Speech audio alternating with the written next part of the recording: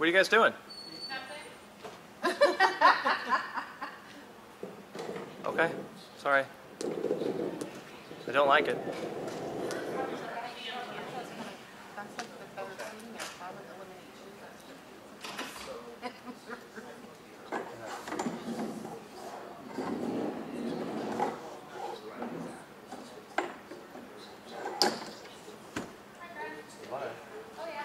What? There we go.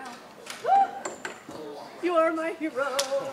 This dude just learned a new program in like 5 minutes. And got it to work. Now we're good. He's my new personal hero.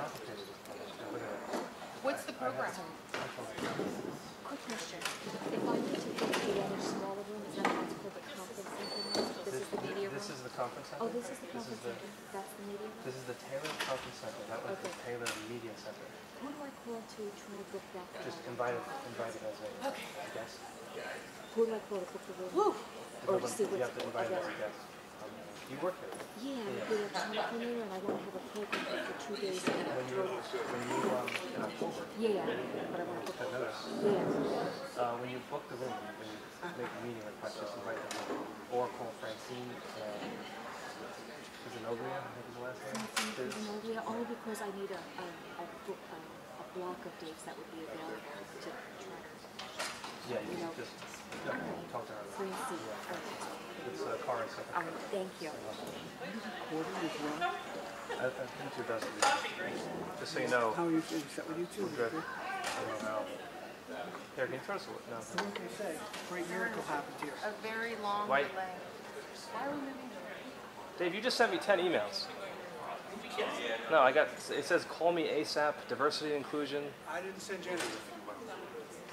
I know I didn't. I didn't. And you know what? I think I have an issue with my phone. You clearly have an issue with your A phone. lot of people are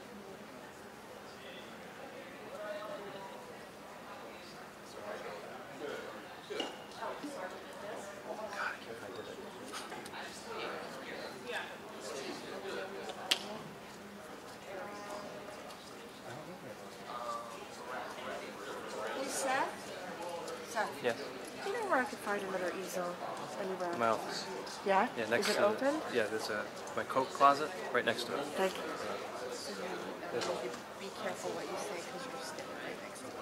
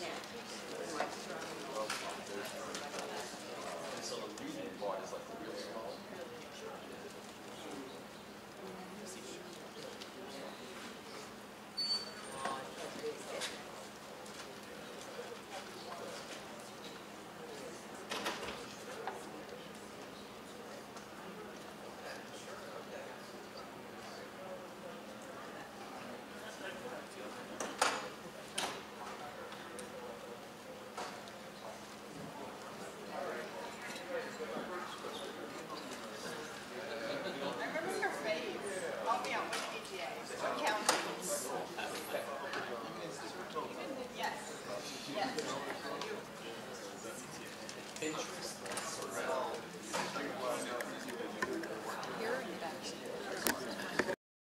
that so now everyone's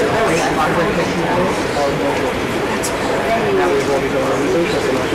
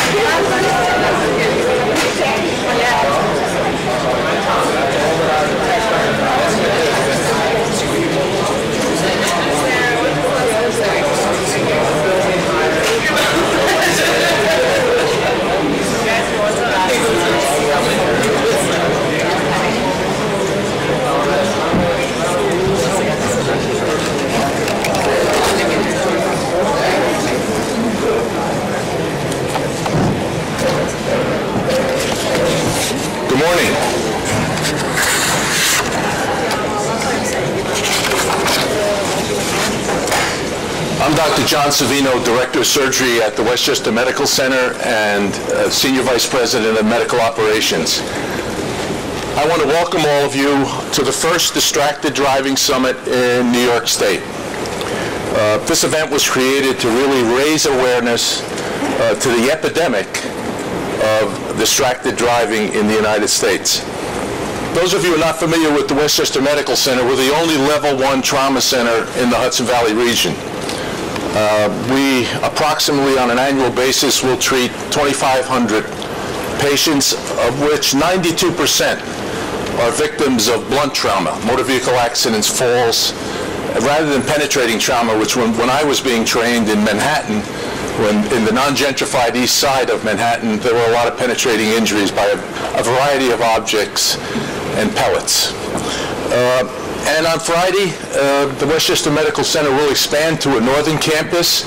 Currently St. Francis Hospital will become the Mid-Hudson Regional Hospital of the Westchester Medical Center, which is also the only level 2 trauma center in the Hudson Valley region. So from 2,500, we'll have approximately, within those 2 campuses, 3,500 patients on an annual basis that we'll treat. And a lot of those injuries that I mentioned, especially the blunt trauma injuries, are related to distracted driving and drivers that are cognitively impaired for a variety of reasons, and a combination of both. Technology to prevent motor vehicle injuries has advanced dramatically. We've got motor vehicles that we're all familiar with that have 3-point seatbelts, airbags, lateral airbags, steel reinforced frames, etc. And now, the more you pay attention to what's going on in the automobile industry, crash prevention technology has advanced. Front crash prevention, lane departure warnings, blind spot detection, park assist, back over prevention. All of those technologies provide us, I believe, with an exaggerated sense of security and a lack of awareness and a sense of urgency of what can happen when we're distracted.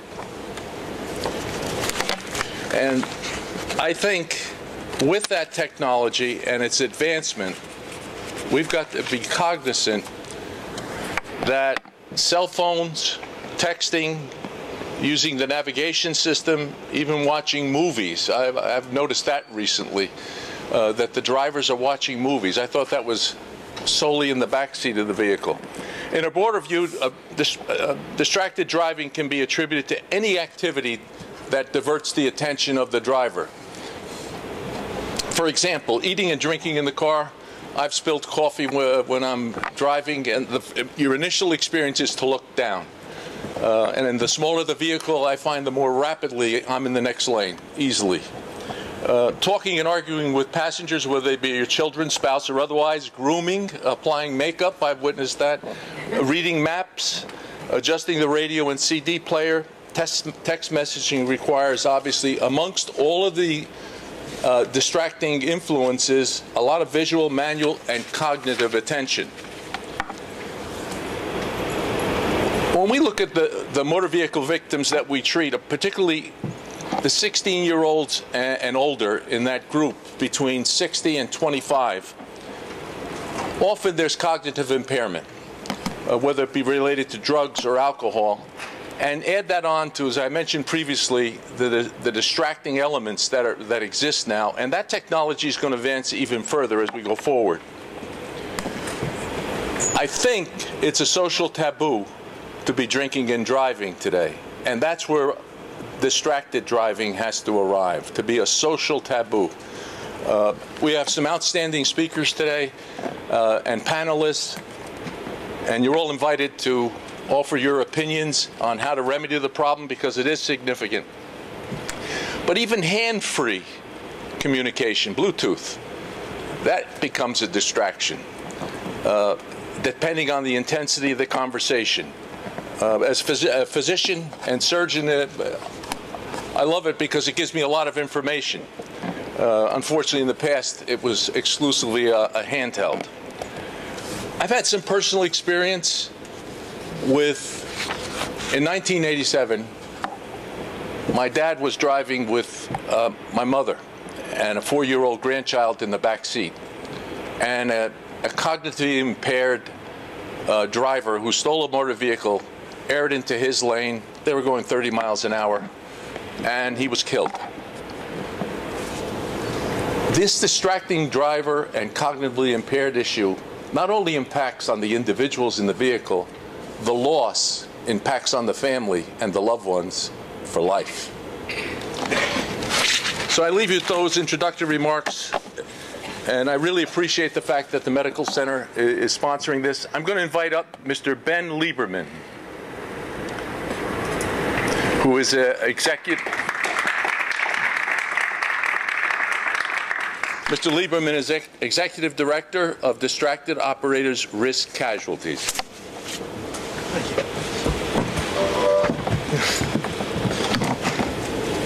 Seth, you went a little soon there.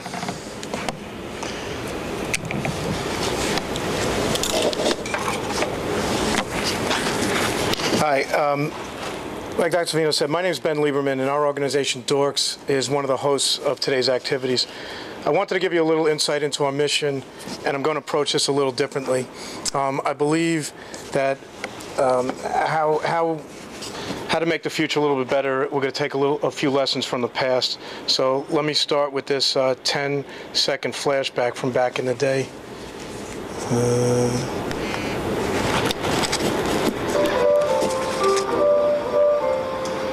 Make it one for my baby,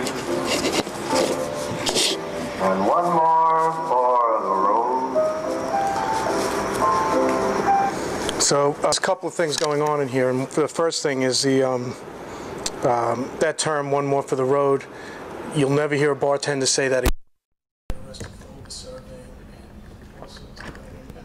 So the term, the whole concept about getting a drink and then going driving afterwards has changed. Social perception changed on that. Also, you got the coolest cat in the world, Frank Sinatra, smoking cigarette, you know, and if you take a look all throughout that time period, everybody was smoking cigarettes, and that was the thing to do. Everybody did it. Everybody texts and drive. Everybody does it. It doesn't mean social behavior can't change, and that's one of the things that we're working towards. Going back on this topic, if you take a look, I don't know how well you could see these, but we need to get from the left side of the screen to the right side of the screen. That's an amazing headline if you think about it. More doctors recommend Camel cigarettes or smoke Camel cigarettes. They had multiple of these. This is just one. But the whole Newport pleasure, the whole coolness of it. Then the dose of reality comes in, and you have a campaign like smoking is very glamorous, and showing what the what some of the real effects in the real world can be on these things. And again, social behavior can change, and that's what the mindset we're talking about here. I'm going to try one more of these type of things. As far as the education goes in the whole area, this is a TV show, Mythbusters. I'm going to summarize the show in under 30 seconds, so thanks to Seth's magical editing ability, we were able to do this. But I'm going to play this, and I'll show you what's going on, because basically using your cell phone and driving, it's not as dangerous as drinking and driving, let's say. And again, everybody does it and everything like that. But actually, the University of Utah did a very in-depth study on the use of cell phone versus drinking and driving. They found that if you're driving with a cell phone, you're impaired to the level of somebody that's legally drunk. And that was an in-depth study. What I'm going to show you here is like a field study. I'm going to have like 30 seconds to explain what's going on here, and then the voice is going to come back on. But you see on the top one, you have somebody driving with a cell phone, and they're basically calling them up and telling them what to do: make a left, make a right, go straight. And they got to follow those directions. On the bottom, they got somebody liquored up, waited for it to take effect, and then put them on the same course. And the results of this thing are kind of interesting. And this is just another way to look at this idea and try to put actual practical thoughts to this concept. So, what's the final word? Clearly the results show that talking on the cell phone while driving is potentially as dangerous as driving drunk. But we failed the cell phone test by a much bigger margin. It's absolutely confirmed. So that's one area where they're saying that you're impaired to the level of somebody that's impaired alcohol. I'm going to show you one more short clip here, and this is from a police officer's car, and he was going to pull this guy over, but just look at it goes about 20 yards and he goes right into this tree. If that doesn't look like somebody drunk, the guy got out of this car, by the way, so you can actually see him crawling out of the bottom, but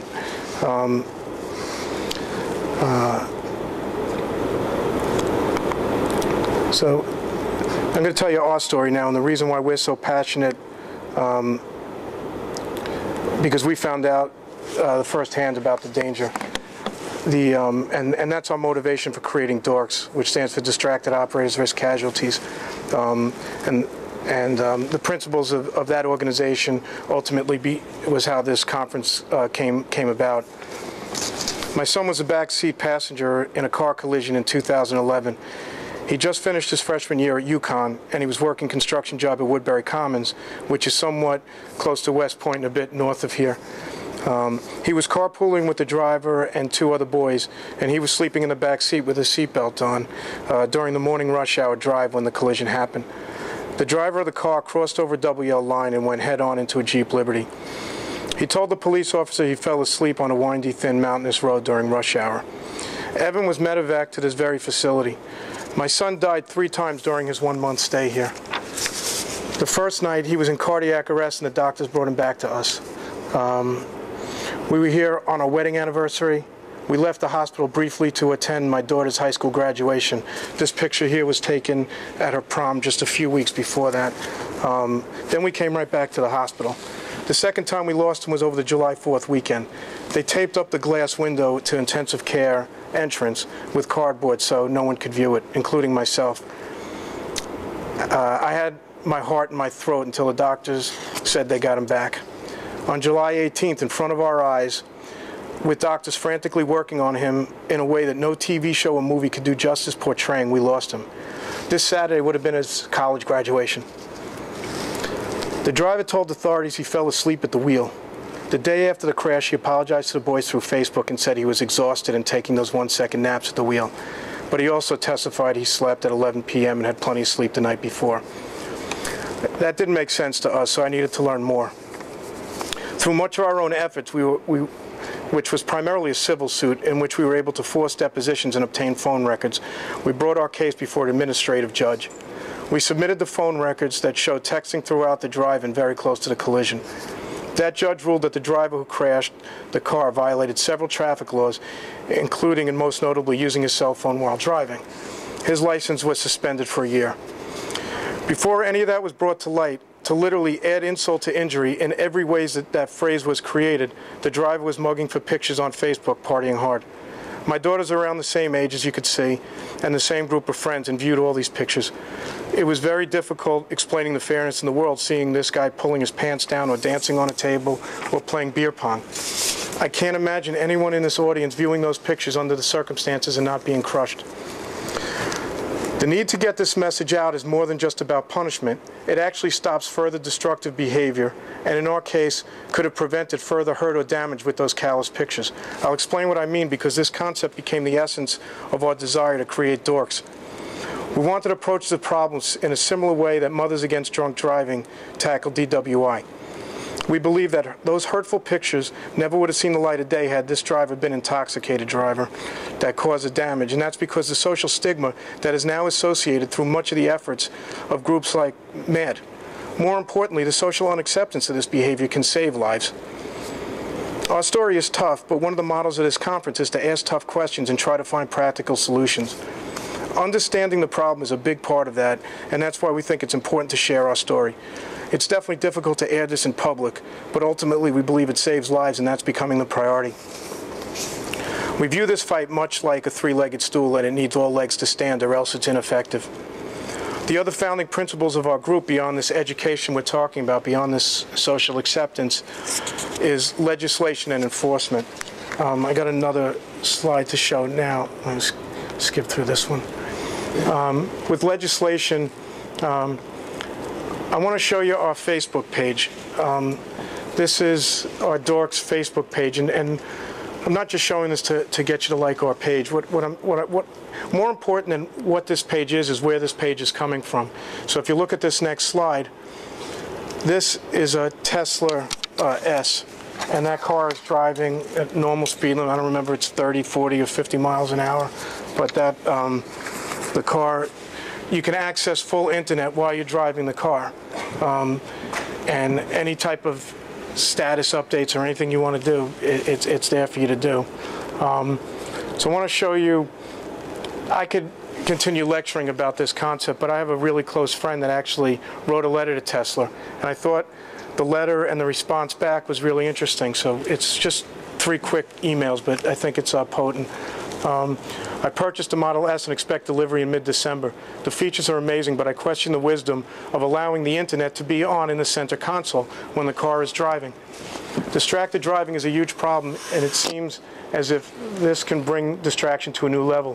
One of my close friends died in a car accident and in the back seat wearing a seatbelt when the driver was texting. I really think you guys need to think about how to decrease rather than increase distracted driving or distractions while driving a car. So I got the answer from them here. And they said, thank you for your message and your purchase of the Model S. We appreciate your support. For internet access, we trust our customers to do the right thing and minimize the amount of distraction from any source. Please note that we try to develop the best possible voice recognition system, which can let drivers keep both hands on the steering wheel. Many thanks again for your support. My friend's response to this is a lot better than what I could say because, again, one of the founding principles we have is legislation. And what he said is, I'm extremely disappointed by your answer. We trust our kids and other adults not to drive and text, email, or use their smartphones. But the statistics say too many of them are engaging in actions that distract them from giving 100% of their attention on the road. You are becoming an enabler of a very dangerous behavior. I hope you guys realize that what you were doing and figure out in a way so that no one has the option of using the internet while driving. And this is where it really is what we believe in. Is if not, don't be surprised when the government realizes what is going on and regulates you in a way that Tesla may not enjoy. And I think that's the point, is that nobody really likes being regulated. Nobody likes being told what to do. However, in a civilized society, we enact laws to protect the innocent people. And to think that, you know, this actually is fairly new, but I think that people would think that nobody would really actually do that. Nobody would really actually use Facebook while they're driving. And let me show you something from last week. I'm showing you the Facebook page again here, but this is what happened last week. Woman posts about the Happy song on Facebook seconds before fatal crash on 85. So basically what she did is, it was 8:33 in the morning. She said, the Happy song makes me happy. At 8:34, she was dead. This happened last week, and this was not a teenager. This was a 32-year-old woman. So the need, it's not that you're just dangerous for yourself, you're dangerous to other people. And I don't understand why the internet needs to be actually on in a car while it's going on. And it's very easy for somebody from organizations like Tesla, who's owned by rocket scientists, to make that small adjustment. TA bus drivers in some hot water after being caught texting while driving. Last week. According to the Staten Island Advance, a reader sent this video she shot on the X22A Express bus from Manhattan to Staten Island this week. The woman said the texting began around the Lincoln Tunnel and continued for most of the trip. Now, the MTA say they have a zero-tolerance policy when it comes to texting while driving. They have a zero-tolerance policy. They took his, they suspended him for 20 days. That's a zero tolerance I have. So, the need for legislation is very, very real, and not to infringe on people, but to protect people. And that's one of the things we'd like to see done. The other leg of this stool that we were talking about is enforcement, and I'm not going to talk about that now because there's going to be a panel a little later that I'm going to be moderating on, and our points from DORCs will be mentioned in that.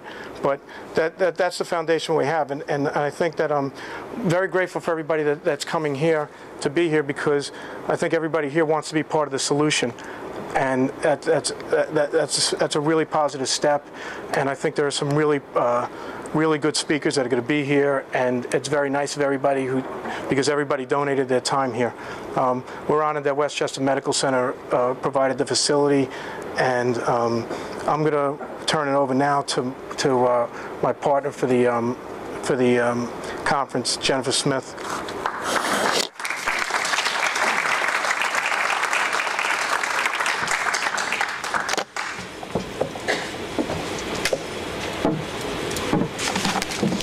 Thank you, Ben.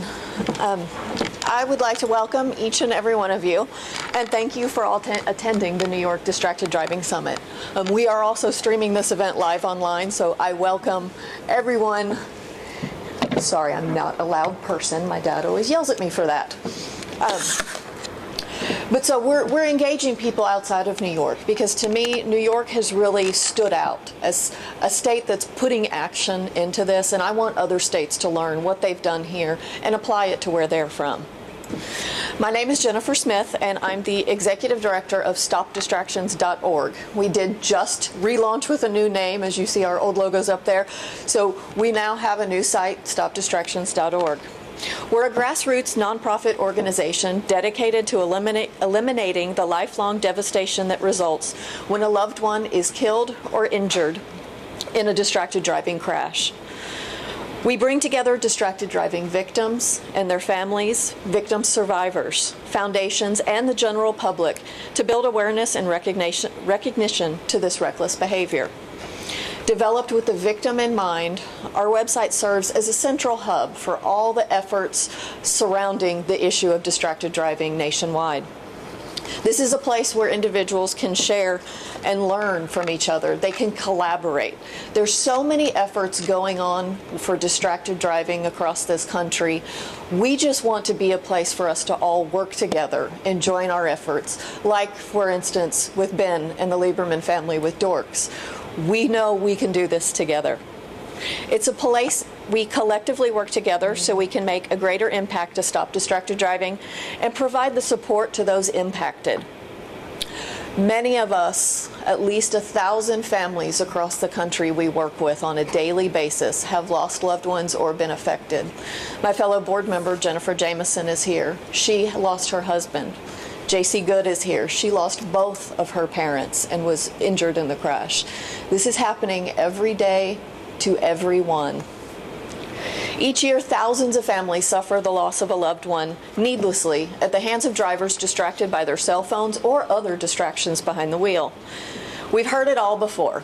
Texting and other distractions like emailing, now taking selfies, Facebook.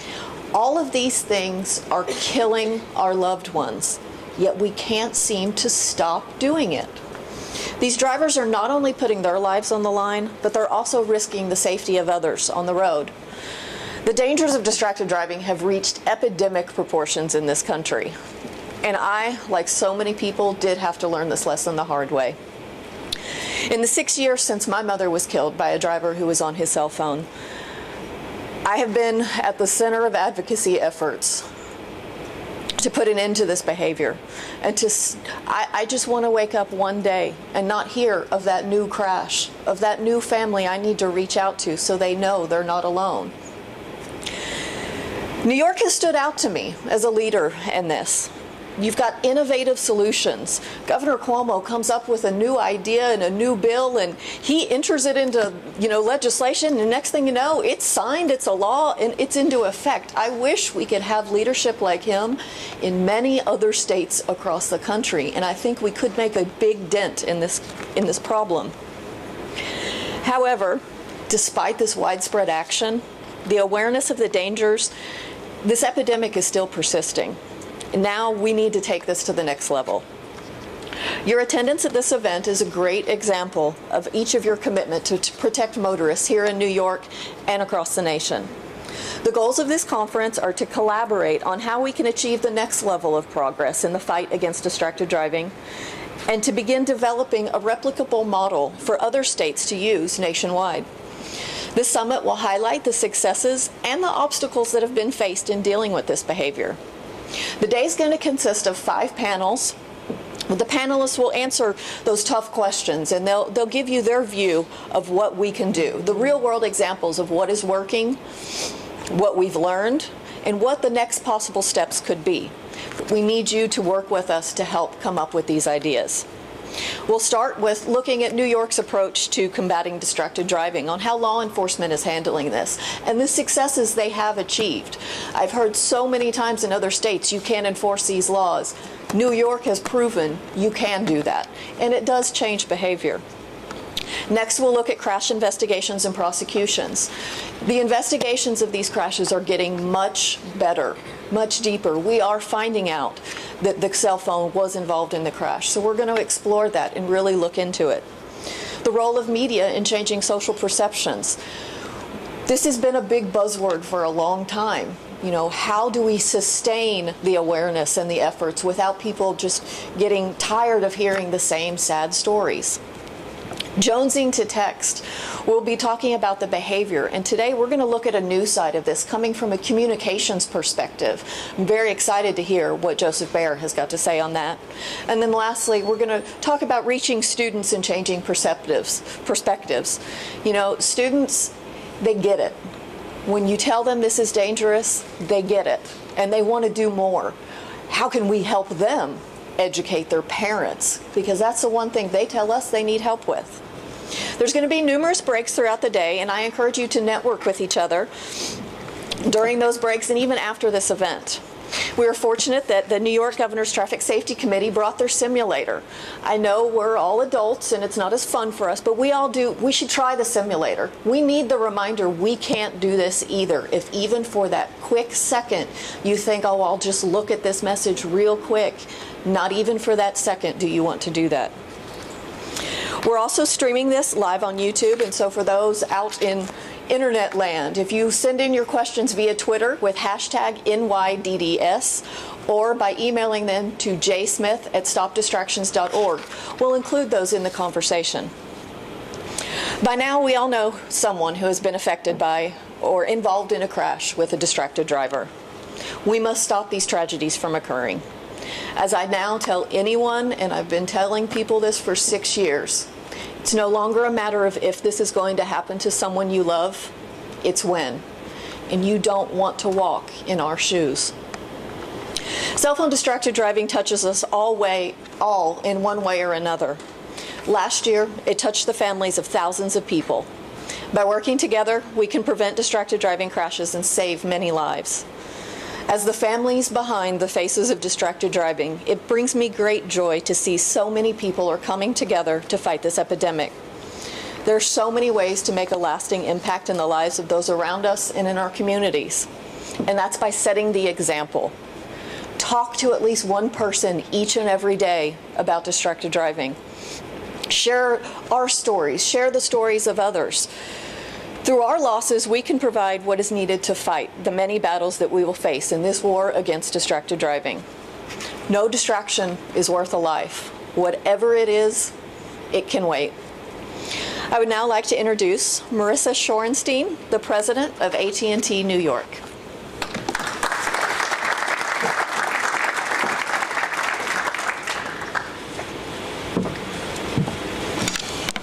Good morning, and thank you, Westchester Medical Center, for hosting us here today. Ben Lieberman and the DORCs organization for your willingness to turn your own personal tragedy into such important advocacy. Jennifer Smith and StopDistractions.org for your incredible leadership on this issue. The Governor's Office and the National Highway Traffic Safety Administration for insisting on tough penalties for distracted driving infractions. Taken together, your partnership on this event today and for all that you do to advance the cause to put an end to texting and driving has been nothing short of extraordinary, and we are so pleased to be working with all of you side by side. AT&T has played a leadership role in the movement to stop texting while driving, specifically launching the It Can Wait campaign in New York and across the country to educate students, parents, and the broader public about the dangers of texting and driving. Our goal is to make texting and driving as socially unacceptable as drinking and driving, and we encourage the public to take the pledge to never text and drive again at itcanwait.com. I want to give a huge thank you to my colleague Ed Bergstrasser, who's here with us today, for his hard work putting together today's events with those of you who are working with us, and also for his commitment to this issue. He's out there every day working with schools and local organizations across the Hudson Valley and the Capital Region to spread this message. So thank you, Ed. You'll be hearing from him later today as part of a panel involving students and school officials, during which our campaign will be described in greater detail. And now it is my distinct pleasure to introduce a person who serves on Governor Cuomo's administration as Deputy Secretary for Transportation. Over 35 years, she has worked at the federal, state, and local levels, managing multiple transit agencies. In her current role, she is charged with overseeing and coordinating budget, policy, and the governor's initiatives within New York State, the DOT, the Thruway Canal Corporation, the MTA, Port Authority of New York and New Jersey, the New York State Bridge Authority, and the DMV. And I thought I had a busy job. Prior to joining the Cuomo administration, Ms. Ray served as Deputy Administrator of the Federal Railroad Administration under President Obama. It's my pleasure now to give a warm welcome to Karen Ray.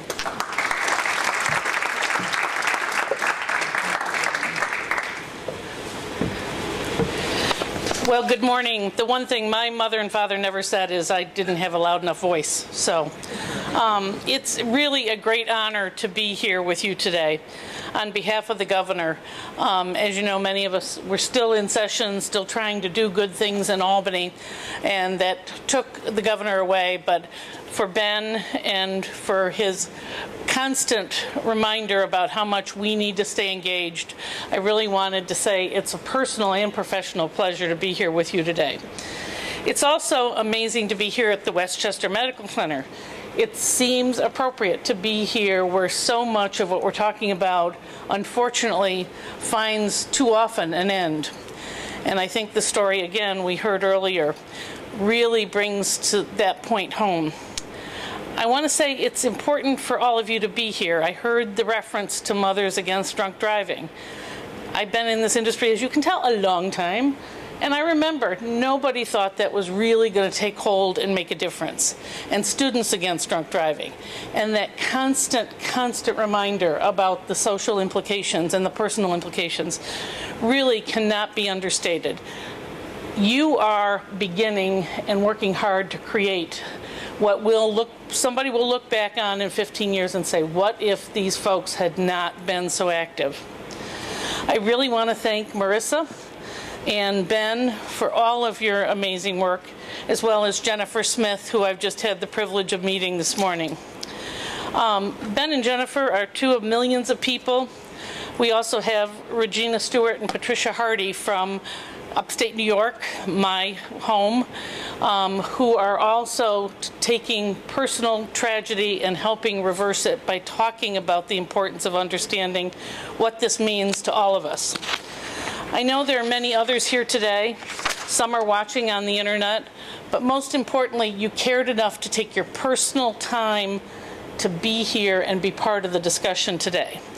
This summit and summits like this are very important. This needs to be grassroots. We can do things at the legislative level, but the best ideas, bar none, that the governor embraces and sprints with, are those that come from those of you at the grassroots level. So please, as you continue your conversations today, unfortunately, I can't stay for the whole event, but I am going to ask for a debrief with all the folks that have been kind enough to invite us here today. Just to talk for a moment, every one of us knows that people more and more understand that distracted driving is a big issue. But also, everybody says, well, once in a while I do it. So there is that mismatch between the reality of knowing how dangerous it is and everybody's personal skill or their personal behaviors and what they choose to do. You can see it when you walk down the street. I think we're going to have to do a distracted driving on the sidewalk pretty soon, but that's not nearly as dangerous as distracted driving in the car. In fact, I know that the National Traffic Safety Board estimates over 3,300 people were killed in 2012, with 421,000 injured. If this was a flu epidemic, if we thought we were going to have the next strain of avian flu or something, we would mobilize every single facet of this country's operation, from health care to personal moves, from everything from getting a shot to wearing a mask. We'd avoid certain transportation modes. We would do everything we could in our power. We'd mobilize a whole continuing operations plan on how you don't expose yourself to this threat. And those numbers would be far less than the numbers we faced just a year ago. So I challenge us here in a medical facility to think of this as the largest epidemic we have to deal with today. We know that you can help us find solutions, and it's many-fold. Shortly, you're going to hear from Chuck DeWeese, who works with us as the Assistant Commissioner for the Governor's Traffic Safety Committee. That's where our focus is on education, that part of helping to remove this huge challenge ahead of us. We have Lieutenant Fouché from the State Police, who's going to talk about our new enforcement and many of the things we're doing to really take New York to the next level. And you also hear from many others about our legislation and the things that we've tried to do to help put the enforcement component. In closing, I really want to thank Ben and Jennifer for the invitation to be here. Governor Cuomo will be with you, or more importantly, calling on you on a regular basis for your insights and your supports as we try to take New York State to continue its leadership role in moving forward this very aggressive program. I have to tell you, a year ago when the governor decided to do the latest round of legislation about increasing penalties and with a real focus on the younger driver, we were all sitting in a room and he said, "I'd like all of you just to tell me how you think people around the state will feel." And very rarely is there a unanimous vote when we're having these kinds of conversations. To the person, there was no doubt that his aggressive position, albeit one that we thought we'd get a lot more pushback than we did, everyone in the room, and there were probably 30 of us, said, "We have to do it. This isn't a choice, sir." And then he took his idea and he made it a law in the quickest turnaround I think I've ever seen. The governor is committed, whether it's for his daughters, whether it's for his neighbors, or whether it's for any of the children or adults in this great state, to help be sure we're part of what you're going to do here today. If you look at the number of folks that we've seen injured, personally injured, injured for their life, or worse, lost forever from us, we realize that we have a long way to go, even though we've made great progress. My challenge to you is, in addition to reporting back, next year I challenge the Westchester facility here to come up with a bigger room, because I want you to each come back with 5 more people who understand how important this is. Let's grow the number. Let's understand that the more voices we have out there, the more likely we are to make this behavior totally unacceptable.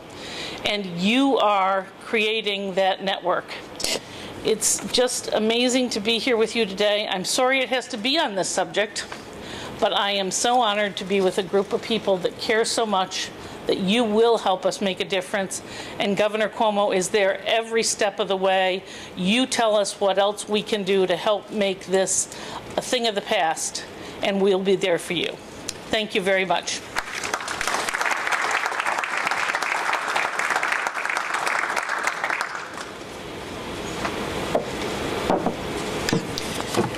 Thank you, Karen, and I want to thank the entire governor's office for leading the way on this issue and being so proactive in innovating those solutions to this epidemic. I would like now to introduce a brief video from the United States Secretary of Transportation, Anthony Fox. He was unable to make our new date here in May, even though it's much better weather, but his schedule wouldn't allow him, but he did want to send along a brief message for everyone.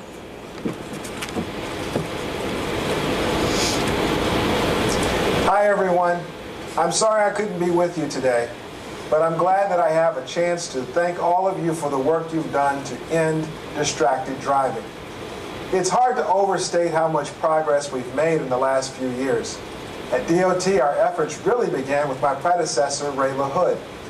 When he took office, few knew what distracted driving was, let alone that it was dangerous. Only 18 states had anti-texting laws.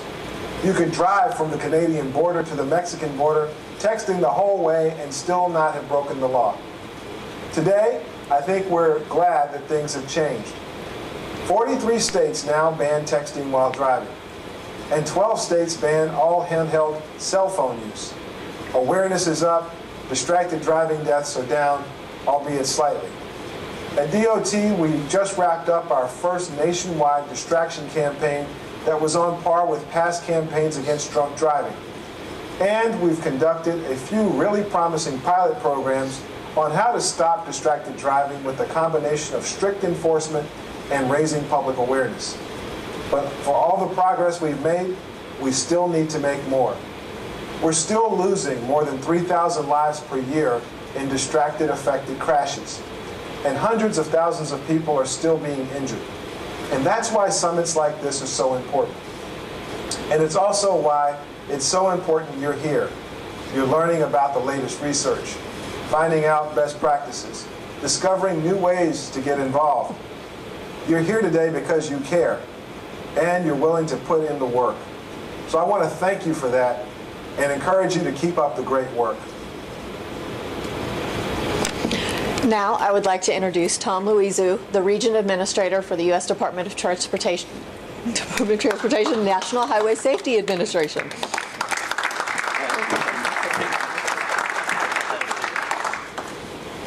Thank you, Jennifer. Good morning, everyone. NYDDS is really pleased to be asked to be part of this summit in such an important issue, and I want to thank Jennifer, Ben, and AT&T for really sponsoring this, and Westchester Medical Center, Dr. Savino's remarks.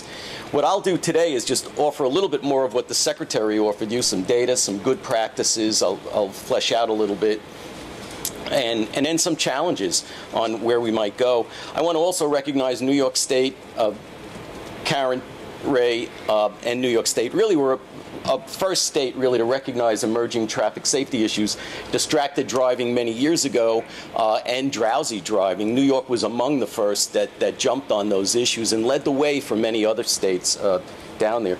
Secretary Fox sent our reauthorization proposal, our transportation proposal, to Congress last week. It's a $302 billion package over 4 years that includes distracted driving incentive grants, as well as what we have this year. So I'll just review some of what we've been doing, some of the data you've heard already, so we won't go into it. I draw everybody's attention to our traffic stats series. These are research notes. We have technical notes as well. We also have summaries of all the good practices we have. So what you might find in my presentation are some challenges of things to do in New York State. And one of them, of course, is data. Dr. Savino mentioned it about, and Secretary Fox mentioned over 3,000 killed. And it's difficult to define. Distracted driving is not an easy thing that we find on police reports, and you'll get that in the enforcement workshop that comes up next. It's a bigger problem, we suspect, than what the numbers indicate, because it's a transient problem. It's been compared to DWI and drunk driving. So we know if we put our finger on it, we can say 10% of all killed in America, about 22% of all injuries, and that's all forms of distraction: drinking, grooming in the vehicle, reading a map, including cell phone use, adjusting equipment in the vehicle. But it's hard to measure. So that's our first challenge for everyone here, is to look at that data in New York State to try to refine it and how to make that better. So what do we observe when we go out and do our occupant protection surveys annually? This is our National Occupant Protection Usage Survey. But while we do that, we also look at cell phone use and texting as well. So we know about... Oh, go ahead. Oh, I keep touching that? Is that... I'm sorry. Yes. I do have a tendency to do that. That's the Inspector Clouseau in me. So about 5% of what we observe on the highway, people are using a handheld device. And again, that's, that's something we can observe. It's harder to see when people are texting. It's usually below the window line, so it's harder for police to figure that out. And we see about 1.5%. Again, we know 16 to 24-year-olds overrepresented, women more than the men in that group. Older people text less, obviously. So when we look at the 70-plus drivers, we see maybe 1% using devices. And what do we admit to when we do these surveys? Well, a couple speakers already mentioned we admit to always answering a call, making calls, or sending text. This is worse for teens. When we look at teen behavior in our NOPIS surveys, over 70% of teens will say that they have composed, sent, and read a text while driving. That's a pretty difficult task. Dr. Savino talked about cognitive distraction, physical distractions, manual, auditory. All your attention is on the device when you're texting. So it's all three forms of distraction taking place. And again, teens, again, overrepresented in this group. We have a naturalistic study. This was the Virginia Tech study of a few years ago. This was 100 cars instrumented with cameras where we observed drivers over a year. And saw what was going on. So we know risks are greater. We looked at near crashes as well as crashes. And again, the data was about the same. 22% of all crashes in that group we saw texting or distracted. Now, Dr. Savino mentioned, admissions to emergency rooms, trauma centers. We're seeing a rise in that. A University of Ohio study did for admissions of pedestrians that are injured walking into poles and trees. So this is a problem that's growing across all modes of transportation. And I've heard one doctor, you'll never find a dog or a cat abandoning their survival instinct by walking into something. But people have a tendency to do it. This is how pervasive this problem is. So what's NHTSA doing? Real briefly, we've got a plan to, I mentioned earlier about understanding the problem more, and it's a hard thing to understand because of its transient nature. We compare it to drunk driving, but when you're drunk for the whole trip. You get in the vehicle drunk, you get to your destination drunk. When you're distracted or texting, it's more episodic. It happens in spurts across that trip, so it's difficult to get a good handle on just how bad it is. But we know we've got over 500,000 people texting at any given moment on the highways. I mean, that's just a huge, huge amount. So NHTSA is looking at getting a better handle on that, doing better studies to get better police reporting. It's different across all the states to just better understand the data and how big a problem this really is. We're developing test procedures for in-vehicle and nomadic devices, those devices that we bring into the vehicle with us, as opposed to those that are already in the vehicle. And we're looking at crash avoidance technologies. You've heard a lot about this in the recent past about avoiding the crashes, lane departure warning systems, pre-crash braking systems, so where the vehicle will take over where the driver is distracted and bring the vehicle to a halt or take some other action like a vibration to wake you up to do that. So NHTSA is involved in taking a look at that as the next leap forward for having an impact on distracted driving. And then, of course, the behavioral approach, which we will talk about a little bit more as well, and that is that high visibility enforcement coupled with public awareness. You've heard of click it a ticket, and you've heard of the drive sober or get pulled over. This whole idea of a consequence of the bad driving behavior and the linking of it to an enforcement message as opposed to buckle up America or friends don't let friends drive drunk. This idea that there is a consequence, that the police are out there. We've got a program, not just public information, but a program where there are checkpoints where you will be arrested and there will be a consequence. So we know this triangle, if you will, of a good law. New York's got lots of good laws, good programs supported by a communication plan, is that champion combination. And so our body of research shows that is useful. The Secretary mentioned 43 states, 12 prohibit, any form in 37 states have a ban on cell phone use by novice drivers. And that's important. You think about teen overrepresentation in distracted driving crashes. So this idea of reducing distractions, number of passengers in the vehicle when they're out in terms of curfews, very, very effective countermeasure, good legislation in that area. So good laws, good programs, and Lucia Sanchez from our NHTSA headquarters office will talk more about how important that is when we fund programs and do programs to make our efforts the most effective. So the high visibility enforcement model works with paid media, usually around 2 weeks. And so everybody's familiar with Click It or Ticket. Everybody's familiar with the drunk driving campaigns. Same thing the Secretary mentioned just this past April, $8 million paid media campaign on distracted driving. We know that the same elements can have an impact. The slogan, of course, NHTSA likes Click It or Ticket, and anything that has a cadence to it or a rhyming. So you drive, you text, you pay. And this is a little different. You pay in many ways. It could be an enforcement, it could be a ticket, you could pay with an injury, a fatality, or something even worse. So I'm going to show you that new ad. I think that's lined up now, and if I hit this, it should run. I don't know. No, I guess not. So somebody's going to have to help me run that. If you could just highlight that link and click on it back there. Yeah, go ahead.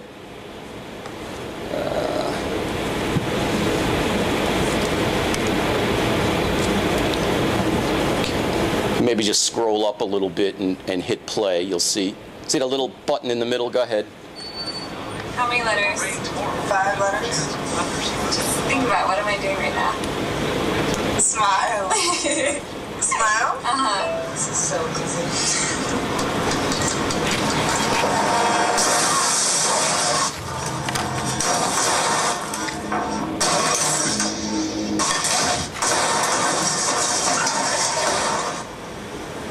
It's a little more, a much more graphic ad than NHTSA has run in the past. You recall, we've kind of avoided these very graphic crashes. You see these a lot in Australia, a lot in some of the European countries as well, and NHTSA had avoided them for a number of years, always ending with the lights, the idea of the ticket. And we have that thread. We may be able to see that later. We have a social norming version of this ad in addition to the enforcement version of it, where it ends with the police, with the lights. But here we have a very graphic crash. And so this is a little bit of a departure that's been very well received and is effective. So what else do we know in research in terms of what we can do here in New York or anywhere else? Well, Hartford and Syracuse were involved in a demonstration program 2 years ago, and we knew then, what we did then was high visibility enforcement, paid media. We were able to reduce handheld use and texting in both cities. We saw greater reductions in Hartford, and that was simply, I think, because they started at such a higher level in the pre-surveys for texting and cell phone use than they did in Syracuse. Syracuse had some pretty low levels to start with, but even there we saw 30% reductions in both cell phone use and texting. And so what we learned was we can have an impact. This is a countermeasure that works. This is something that we're recommending to all states and is fundable under this grant program that I mentioned under our authorization. And so they can be very effective. We've taken this to a more statewide level. We did it in 2 cities, and we went out to California and tested it out there as well. Also statewide in Delaware. California was a large region of 9 counties, 4 million residents. And again, it was successful. The message then was phone in a hand, ticket in the other. And so here again, you see this enforcement theme to our message as opposed to just, don't text, but tying it again. And we saw similar results. California, Delaware, same thing. We were able to reduce those aberrant behaviors. You can take a look at our texts I mentioned, go on our website, NYDDS.gov. All of these are there, but we know, those are effective countermeasures. We have a current demo ongoing right now in Massachusetts and Connecticut, and this is more to look at how we can have an impact on texting, because it's much more difficult, you'll hear from the enforcement panel, for police to identify someone texting as opposed to someone who's holding a phone up to their ear. And so the texting behavior, what we saw in Syracuse and in Hartford, we didn't write many tickets in that demo, because it was harder for the police to identify that behavior. But we did identify some techniques that helped us do that. And because every agency is different, but here's what we know is useful. We're asking police departments across America to use an elevated vehicle, an SUV. You're higher up. You can take a look down into the passenger compartment to see if the driver is texting. We use spotters at one point on the road to call a violation down to the officer down the road. Unmarked, low-profile type vehicles. Motorcycles also provide a better view inside the vehicle, and routine and saturation patrols. Sounds very familiar. I mean, these are techniques that we can use for DWI and other forms of enforcement. Same behaviors are exhibited by distracted drivers as are exhibited by drunk drivers. This whole idea of nodding, improper lane travel, inconsistent speeds, delayed and slow starts. Typical signs of DUI we see in the vehicle initiatives. It was mentioned earlier about, I think Ben mentioned it, this idea that what we're doing voluntarily now may be required in the future. This idea right now, NHTSA last year, about a year ago, issued distraction guidelines to encourage manufacturers to limit the electronic device type of distractions in the vehicle. These were voluntary and were issued last year. And what we looked at was voluntary to limit the time a driver must take his eyes off the road and perform any task to about 2 seconds, and 12 seconds overall for the entire task. So 2 seconds at a time, 12 seconds total. And so this was for manual entry of text, or video-based entertainment, displays of certain types of text, including messages and web pages. The stuff that we heard in a previous slide, we have our voluntary standards. We're also looking at guidelines for pneumatic devices, those devices that we all carry into the vehicle, smartphones, electronic tablets, pads, and also looking at a third set of guidelines to address voice-based, the OnStar, the Sync, and those types of systems that are already in vehicles. So that's what we're doing at NHTSA on the vehicle side. Connected vehicles, you've heard some about, the smart cars and V2V, vehicle to vehicle. Simply this whole idea that vehicles will talk to each other. I'm here, where are you? This idea that vehicles on the road will know there's a vehicle in a blind spot or another vehicle coming down the road.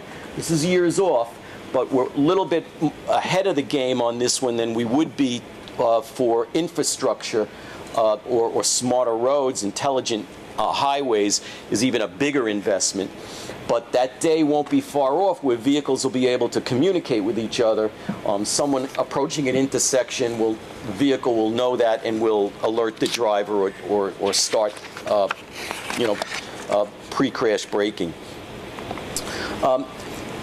So the resources are here, and my message is we're here from Region 2, Richard, Shannon, and Jeffrey. We're at your service. All the resources of our agency are available to distraction advocates, to DORCs. To the extent we can help, that's what we want to do, is to provide model legislation or good practices in our countermeasures that work manual as well. And so go to our website. You can find much of this there. Also, much of it's at distraction.gov. and trafficsafetymarketing.gov. Lucia is going to talk more about that and give you more information about how that all works. But we're fortunate we're in New York. New York is one of the leaders in traffic safety in the nation, has been for years. And so we're confident that you're going to advance this agenda along with your advocates, along with the citizens that are involved in finding these solutions. So thank you, Jennifer. Thank you, Ben, Westchester Medical, and AT&T for bringing us all together for this important summit. Thanks.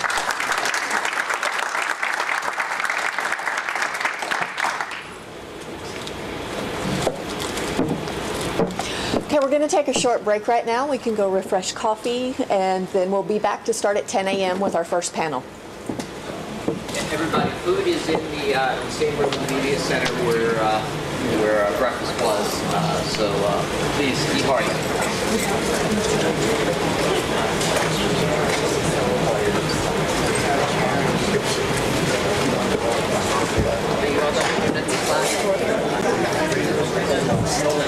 What do you got left? I have a couple. There was one that was canceled. Right. Yeah. So I have quite a few. I just wanted to make sure I was able to read. Yeah, I think you can. Better put this up because we're a little taller. Next one's that one. I'm going to go use the facilities. All right.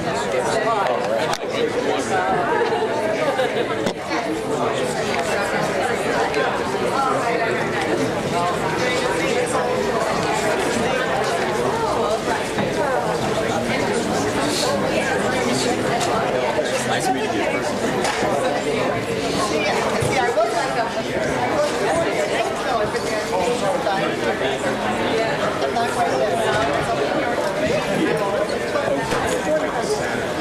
They both had said by the time you get to the last speaker, everybody has said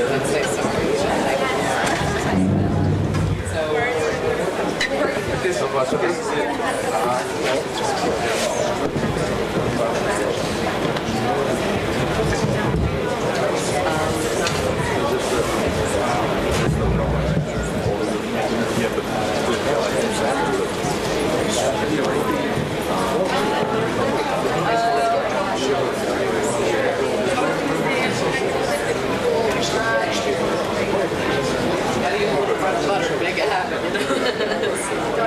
Good to see you.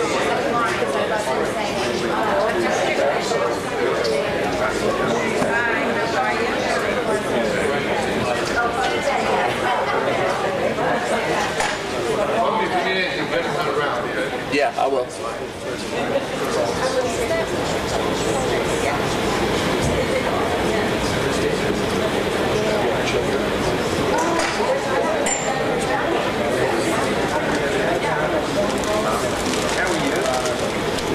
You know what? There's space out there.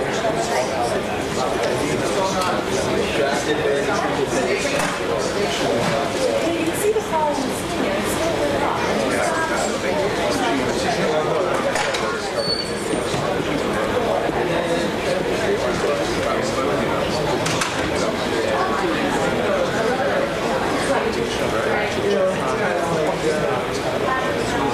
This one you think you're out. I do see that.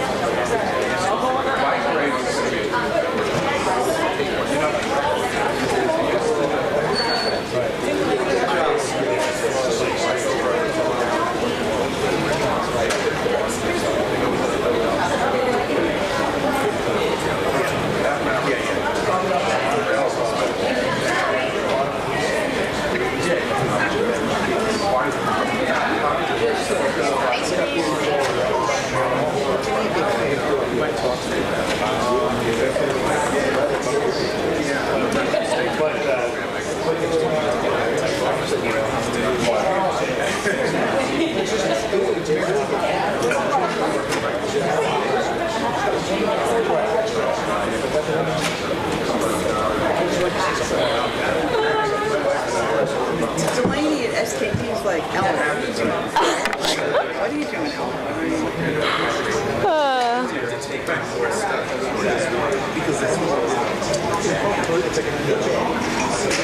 Wait, don't take that picture. Don't take it. Just there we go. That's just like so much better. But how do I make it? Okay, I got complaints back home. They said it was too dark. Can I make it lighter? Aren't you just supposed to press it? You can use the flash. Push your face. It's too dark. I'm so sorry, Marissa. It's okay. I'm much better at pitching. I can't. Okay, that's much better. I didn't want you to look. This Like made an it, alien no, just made you. coming out of my head?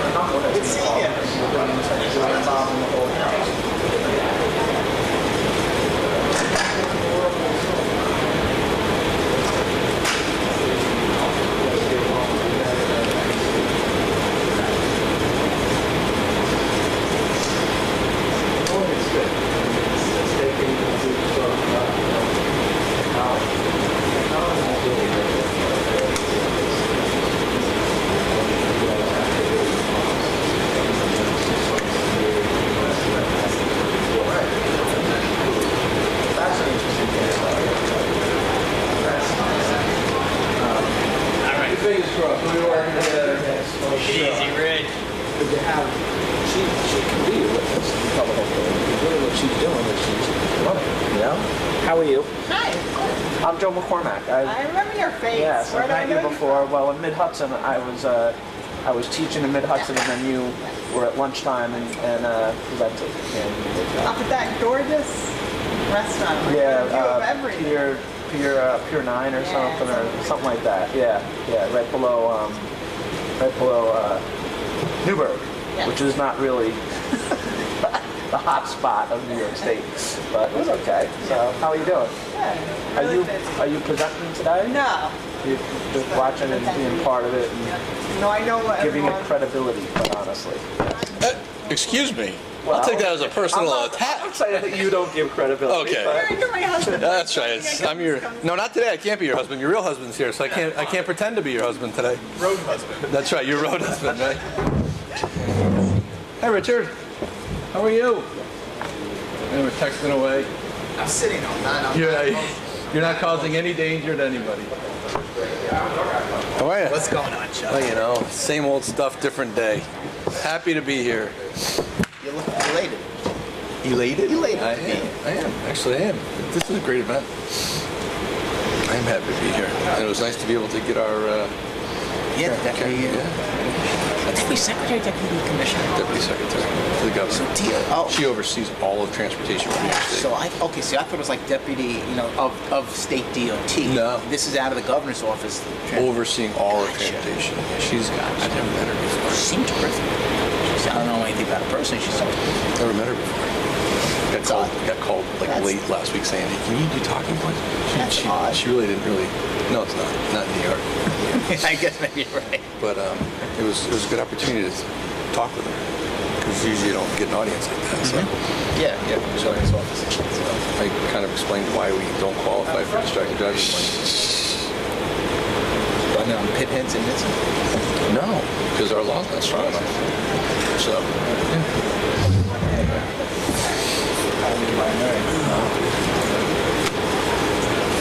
Did you get attacked by Hi, I'm a Reverend Corporations. No, it's got a problem. What's the problem? Yeah, that's it. Out of the woodwork, right? Yeah, as a matter of fact, I just sent you that's all. I have like a pat answer to these things that you get in mail. Like some guy has a mobile app that's distraction. I know what your pat answer is called Chuck.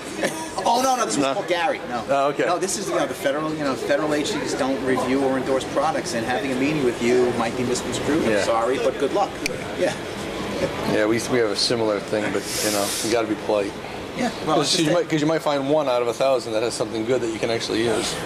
So I'm trying to use the simulator, but it's pretty popular. yeah, it is. So you'll have time. There's plenty. He'll be here all day. Let me just grab a quick cup of coffee. You got anything? You good? I'm fine. Okay. Thank you very much.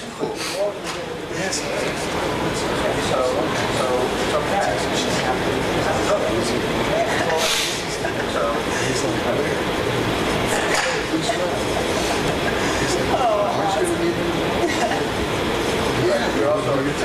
Now I know what face I'm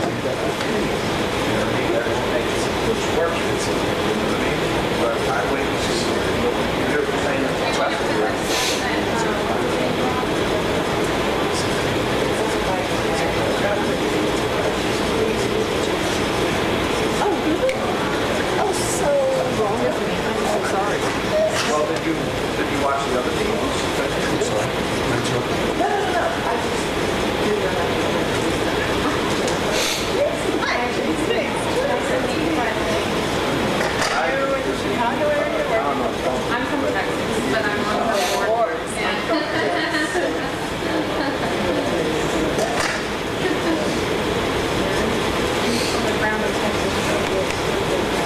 Hey, you're not Marty Banks. There are these states I don't get. Like, that's You didn't look like him. Thank God. Well, he's retired now. I guess you can say that, right? I would have said that. He's no longer your boss.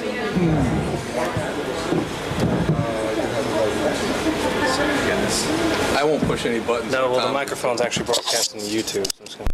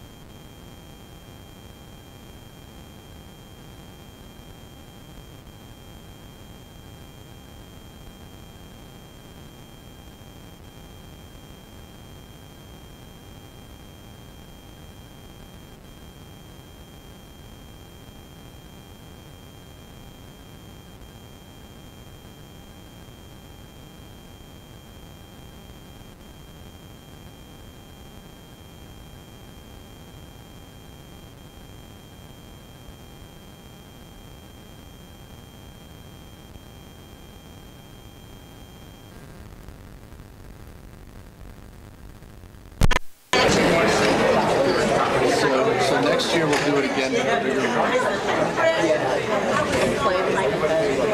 Well, you know, you probably had, how many people were registered for the... It was like 1:15 and we still have time to go. And what do you got now? What's today, 75 about? Not bad. I mean, yeah, if you arrange it a little sooner, you know? Can you tell how many people are on there? Yes. The beginning of us was around 50-ish. That's good. And I did put the calendars like that. Yeah, so they'll know. So people can know when to Great. Good. But it will be available. Watch it. Great.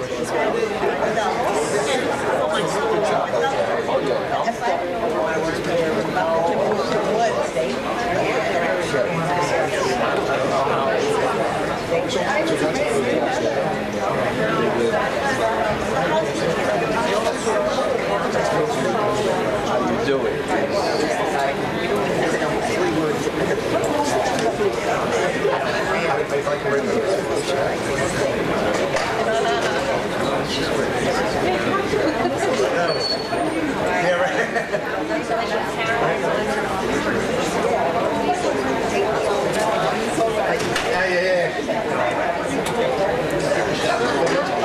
I did go in there, yeah. Then his wife didn't seem interested, so she was sitting in there with nothing to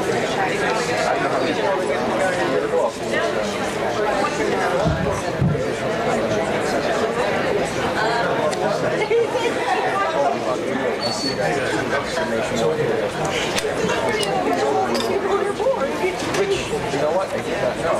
And I was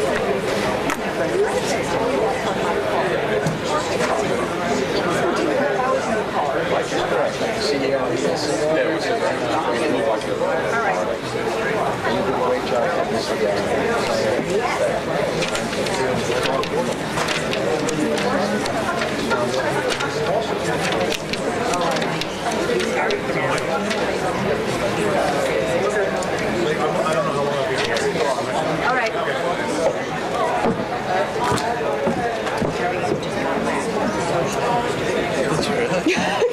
I should put you on my soccer board. We need sponsors for our tournament. Here's Joe McCormick. This is what I'm waiting for. I'm sure you have. All right, everyone, if you would like to take your seats, please, we'll go ahead and start. Listen to me. Everybody listens. This is the good part.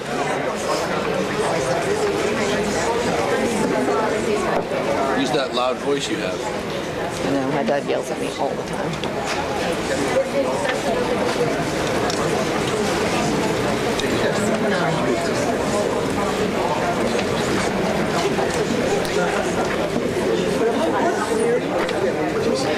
All right, our first panel is going to look at law enforcement and the techniques that they have used to enforce the distracted driving laws here in the state. We're going to start with Chuck DeWeese, the Assistant Commissioner for the Governor's Traffic Safety Committee. Thank you, Jennifer. Thank you.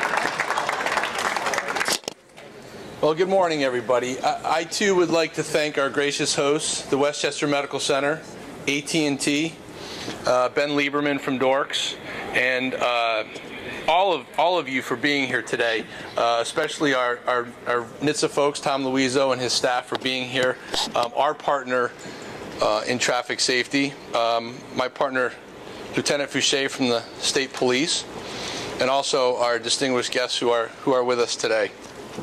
Also, a special thanks to Secretary Fox and to the Governor. Anything that you do in the world of traffic safety requires leadership, and we're fortunate to have leaders at the national level and at the state level who understand the epidemic of distracted driving.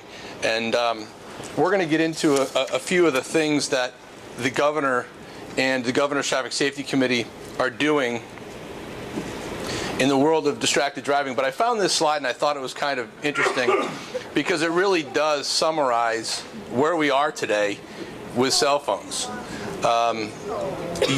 Kids younger and younger and younger are now getting iPhones. I have an 11-year-old who wants an iPhone, and she's not getting one if she's watching online. But she does have an iPod, and it's with her at all, 24/7. You know, when is dinner from her bedroom, you know, downstairs to the kitchen? Can I go here, wherever? It's a part of, it's a societal change of how they communicate. And I guess maybe I'm getting older, but I need to understand that this is how they communicate. But I think if we look at Albert Einstein, I fear the day that technology will surpass our human interaction, the world will have a generation of idiots. You know what? I think we're there. I think we are there already. So I think he's a little bit smarter than we give him credit for.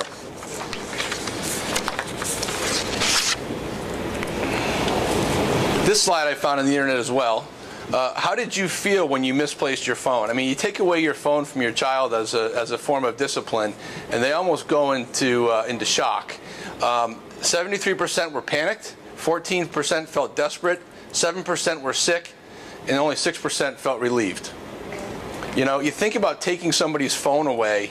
My niece had a concussion last week from lacrosse, and my brother said he took his daughter's phone away because he didn't want the lights and the attention on the phone. And I was just thinking to myself, she must be going into, you know, just having fits because she didn't have her phone. I think we do feel panicked and a little bit desperate when we don't have our phone. So let's talk about behavioral change. We've done a lot of good things nationally at the state level. Seatbelt usage rates up to 91% in New York. It used to be at a minimum of 30%. And we've done a lot over a long period of time. This is not going to change today because we're having a summit. It's going to take over 30 years to probably change this problem. So I want to talk a little bit about what we're doing in the state of New York. And it's because of a summit just like this one that I went to about 4 years ago that Secretary LaHood did in Washington, D.C. And I came back from one of the breaks, and people always say, our summit's good, our conference is good to go to because of networking, and I'll tell you why they are. Because much of what we're doing in New York State right now is because of the summit that I attended in Washington, D.C. Came back from a break, all the chairs were filled except for the front row where the victims' families were supposed to be sitting. I sat down next to JC, who was sitting there, JC Good, who's our victim advocate speaker, and during break, introduced myself and we began a conversation. And what that conversation led to is what we're doing in New York.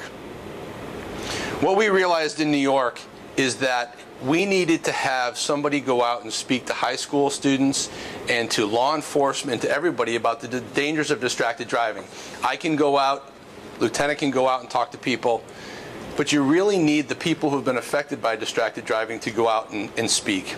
Okay? So we said, let's get JC to go around and start talking to some kids. And we got the grant through the National Safety Council, and we weren't getting a lot of traction. So what did we do? We tried to market it a little bit. So we went to our law enforcement partners, to the state police, to local police, and said, we've got this speaker who can come out and speak. We went to the traffic safety boards, to principal associations, SAD chapters, and we even put it on our website.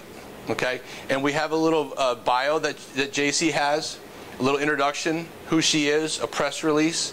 And what happened was, you know, we put this on the website, and there's a rotating clip that comes up of JC speaking, and people started calling us. And we started this grant program where JC will go in and speak to high school kids. And in 2012, when we started it, the counties were visited by JC, and she spoke to over 15,000 students in 1 year across the state. We focused on some of the larger counties.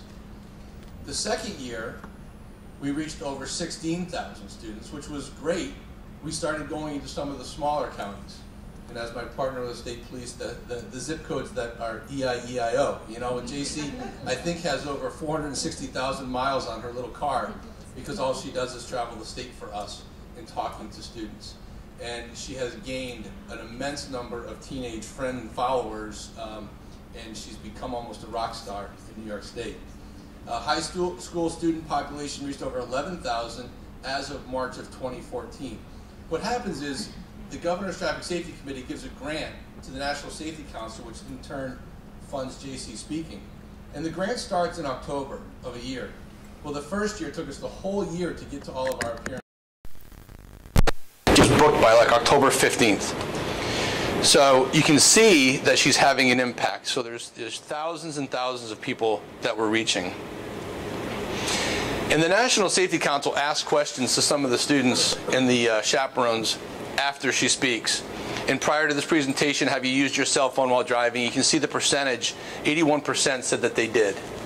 When you see JC speak, or any of our victim advocates speak, after the presentation, will you continue? 100% said no. Now, will that last? Will it last past that night? Will it last past that week? Could we go back to these schools once a week and give the same presentation? Yeah. But as of that day, they said they will never use their phone again. And if you meet some of these people that follow JC on Facebook, you'll know that they're continuing to put their phone in the trunk or in the glove box while they're driving. We love this picture. This is a picture of one of the students, or two of the students, at one of JC's presentations. You see this. A picture's worth 1,000 words. When you can hold the attention of 16 and 17-year-olds for an hour and see tears running down their eyes, you know you're having an impact. We hope it lasts. Some quotes: "She is a beautiful person inside and out. I can promise I will never use my phone while driving." Someone else said, it's all dangerous, but I'm impacted. I'm going to put my phone in the trunk when I get in the car. And then our law enforcement, very touching and emotional. What a great presentation. Nothing else needed to be said. Okay, so it was working so well, we decided to branch this out a little bit. You know what victim impact panels are for alcohol-impaired crashes? Well, in Warren County, the district attorney up there, Kate Hogan, had a friend who was killed in a distracted driving crash. And what she wanted to do was to have victim impact panels with distracted driving. So if you got a cell phone ticket for texting or using your cell phone while driving, they mandated you to, in order to get a reduction to your sentence, to come to a victim impact panel. You get 5 points for a violation now in New York State. That's a lot of points. And judges don't really like to assess 5 full points. So here's an out for the judge. Come sit through a victim impact panel and we'll reduce your points in your violation. So over 4,000 people have been reached. The Warren County saw an increase in distracted driving crashes and tickets. It was created in the fall of 2011, and it's mandatory, like I said, for a reduction. And there's 40 to 50 offenders appearing per month in Warren County. $25 fee for participants. And JC now, like I said, she's become a rock star. She's not only appearing on our grants, she's now speaking at these victim impact panels in Warren County. What we're seeing up there, the number of distracted driving tickets is stable. I guess that's a good thing. It's not going up. Warren County, as you know, Lake George region has an influx of people through the summer, so it's kind of hard to judge how well it's working. But the fact that the tickets are not going up is good. The referrals that are coming in are remaining consistent, and now it's expanding to a sister county in Washington County. So we're hoping to, through the District Attorneys Association, to kind of expand this throughout the entire state. This was from Will Valenza. He's the chief up there. The interesting thing was noting defendants' reactions during attendance. Many offenders come to the panel with an attitude that they don't belong there and it's just a waste of everyone's time. But after listening to victims like JC, many people approach us after and let us know they have a completely different opinion about distracted driving. And we see this throughout the state. They're doing it in Saratoga County too with traffic safety presentations. And a lot of these people come to these events and they're really impacted after they listen to the victim advocates. Again, it was working so well. Let's say, how can we branch out a little further? So we started with judicial liaisons and getting out to the magistrates. There are over 2,500 town and village justices in New York State. So we said, let's get to the justices. They are the ones who are reducing the fines, the penalties. Let's show them what a victim advocate looks like, and maybe they won't reduce the sentences and plea as much when they see this. So we brought them, our victim advocates, in front of the judges. The District Attorneys Association, they have an annual conference we're trying to get on their agenda for this summer. Talk to the DAs. We're also talking to driver educators. One thing that we're trying in New York, driver education, as you know, maybe don't know, there was a study done in the 70s in DeKalb, Georgia, that said that driver education is not effective. We're trying to change that. The modules and the curriculums that are being taught throughout New York and throughout the country are vary. So we're taking a modular approach to creating a new driver education curriculum. We're taking one module at a time. So we're doing speed, alcohol. We just finished, the first one we did was distracted driving. We brought experts in from around the country on distracted driving, creating a module that kids will like. Not a video from 1960, not lecturing to kids. You putting them on simulators, doing things and exercises that kids want to do. Technology, phones. So we're trying to make it, 21st century education.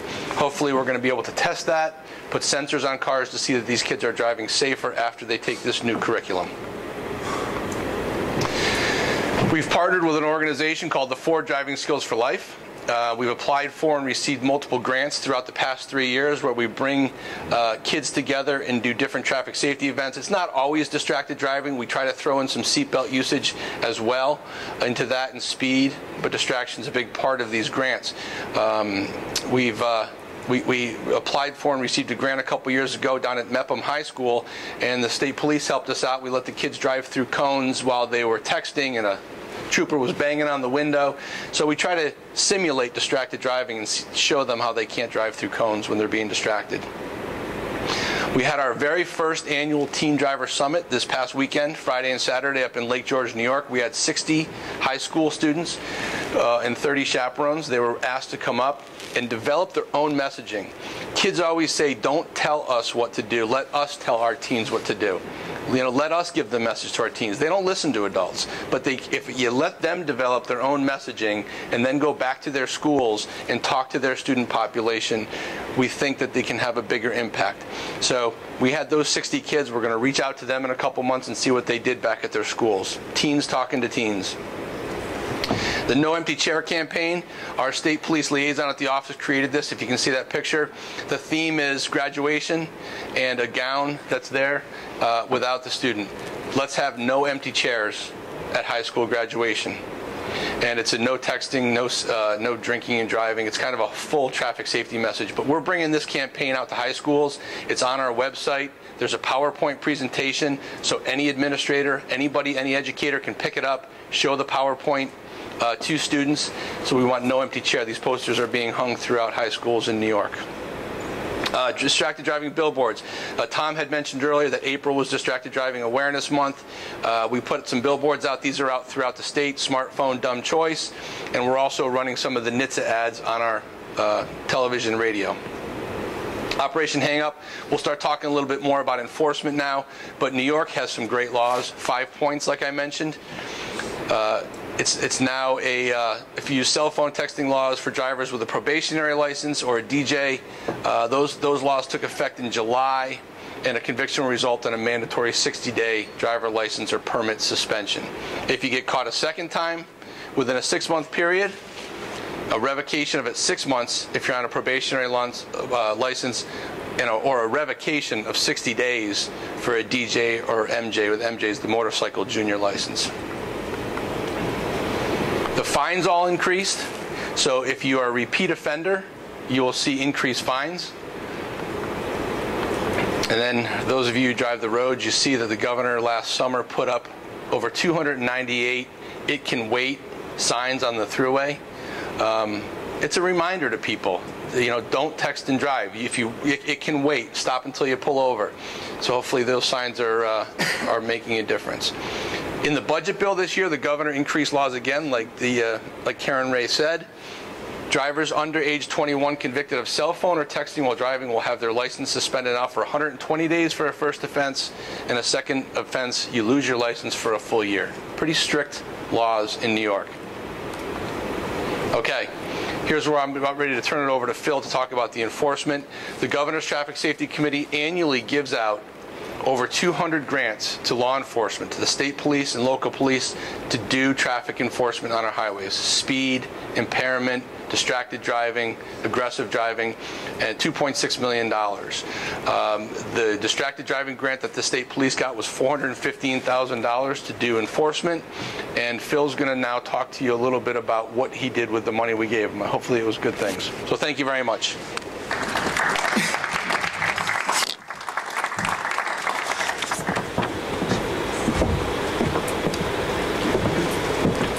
Morning, everyone.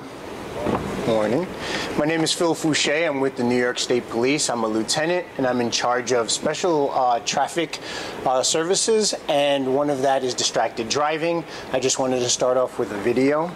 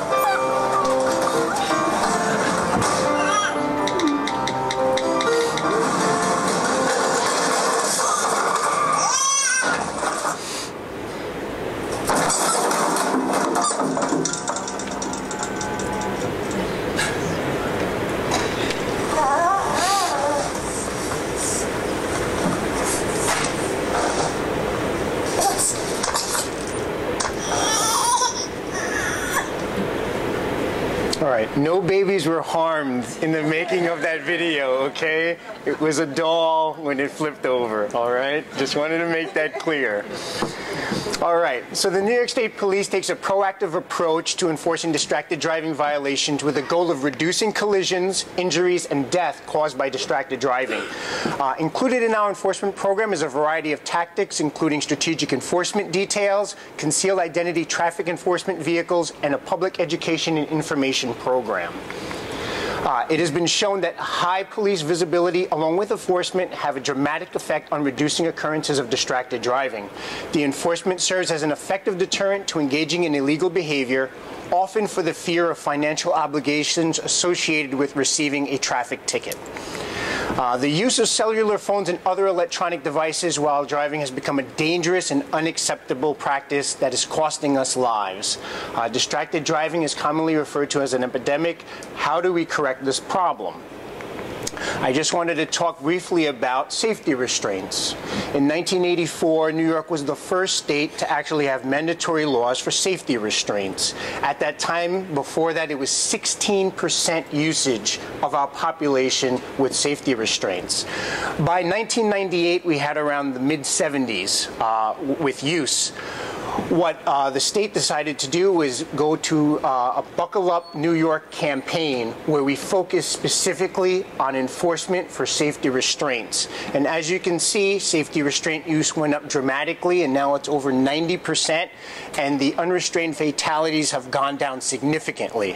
Now, it can't be all attributed just to the Buckle Up New York program because other things have had an influence, but that was a significant thing that caused public attention and with the enforcement to make sure that people were using their seat belts. We're hoping that we can apply that same thing to distracted driving. To aid in the deployment of resources in the field, the New York State Police applies for and receives a grant from the Governor's Traffic Safety Committee. This grant funding allows our agency to have additional patrols to conduct distracted driving enforcement and to create a strong public education and information campaign to demonstrate the dangers of distracted driving. Concealed identity traffic enforcement vehicles, one of our key things that we use in order to enforce distracted driving in this state. We use unmarked police vehicles that have been proven effective at allowing observation and increased enforcement of distracted driving behavior. The sight vehicle looks like an ordinary vehicle, but contains an extensive lighting array, but when activated, is unmistakable for anything but a police car. The trooper operating the sight vehicle must remain in uniform so that they're easily identified as a police officer. This is a picture of the vehicle. No one can tell that it's us. We can roll up right alongside them. They have no idea, and they're texting away or talking on their cell phone. It has no markings. All of the lights are on the interior of the vehicle, inside of the grille, and it's been a very, very effective tool that we've been using. Within minutes of our ride along with New York State Trooper Brian Keycafer, I'll pull up a little bit. See her? And now she's on the phone. He found someone using their cell phone illegally. That's because Trooper Keycafer isn't in his usual patrol car. A concealed car? Yes. No state police markings, no stickers. For years, it was used to catch speeders. But the added height of this SUV allows troopers to peer right into drivers' cars. They don't see it coming. If they're not paying attention, they'll drive right past you while they're texting. New York's Governor Andrew Cuomo hopes the undercover work will help save lives. Last week, he announced a $1 million initiative to crack down on distracted driving. Ma'am, you know why I pulled you over? No? It's not supposed to be in your hand. You're not supposed to be driving while on the cell phone. The new law will cost more points on her license. Up from 2 points to 5 points, it now carries the same penalty as reckless driving. A study from Virginia Tech found that a texting driver is 6 times more likely to cause a crash than a drunk driver. And in a federal survey, nearly half of drivers ages 18 to 24 reported sending a text message or email while driving. So what are you seeing here? Another individual talking on his cell phone. The reason I stopped you is you're talking on your cell phone. This is now 2 in less than 10 minutes. Is there any excuse? No. I asked why he's on his cell phone. He was talking to a friend. I feel that every ticket I write is one less person that will do it again in the future. So that means he'll be watching drivers' every move, often in places they might not expect. Terrell Brown, CBS News, New York. Some examples of some of the items that we purchase for public information and education include lawn signs, brochures, ticket holders, eyeglass pouches, pens, pencils, and cell phone holders. Enforcement is not the only effective method of getting to the public to telling them the dangers of distracted driving. Last summer, these are the signs that we put up. We had them put up throughout the entire state, at plazas, in front of state police barracks, and it was hang up and drive, distracted driving is deadly. That's a brochure and a ticket holder that we printed last year. Inside you'll see that there was a flap, so when the trooper was issuing a ticket, they would put the ticket inside and then they would hand it to the driver, and you would see that people would be able to see the penalties, and they would also see all the information to tell them why distracted driving is dangerous. And these are some of the materials that we distribute when we go to different places in order for people to look at the message and be constantly reminded why distracted driving is the wrong thing to do. So during the summer of 2013, Governor Cuomo announced he was providing an additional funding to our agency for the enforcement of distracted driving violations. The funding from Governor Cuomo allowed for an 8-week initiative to increase distracted driving enforcement, nighttime distracted driving enforcement, and the production of brochures and publications, as you saw in the previous slides. A dramatic new front on the war on texting while driving. Amy heading out with one of the nation's most high-profile governors in a special undercover vehicle. It's all part of the new fight against distracted driving, and Amy, you went for a ride, didn't you? That's right, and you know, these are staggering numbers. An estimated 100,000 drivers are texting at any given moment, and riding along with Governor Cuomo, it was unfortunately all too easy to find drivers violating the law, endangering themselves and everyone around them. Crashes like these show just how quickly it can happen. Drivers taking their eyes off the road to send text on their cell phones. But despite warnings and even shocking television ads like this one, the average text takes your eyes off the road for nearly 5 seconds. texting while driving has become an epidemic. In New York State alone, nearly 1 in 5 crashes are caused by distracted drivers. But now states are fighting back with special vehicles like this. Let's take part in some more enforcement. How about that? New York Governor Andrew Cuomo and State Trooper Joe Izzo took me in this new undercover state police vehicle designed to sit higher than normal SUVs so police can catch distracted drivers in the act. Oh, right there, first person. Do you think he knows why he's being pulled over? Within minutes of setting out, we caught one driver browsing the internet. How are you? I'm so sorry, I was on the phone. And in just 1 hour, we pulled over 4 drivers, all on their phones. As a governor, you're truly taking action. As a dad, how fearful are you of your daughters on the road? This is very real to me. I'm living this. I have 2 18-year-olds who are driving. I spend a lot of time in a car. Governor Cuomo's goal? Saving lives. He's launched a $1 million texting while driving initiative. License and registration. Enacting stricter punishment for those pulled over. 5 points on their driver's license, equal to reckless driving in severity. Nationwide, a texting driver is 23 times more likely to get into a crash than a non-texting driver. A statistic Governor Cuomo says he is hoping to change. The good news is this. You can change people's behavior. It's not easy, it's not fast, but you can do it. And there's no doubt in my mind that we can save lives. You know that 5 seconds that texting takes your eyes off the road? Well, at 55 miles per hour, it's the equivalent of driving the entire length of a football field blind. And, you know, Governor Cuomo said, you know, people didn't want to put seatbelts on, you know, and it took 10 years for people to really, and now that's all we do. So it's a matter of creating a habit and making it socially unacceptable by peers and teenagers to text while driving. Because how aggravating is it when you're driving and you see someone, you're like, we all see it. You Yeah. see them weaving in front of you and you're like, get away from that person. And you were can spotting tell. them left and right. The first person we looked at was doing it when we pulled up. It was pretty remarkable. Here's the challenge to the car companies. Figure out a car that turns off the phone. Exactly. Disable it. That would work. The 2013 Summer Distracted Driving Enforcement Initiative announced by the governor took place between July 4th and August 7th of last year. During that time, we issued over 16,000 cellular phone tickets, 6,000 texting tickets, for over 22,000 distracted driving tickets. Distracted driving has become a growing epidemic in New York's roadways. The percentage of distracted driving fatal crashes as a contributing factor is increasing. The following chart illustrates the growing issue that distracted driving has become. For the purposes of the chart, the category of distracted driving includes handheld, hands-free cell phone use, texting, electronic device usage, and other distracted-related factors.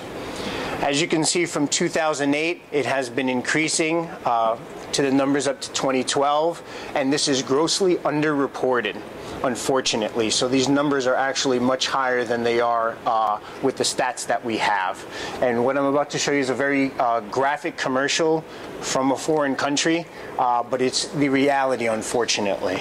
Hi, Dave. For me, Jules. Fancy you. Cass. It's not even funny now. Let me just get his number.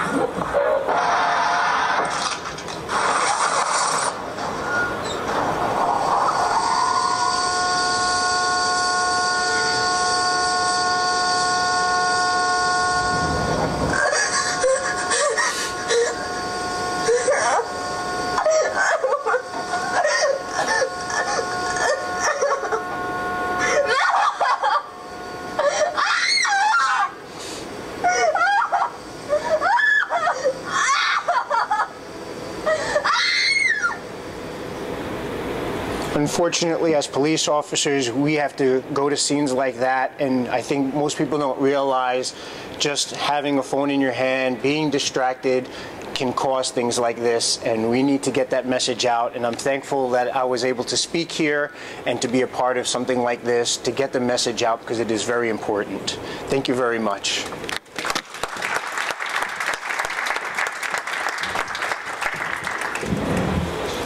If you have questions for the panel, we have a microphone, so just raise your hand and we'll bring the microphone to you.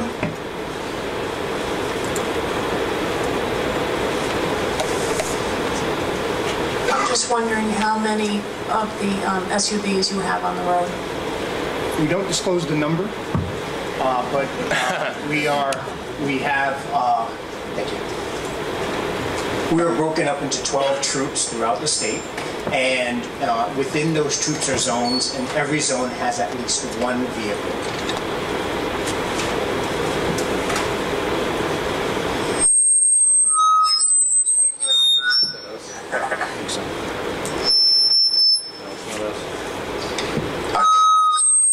You don't need it.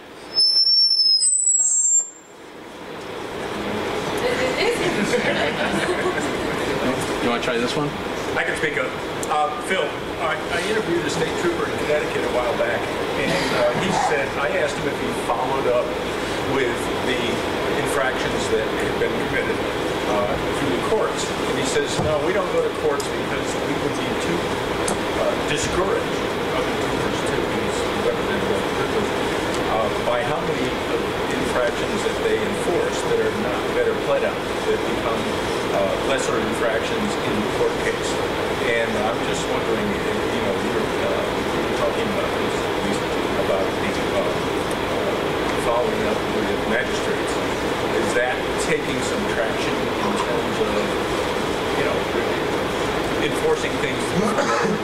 Yeah, I mean, that's a very good question, because when we did the distracted driving pilot in Syracuse and Hartford, 4 years ago now, we made an effort to go out and talk to the judges before we did the program.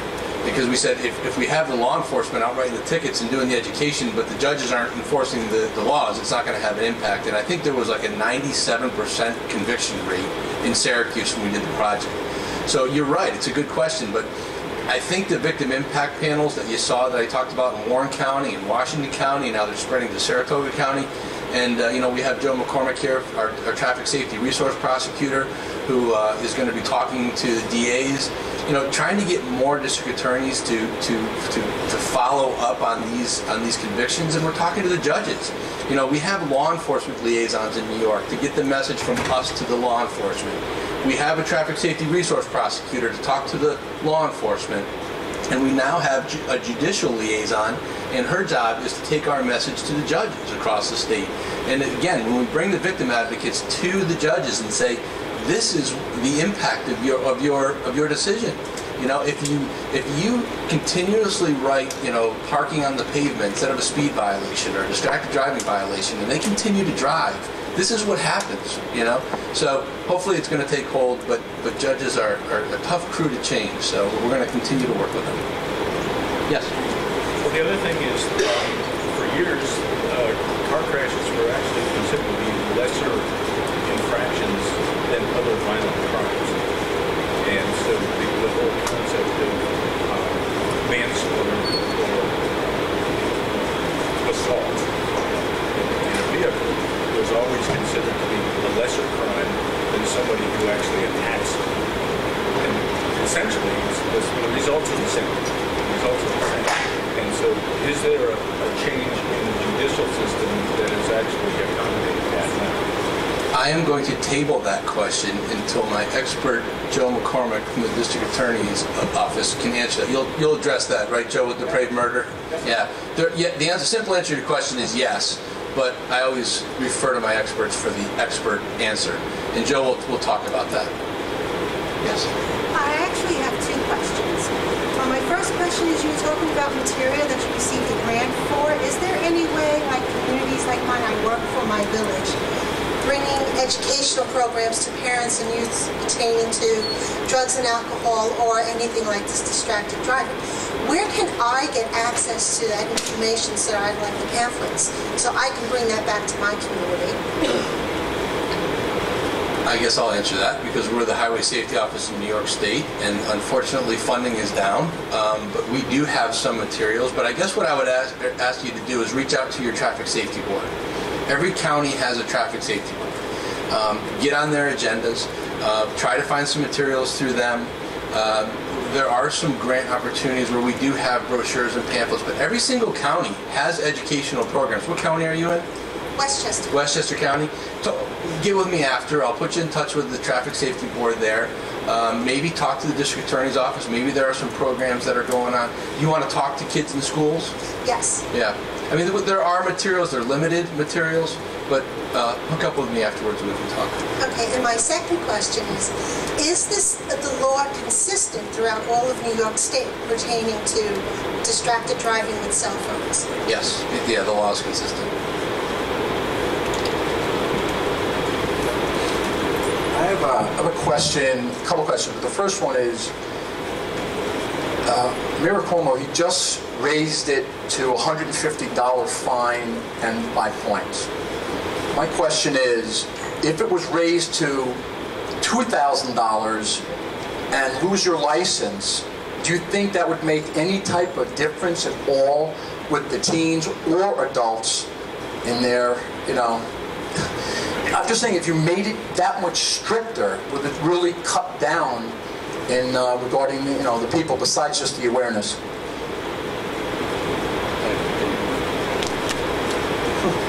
I'm not sure. I know that we enforce it. We enforce the law, and I'm not sure if they were to raise it, whether that would have an impact. I'm not sure I can answer that question. I'll take a stab at it, because look at impaired driving. We tragically lose over 300 people a year in New York State, over 10,000 people annually on our highways. And you can put police out every Friday night, Saturday night, Sunday night, Tuesday night, and people are still going to drive impaired. We've talked to people from jail and prison who have been offenders, and they tell us that the fines don't matter. They have an addiction. It's a problem. They drink and they drive. Is it much different for a cell phone? It's an addiction. When the thing rings, vibrates, buzzes, whatever, you reach for it. It's an addiction. We all have an addiction now. So I don't know that raising the fine will do much more. You need the strict laws. You need the enforcement. But if you go out every single day and text and drive or talk on a phone and nothing happens to you, your brain tells you, I can do it again, and I'll do it again and again and again. I think that having 5 points and the potential of losing your license after 3 convictions may change people, but I don't know that we can have laws that get us out of this problem. It's a personal responsibility that each individual has to take the responsibility to put the phone away. And my other question is, again, everything we're talking about, I'm also a speaker.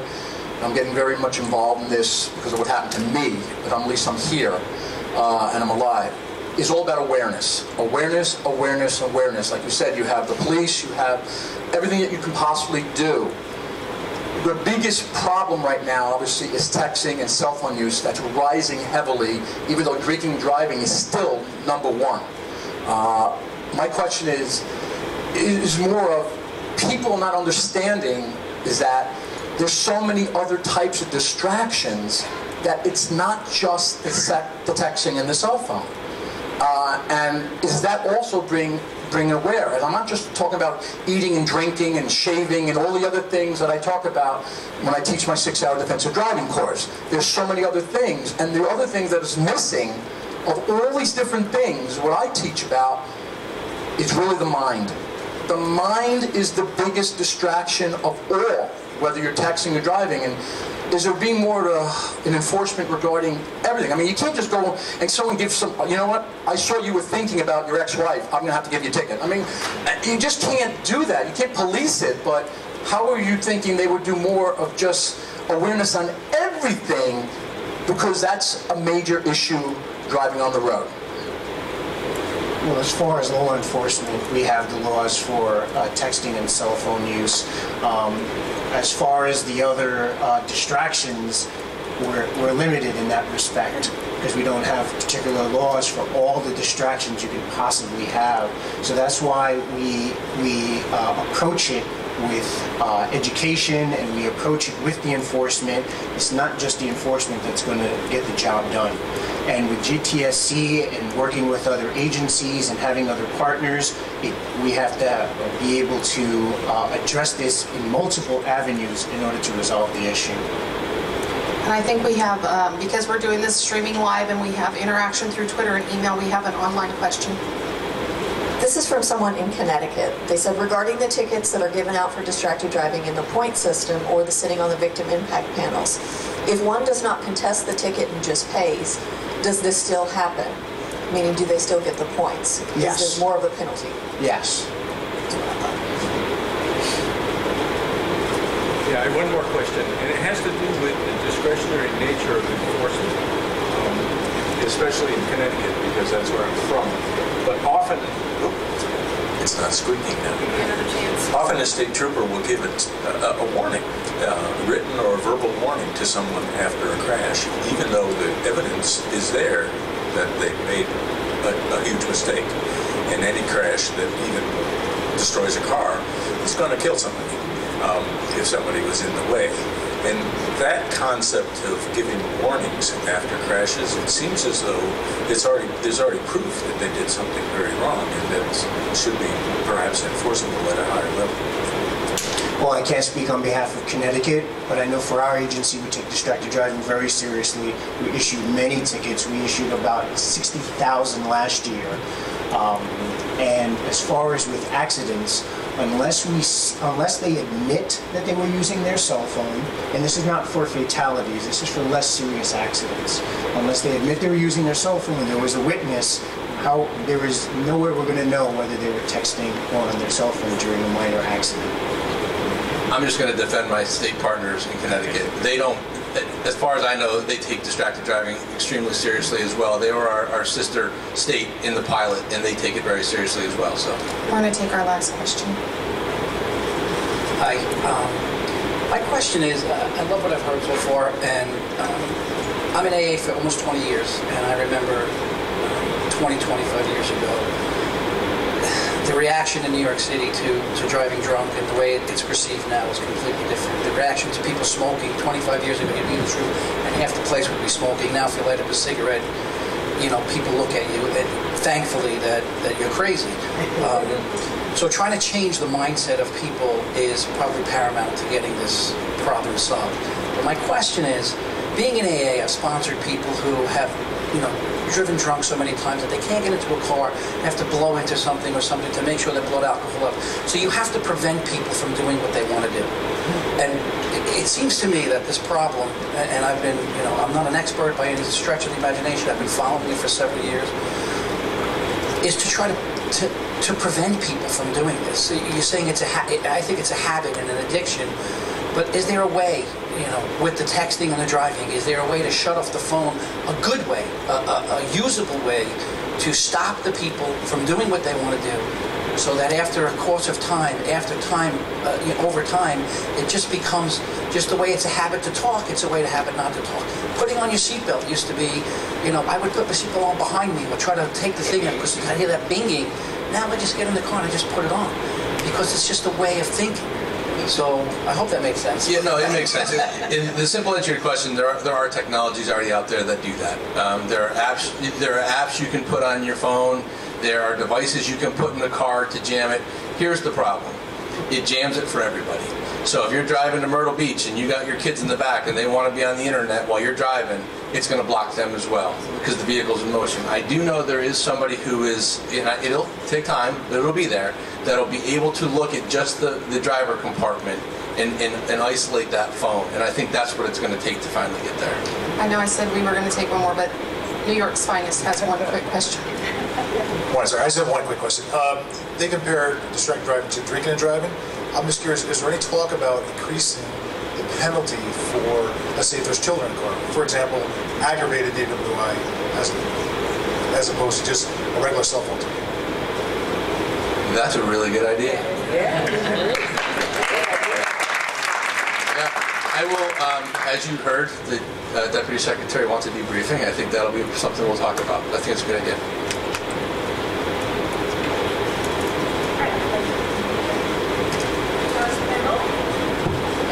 Thank you to the first panel, and we'll go ahead and get our second panel up and ready on the stage.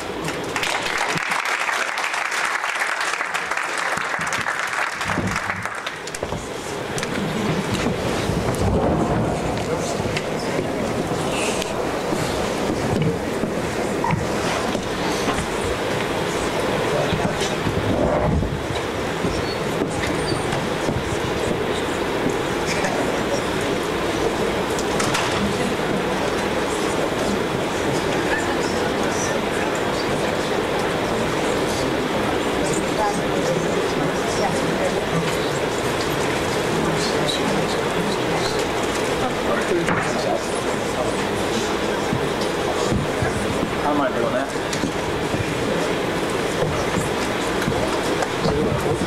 Tony, are you going to use the mic here? And Yeah, I actually I like to move around a little bit. do you want to use the lavalier, and then I'll switch? Can I just? You can just hold use it? that. Yeah.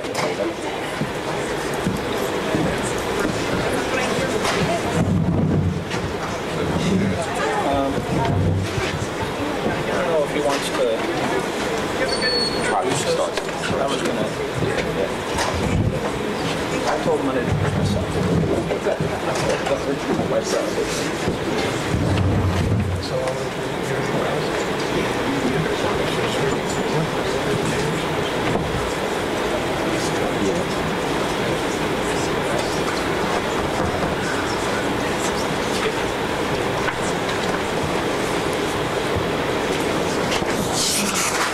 Hello, everybody. I'm going to be speaking on this panel along with, well, the first speaker is Sergeant Anthony Mendez. Sergeant Anthony Mendez is a 20-year veteran of the Delaware State Police. Sergeant Mendez was certified in collision reconstruction and began his current position as vehicular homicide detective in 2006. He was promoted to the rank of sergeant in 2010. And assumed command of the Sussex County, Delaware Collision Reconstruction Unit. Sergeant Mendez was recognized as an expert in collision reconstruction in 2008 by the Superior Court during multiple victim vehicular homicide trial. He's going to speak, and then we have D.A. McCormick, and then I'm going to speak a little bit, then we'll open it up for some discussion. So I'm going to turn it over now to Sergeant Mendez.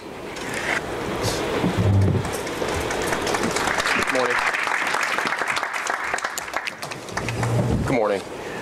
I became acquainted with Jennifer Smith last year at the Lifesavers Conference in Colorado.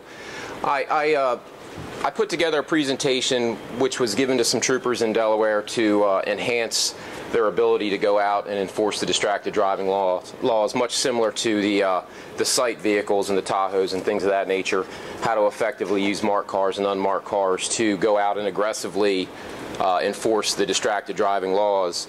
Now, at the end of that presentation, I had put together some information regarding the best practices for investigating fatalities involving distracted driving. And the last part of the segment was what Ms. Smith kind of caught on to, and she was liking what she was seeing as far as some of the ideas I had to give detectives, primarily collision reconstruction detectives, of what they could do to better their investigations to get to a successful conclusion in trial, which is ultimately going to be what Mr. McCormick gets to when he presents here momentarily. Now, in Delaware, and as it sounds much like in New York, there is a threshold that you have to gap. And one of them is negligence versus criminal negligence. And as a traffic homicide investigator, we have to attempt, or we have to do our best to get from mere negligence, which may be riding down the road, sending a text message, a single text message, to then having the crash occur and then determining that that person may have sent multiple text messages or perhaps accessed Facebook, Twitter, Instagram, and things of that nature, or Snapchat, things like that. And it all starts from the beginning of the investigation, from the time the detective gets called out. And I kind of wanted to start the presentation with a newspaper clipping that I found just before I put this together, before the initial snow out in February. And I found it very interesting. And this was from a professor out of a university in Philadelphia. And he mentioned that there was a study completed, and you guys have been bombarded with statistics, but there was a study completed with 34,000 teenagers that basically determined that 100% of them were distracted at some point in time during the day at their commute in college, whether it was driving, whether it was on the sidewalk, whether it was basically just going to and fro.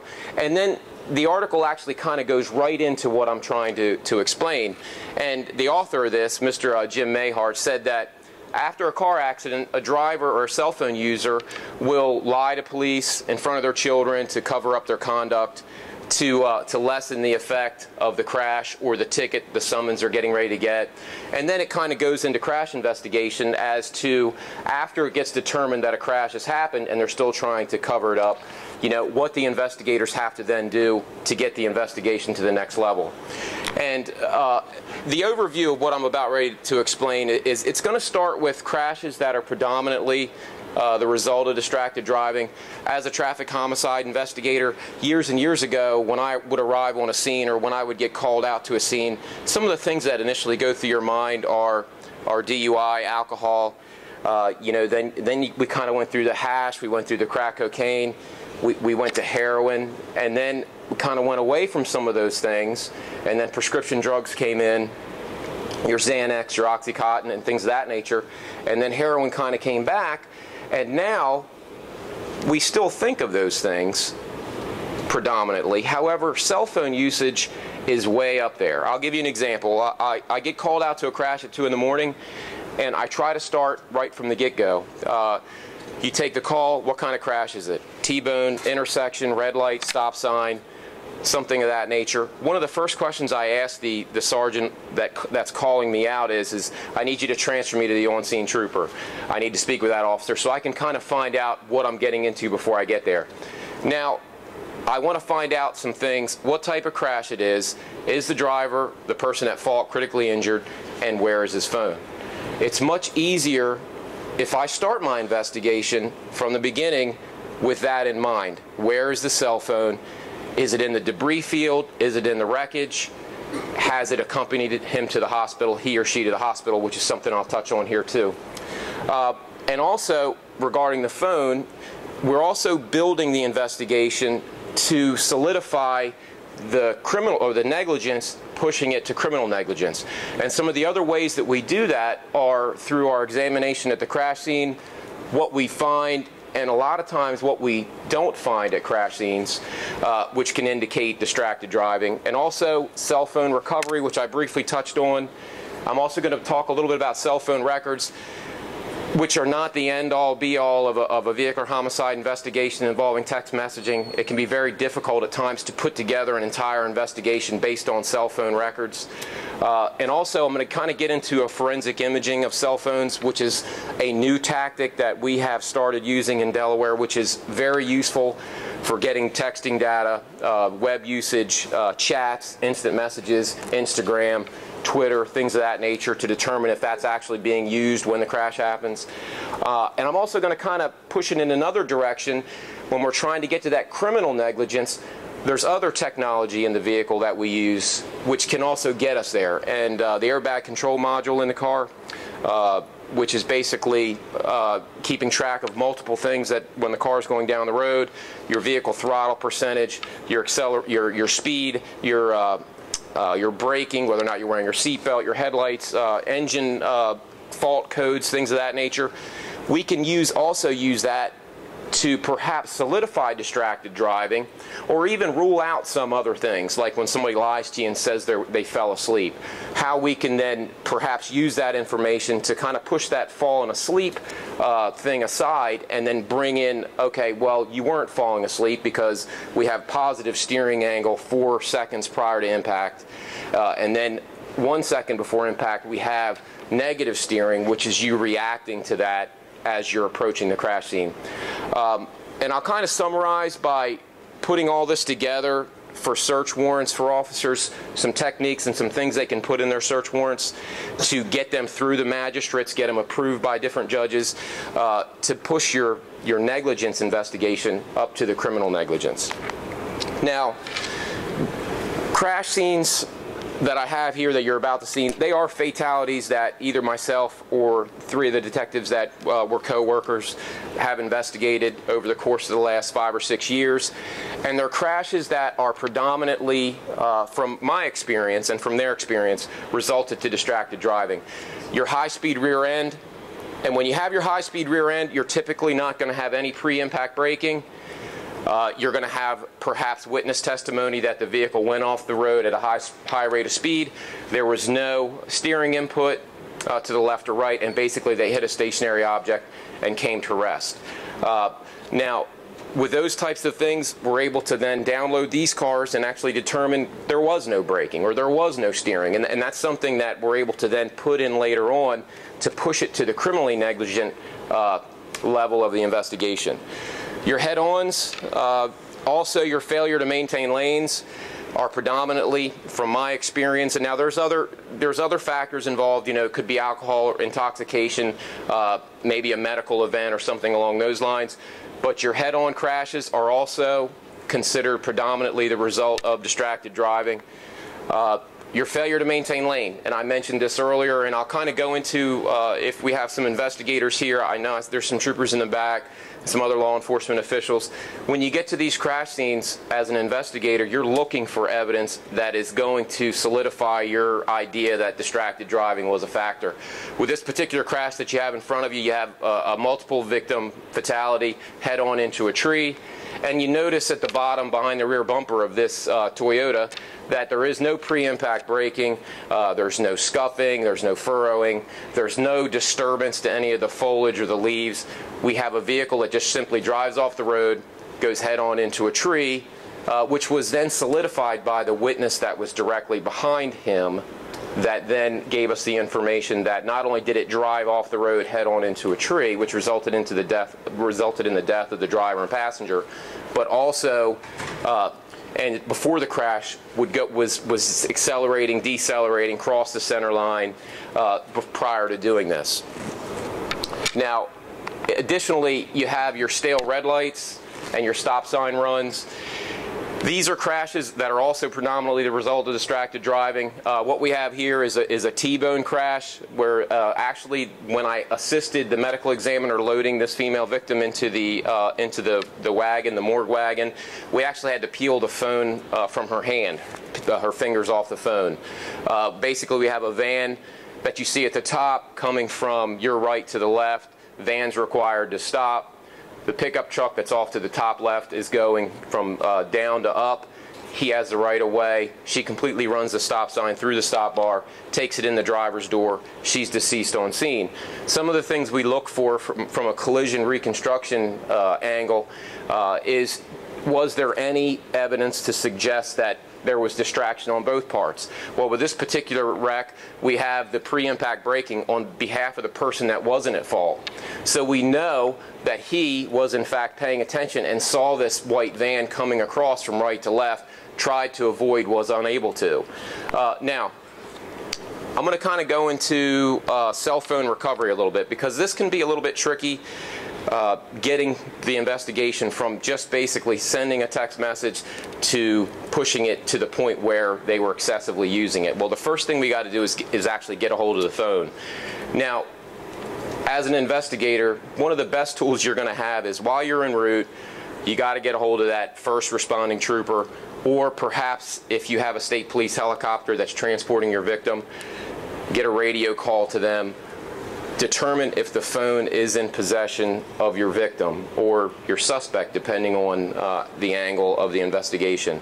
You need to get a hold of that phone, and you need to get a hold of it immediately and get it powered down. And the reason you got to get it powered down is a lot of times there's certain apps, some that are more prevalent than others, where a phone can be wiped. And they're actually not bad apps. They're not intentionally bad apps. You know, say your cell phone gets stolen, You don't want somebody having all your pictures, your personal information. There's apps where you can wipe your phone, but that's detrimental to law enforcement while we're investigating crashes. So we need to get that phone powered down, and it's better that I can do that before I get there if they're able to locate the phone. So that's one step of the investigation that I don't need to be concerned about. Now, if the crash mechanism is high, meaning you have a high impact crash, and distracted driving is likely, there is a great probability of locating the phone in the wreckage of the actual crash itself, and I'll have some photos here in a moment of that. Now, you have to keep in mind that if the crash mechanism is high, meaning that you have high speeds, you have fatal injuries or critical injuries, most likely the phone has not accompanied that driver to the hospital. It's in the wreckage of the car because you have airbag interaction, you have crash forces, you have operator kinematics with people moving around inside the vehicles and such, where that phone is probably not going to be on that person's body as it leaves the scene. If you're there, you need to section the vehicle, be very precise, perhaps even a terrain search of the area of the crash, of the point of impact, of your post-impact angles. You need to focus on where that vehicle went after impact, and you're likely to possibly find the phone not in the vehicle or outside of the vehicle if all the windows and such have been shattered. Now, the use of, and I mentioned this, if we have any reconstructionists in here in the room, the crash forces that the human body undergoes during a crash and the direction where you might think a vehicle or a cell phone is located probably is not going to be helpful. And the reason I say that is you have a left to right impact or a frontal impact. Things are going to ricochet around in the car, and you may think the phone is going to be somewhere in the front floor, but actually it ends up being in the back, perhaps even in the rear glass area or something along those lines. You cannot base, it's not helpful to determine which way that person went or the direction of force, the principal direction of force, in determining where the phone may be located. One thing that I found helpful is if I can't find a phone at a crash scene, I'll actually have the barracks call that person's number. If I have a witness there or a passenger and I'm able to obtain that person's phone number, I will actually call the phone, have the barracks call the phone, and if that phone's still operable and it's not completely damaged, there's a good chance you're going to hear it ringing somewhere around the crash scene, and then you're much more able to find it compared to actually having to dig through a lot of debris, vehicle parts, kitty litter, things of that nature that you might find along the roadside. Another thing, and this was something that I believe Mr. Lieberman is going to touch on, if a cell phone accompanies, if you can't find the cell phone, and the cell phone hasn't accompanied your suspect driver to the hospital, when that vehicle gets towed, you need to make sure that the tow company is very active. They tow the vehicle with care, they cover it both to and fro, the tow yard secure, and the vehicle gets covered with a tarp. Because as myself or one of my detectives will do the vehicle inspection along with a certified mechanic the following day or two, we'll still be able to perhaps find that cell phone if maybe it's under the carpet or it's in an air duct or something, or it's embedded in the dashboard or something like that. There's a good chance we might be able to recover that phone the following day if the tow yard, if they get it covered and make sure that the weather and the elements don't affect that phone. The photos we have here from a head-on collision, and I just wanted to let everybody in the room know just how difficult it can be to find a cell phone. With this particular head-on, it was about a month and a half ago.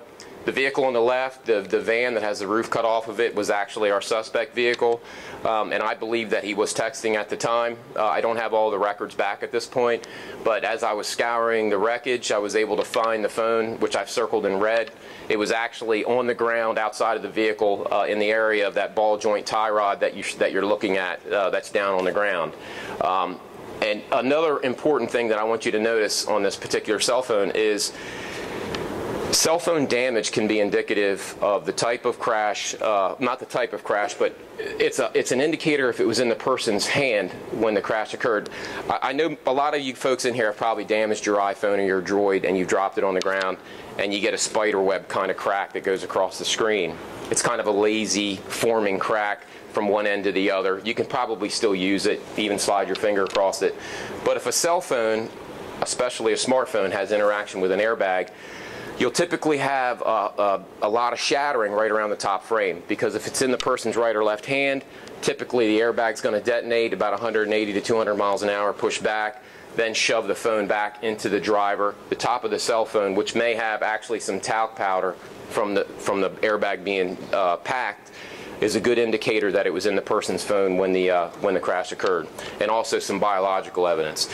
The second photos, as far as locating cell phones, sometimes it can be difficult, sometimes it can be easy. This particular Corvette, which we had at 109 miles an hour before he hit a tree and killed the driver, we found the cell phone on the front seat still connected to the charger.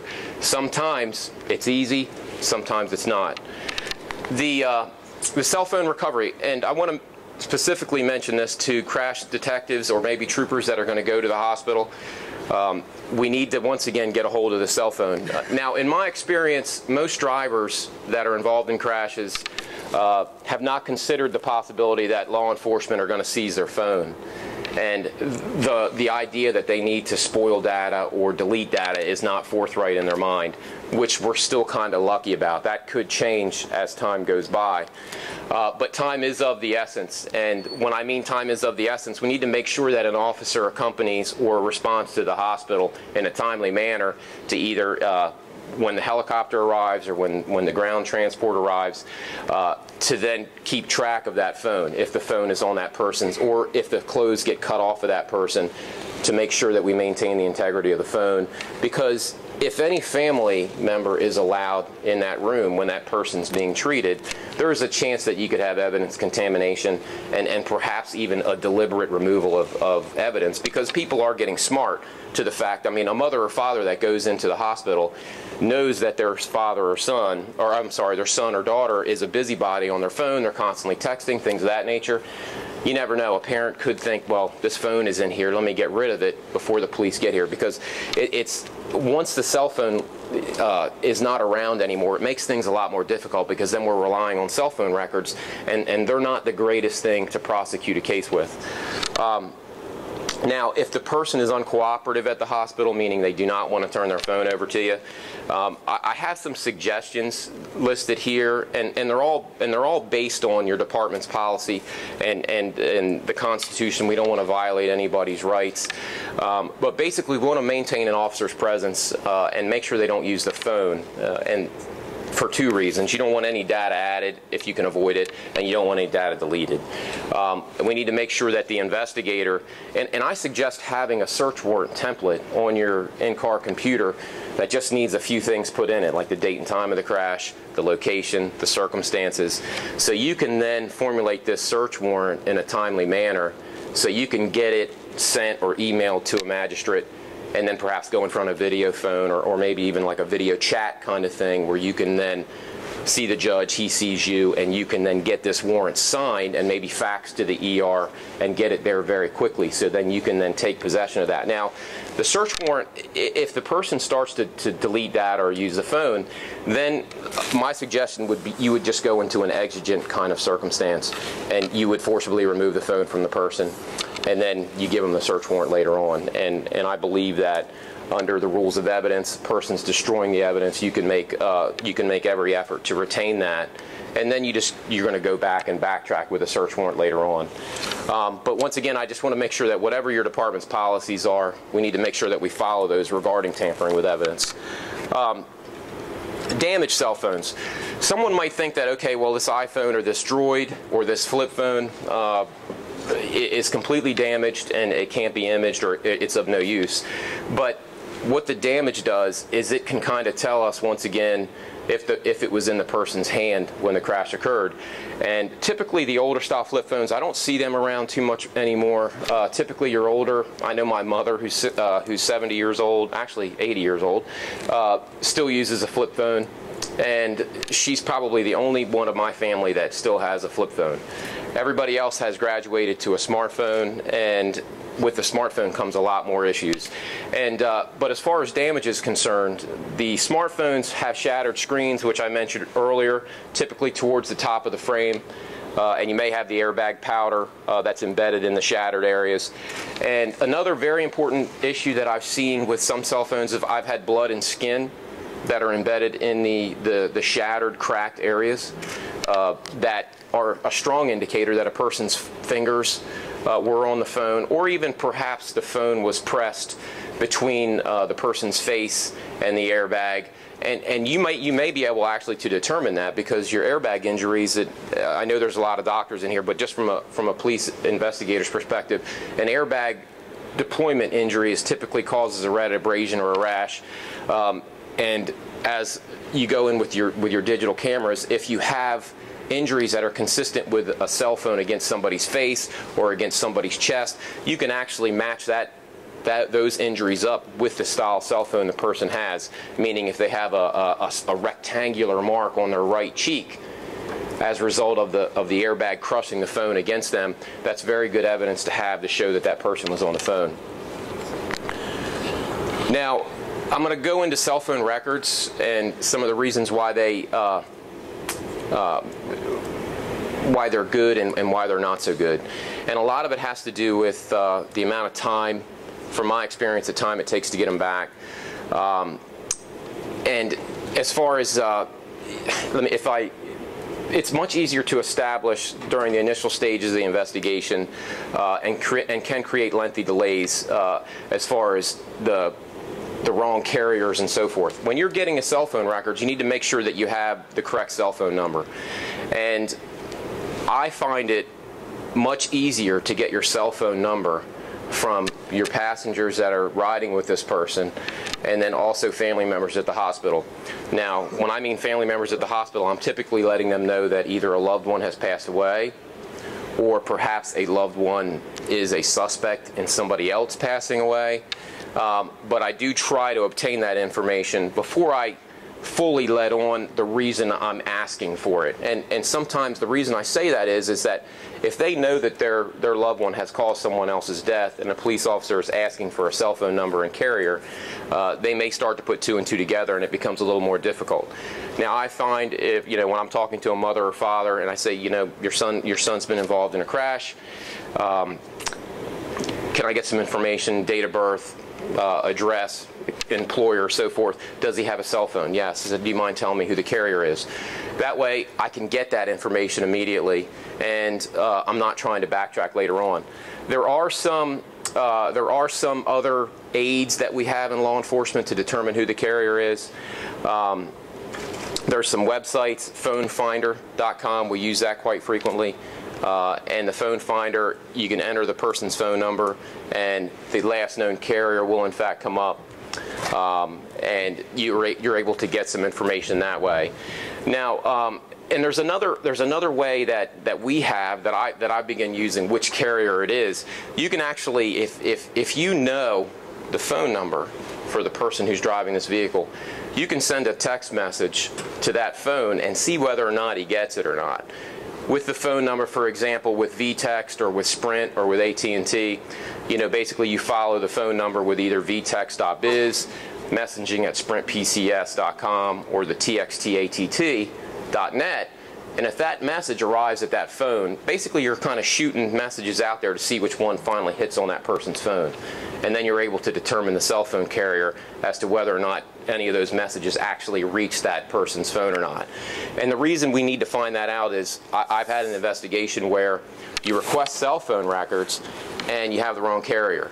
And 2 or 3 weeks later, when the Department of Justice issues you the cell phone records after they receive them, and then I have somebody else's cell phone records that make no sense whatsoever, and then I have to go in and then try another 2 or 3 weeks to then get the proper cell phone records.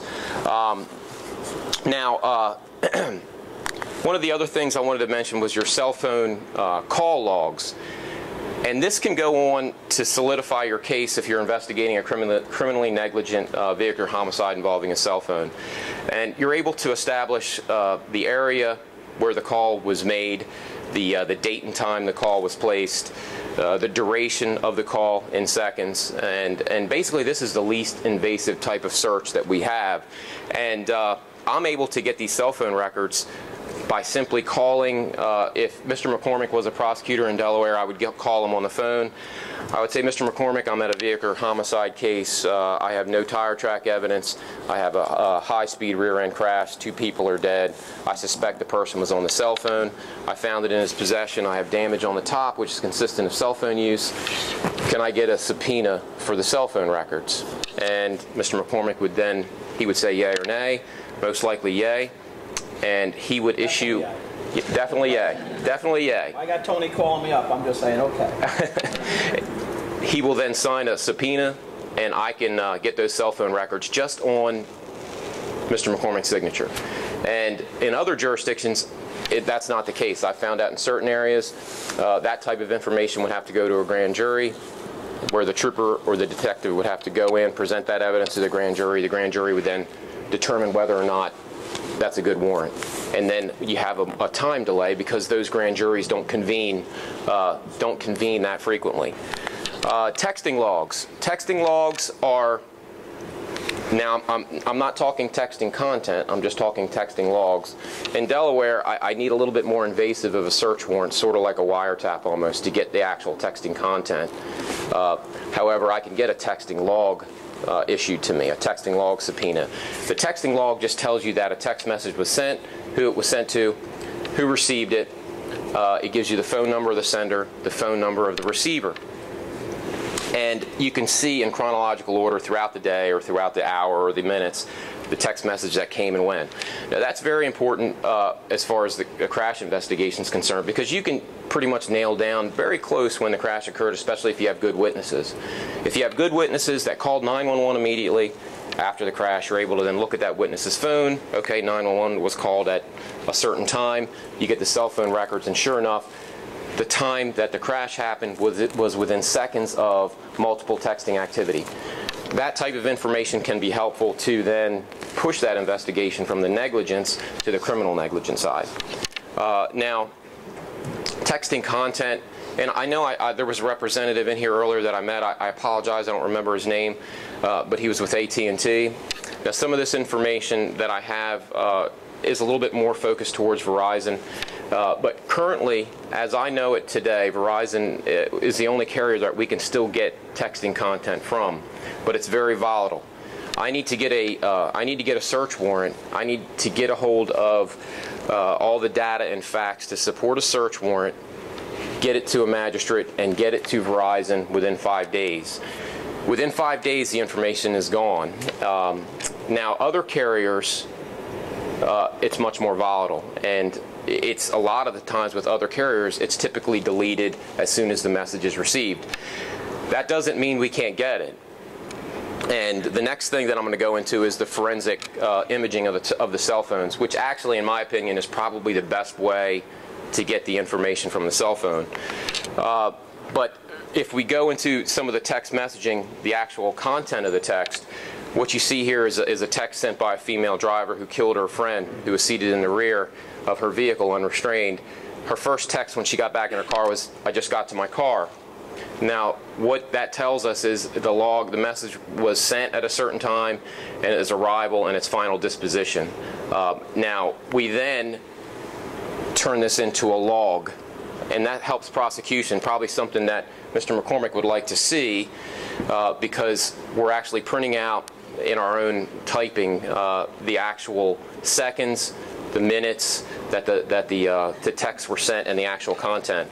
I've blued out the numbers for obvious reasons, but this particular case was involving a female that was intoxicated, killed her friend from 3:15 in the morning at 35 seconds until 3:36 at 46 seconds.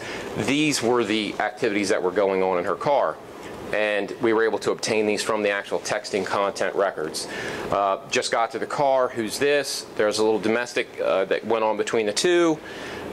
She found out he had another girl at the house, some cursing and sexual innuendos back and forth, and then eventually she is rounding a curve at 93 miles an hour, which we were able to determine from an airbag download and a critical speed analysis. She ends up killing her friend. Now, we were able to push this case primarily because of the DUI, and that's disappointing, not just from texting. to the next level of criminally negligent homicide. She's serving 13 years for killing her friend. Now, a lot of this had to do with the DUI and also an enhanced penalty of before her sentencing. She was on Facebook drinking at a local establishment that was captured by the victim's family, that was brought to the prosecutor's attention.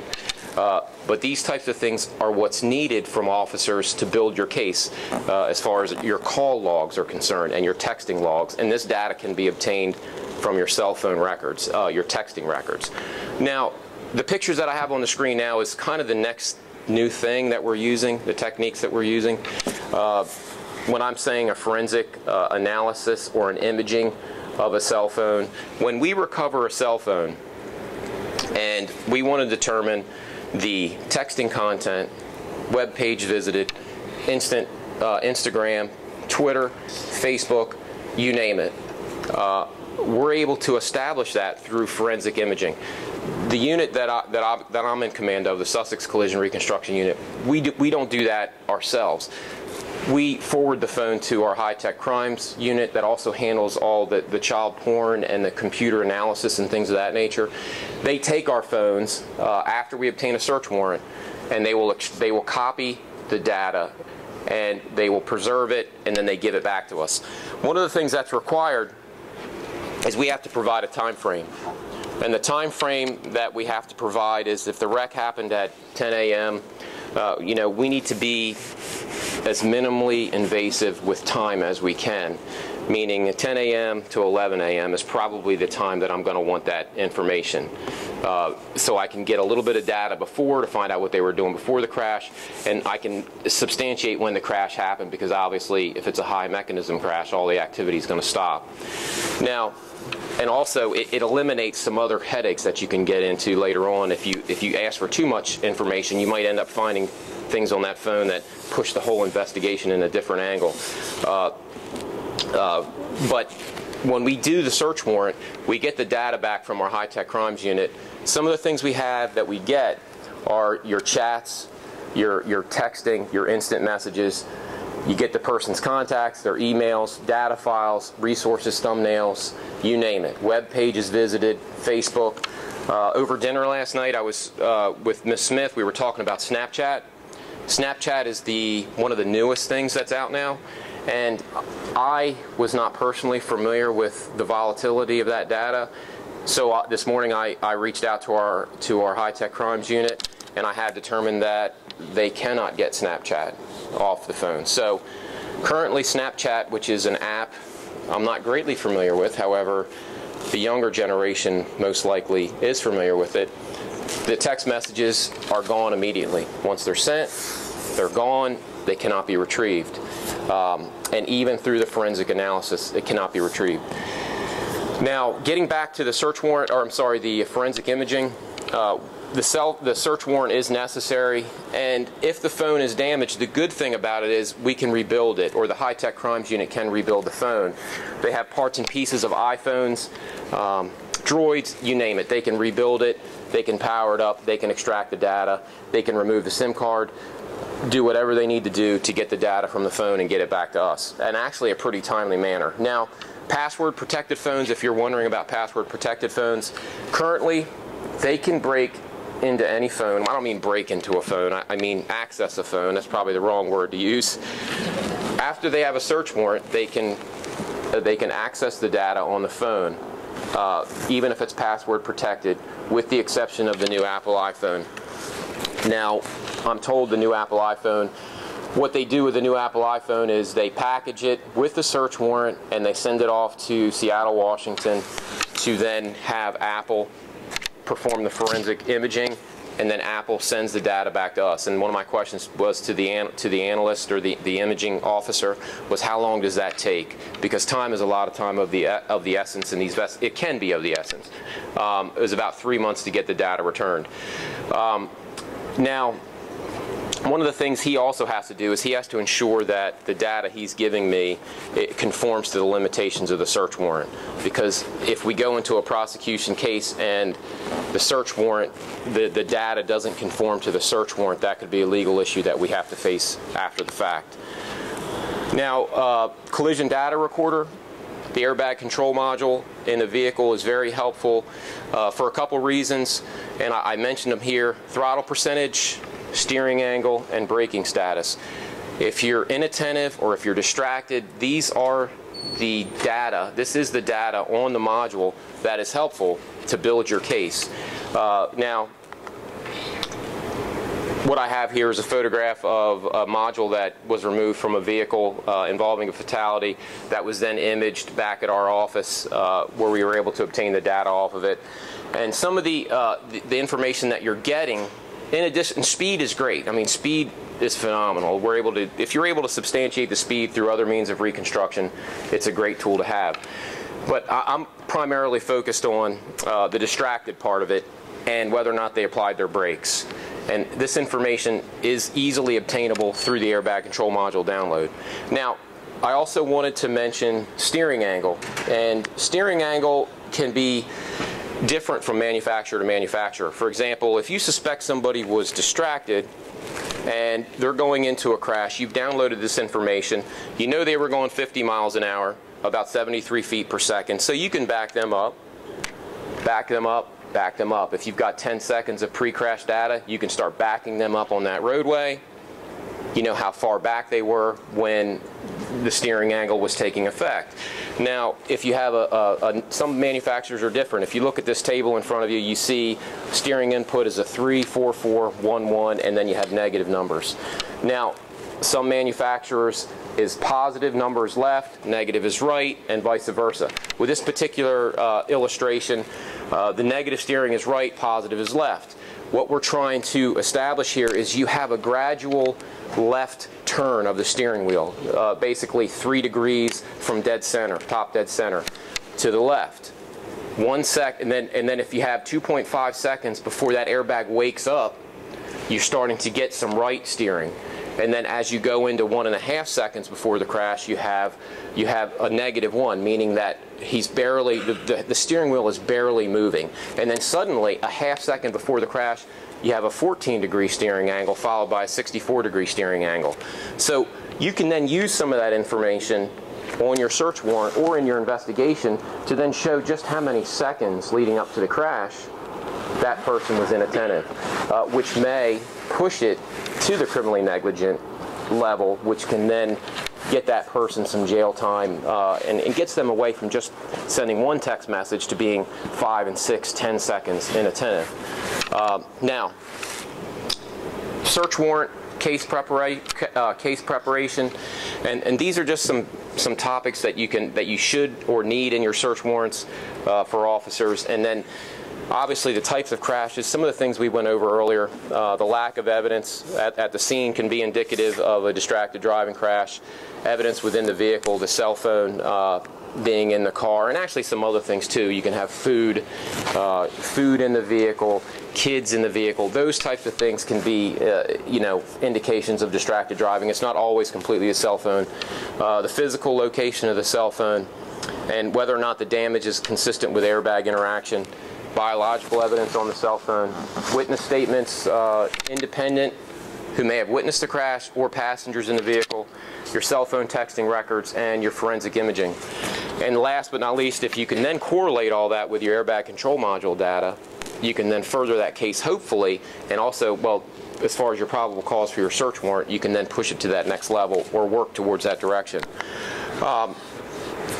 In closing, I just wanted to kind of mention that every carrier is different as far as what information you can get. And currently, I have Verizon listed at the top. We have a very good relationship with our law enforcement liaison, and some of the information that we currently have is the cell phone. And this is, information that we found out later on when cases go civil, and civil attorneys are able to obtain cell phone records that most of the time they are kept, well, for one rolling year. So from today's date until this date next year, those records should still be available to be subpoenaed. Now the texting, as I said, is very volatile, 3 to 5 days. That's why you need to get the letter of preservation there immediately. And some of the other things as far as the IP session and the destination information and pictures, how long they can be available if they're sent to the website and so forth. But once again, these cell phone records are they're not quite as good for use as an actual imaging of the phone itself. That's about the end of my presentation, and I left my my email address up here if anybody would like to copy it down, and we can discuss later on some specifics. Thank you.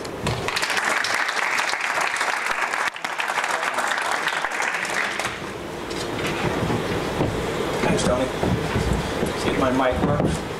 Okay, everybody with a telephone, everybody with a cell phone on them, stand up.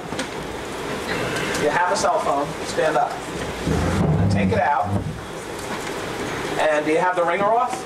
Yes. Very good crowd participation. Turn the ringer on. Do you know how? My children don't have ringers. Their phone never rings. Mine rings, I don't hear. Turn your ringer on, then we can all sit down. I lost my phone this weekend, and I was relieved. Extremely relieved. So I have a loaner, so I don't know how to do anything or talk to anybody. So I'm very, very cathartic. My problem is I'm a bureau chief in the Bronx DA's office, and so when terrible crashes happen, be it at 12 noon or at 12 midnight, they will call me. And so it is kind of important for me to have a phone that, that works. So I stayed home over the weekend finally. I got a chance, and when my phone didn't work, I just figured they'd call me on the house phone. But I had the weekend. What I'm going to do is, I need the little thingamabob. What I'm going to do is I'm going to talk about the legal aspects of this. Oh, you put me up already? Thank you. Let's see if I can do it. This is from AT&T. The day before graduation, my daughter drove to go meet a boy, and she never made it. He was texting her to tell her directions of where she needed to go. And I guess she just looked away for too long.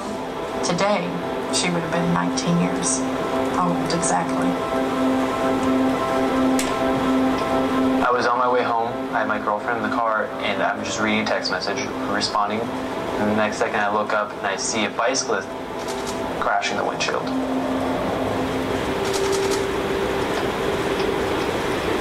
This is my sister. She was looking at my message that I had just sent her. When she looked up, her truck flipped.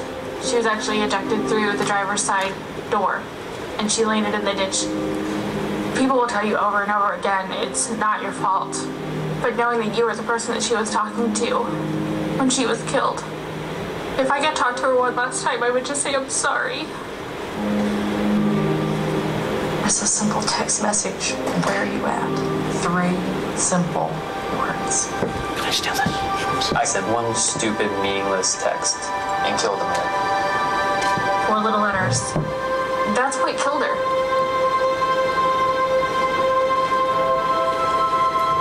To the bottom though. Message from AT&T. Permission is granted for use in news, public affairs.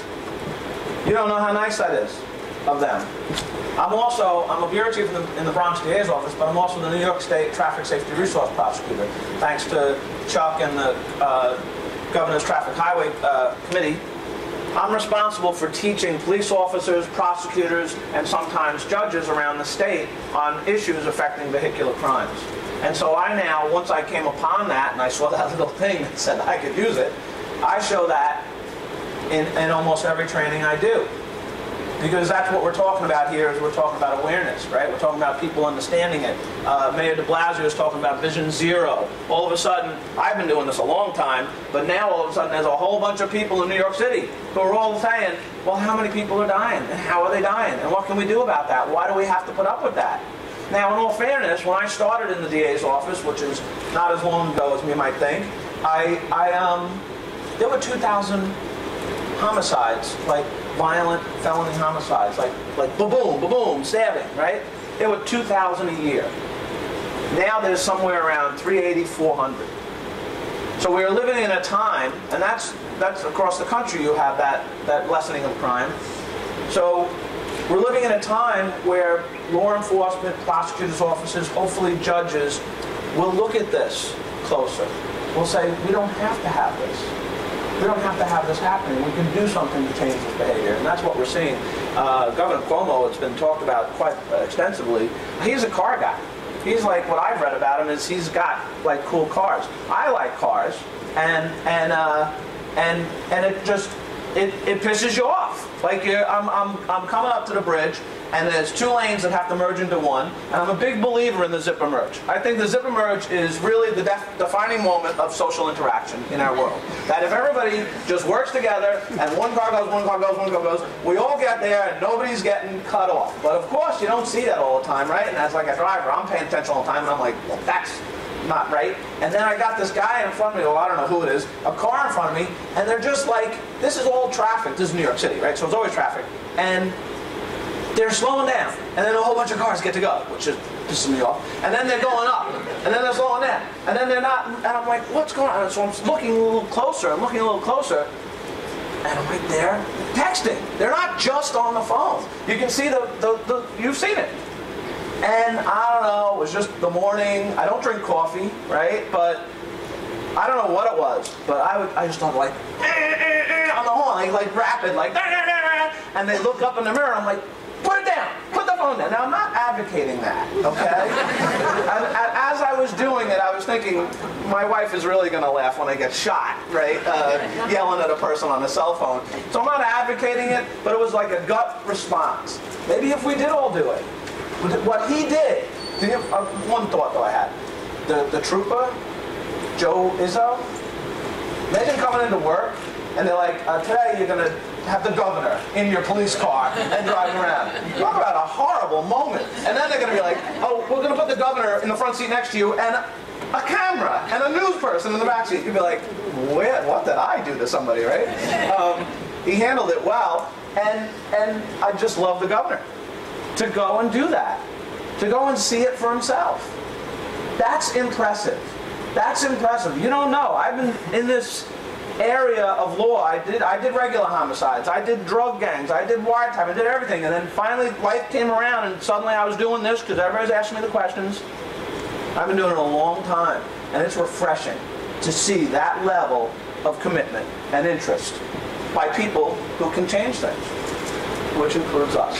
So he has his State of the State, where he talked about a number of things. They've been talked about here already. A lot of great ideas, a lot of good things happening. We've all seen the statistics. We all know how dangerous this is. This is, preaching to the choir here. Okay? There's no question. Has anybody's phone ring? Nobody's phone's rang yet? I think you turned them back on. You turn them off? They're all on. They're all on and nobody's phone's rang? Wow. How many people were texting while the video was on? Because I saw a couple people texting while the video was on. Raise your hand if your phone rings. If you have like one of those phone rings of a really cool ringtone, share it with us. Does it? You don't have a ringtone? It vibrates. Oh, Tom, you're too good. Too good. I've always wanted to be Tom. Anyway, though. So what do we have? We don't know about these numbers, all right? And we saw that video. But what are we going to talk about now? Because I don't want to take too long. Let's talk about what we really are talking about. Because you've suffered a terrible tragedy, Ben, and you talked a lot, Tony, about getting it to the level of a crime, getting it to the prosecutor's office so that they're charging a crime. Okay? Someone said to me earlier, 5 points. What's 5 points? Well, when someone loses their life, what is 5 points? The question is it criminally negligent homicide? Now, what do we have in New York State? And I know we're on YouTube, and so a lot of different people could be watching or possibly talking on their phone or watching old daily reruns on TiVo or cooking. I don't know what they're doing on YouTube or where they're doing it. But in New York State, you have a couple distinct felony crimes that are chargeable in vehicular crashes where someone was dead.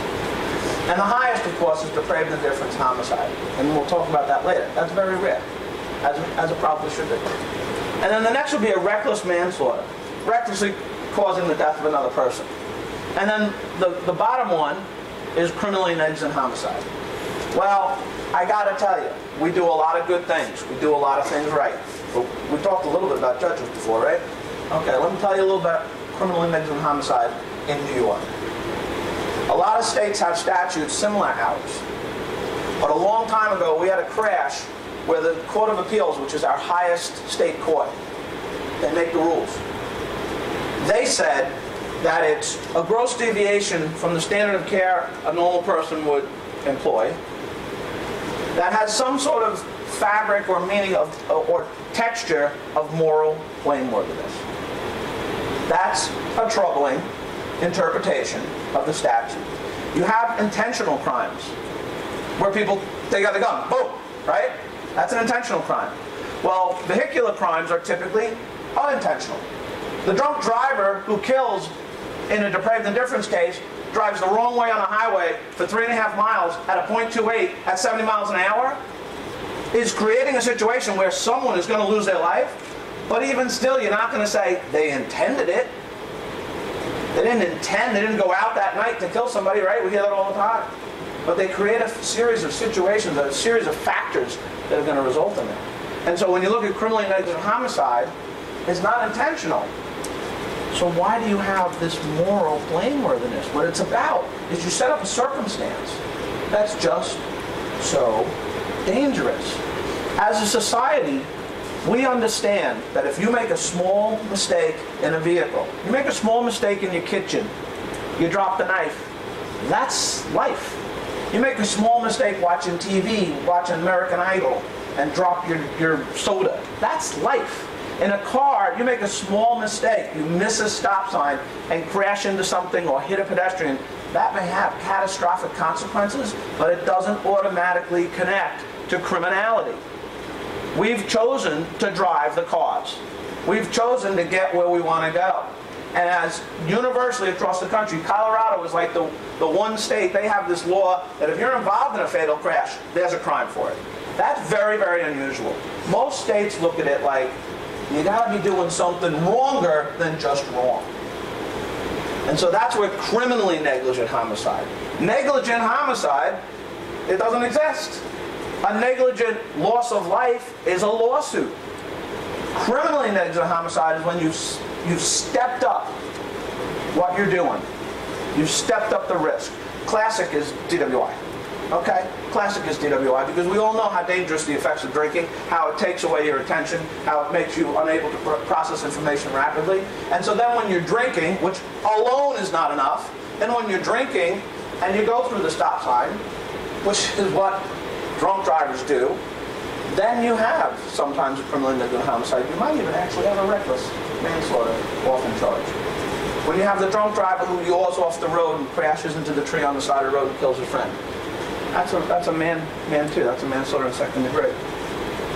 Where does driving and texting fit in?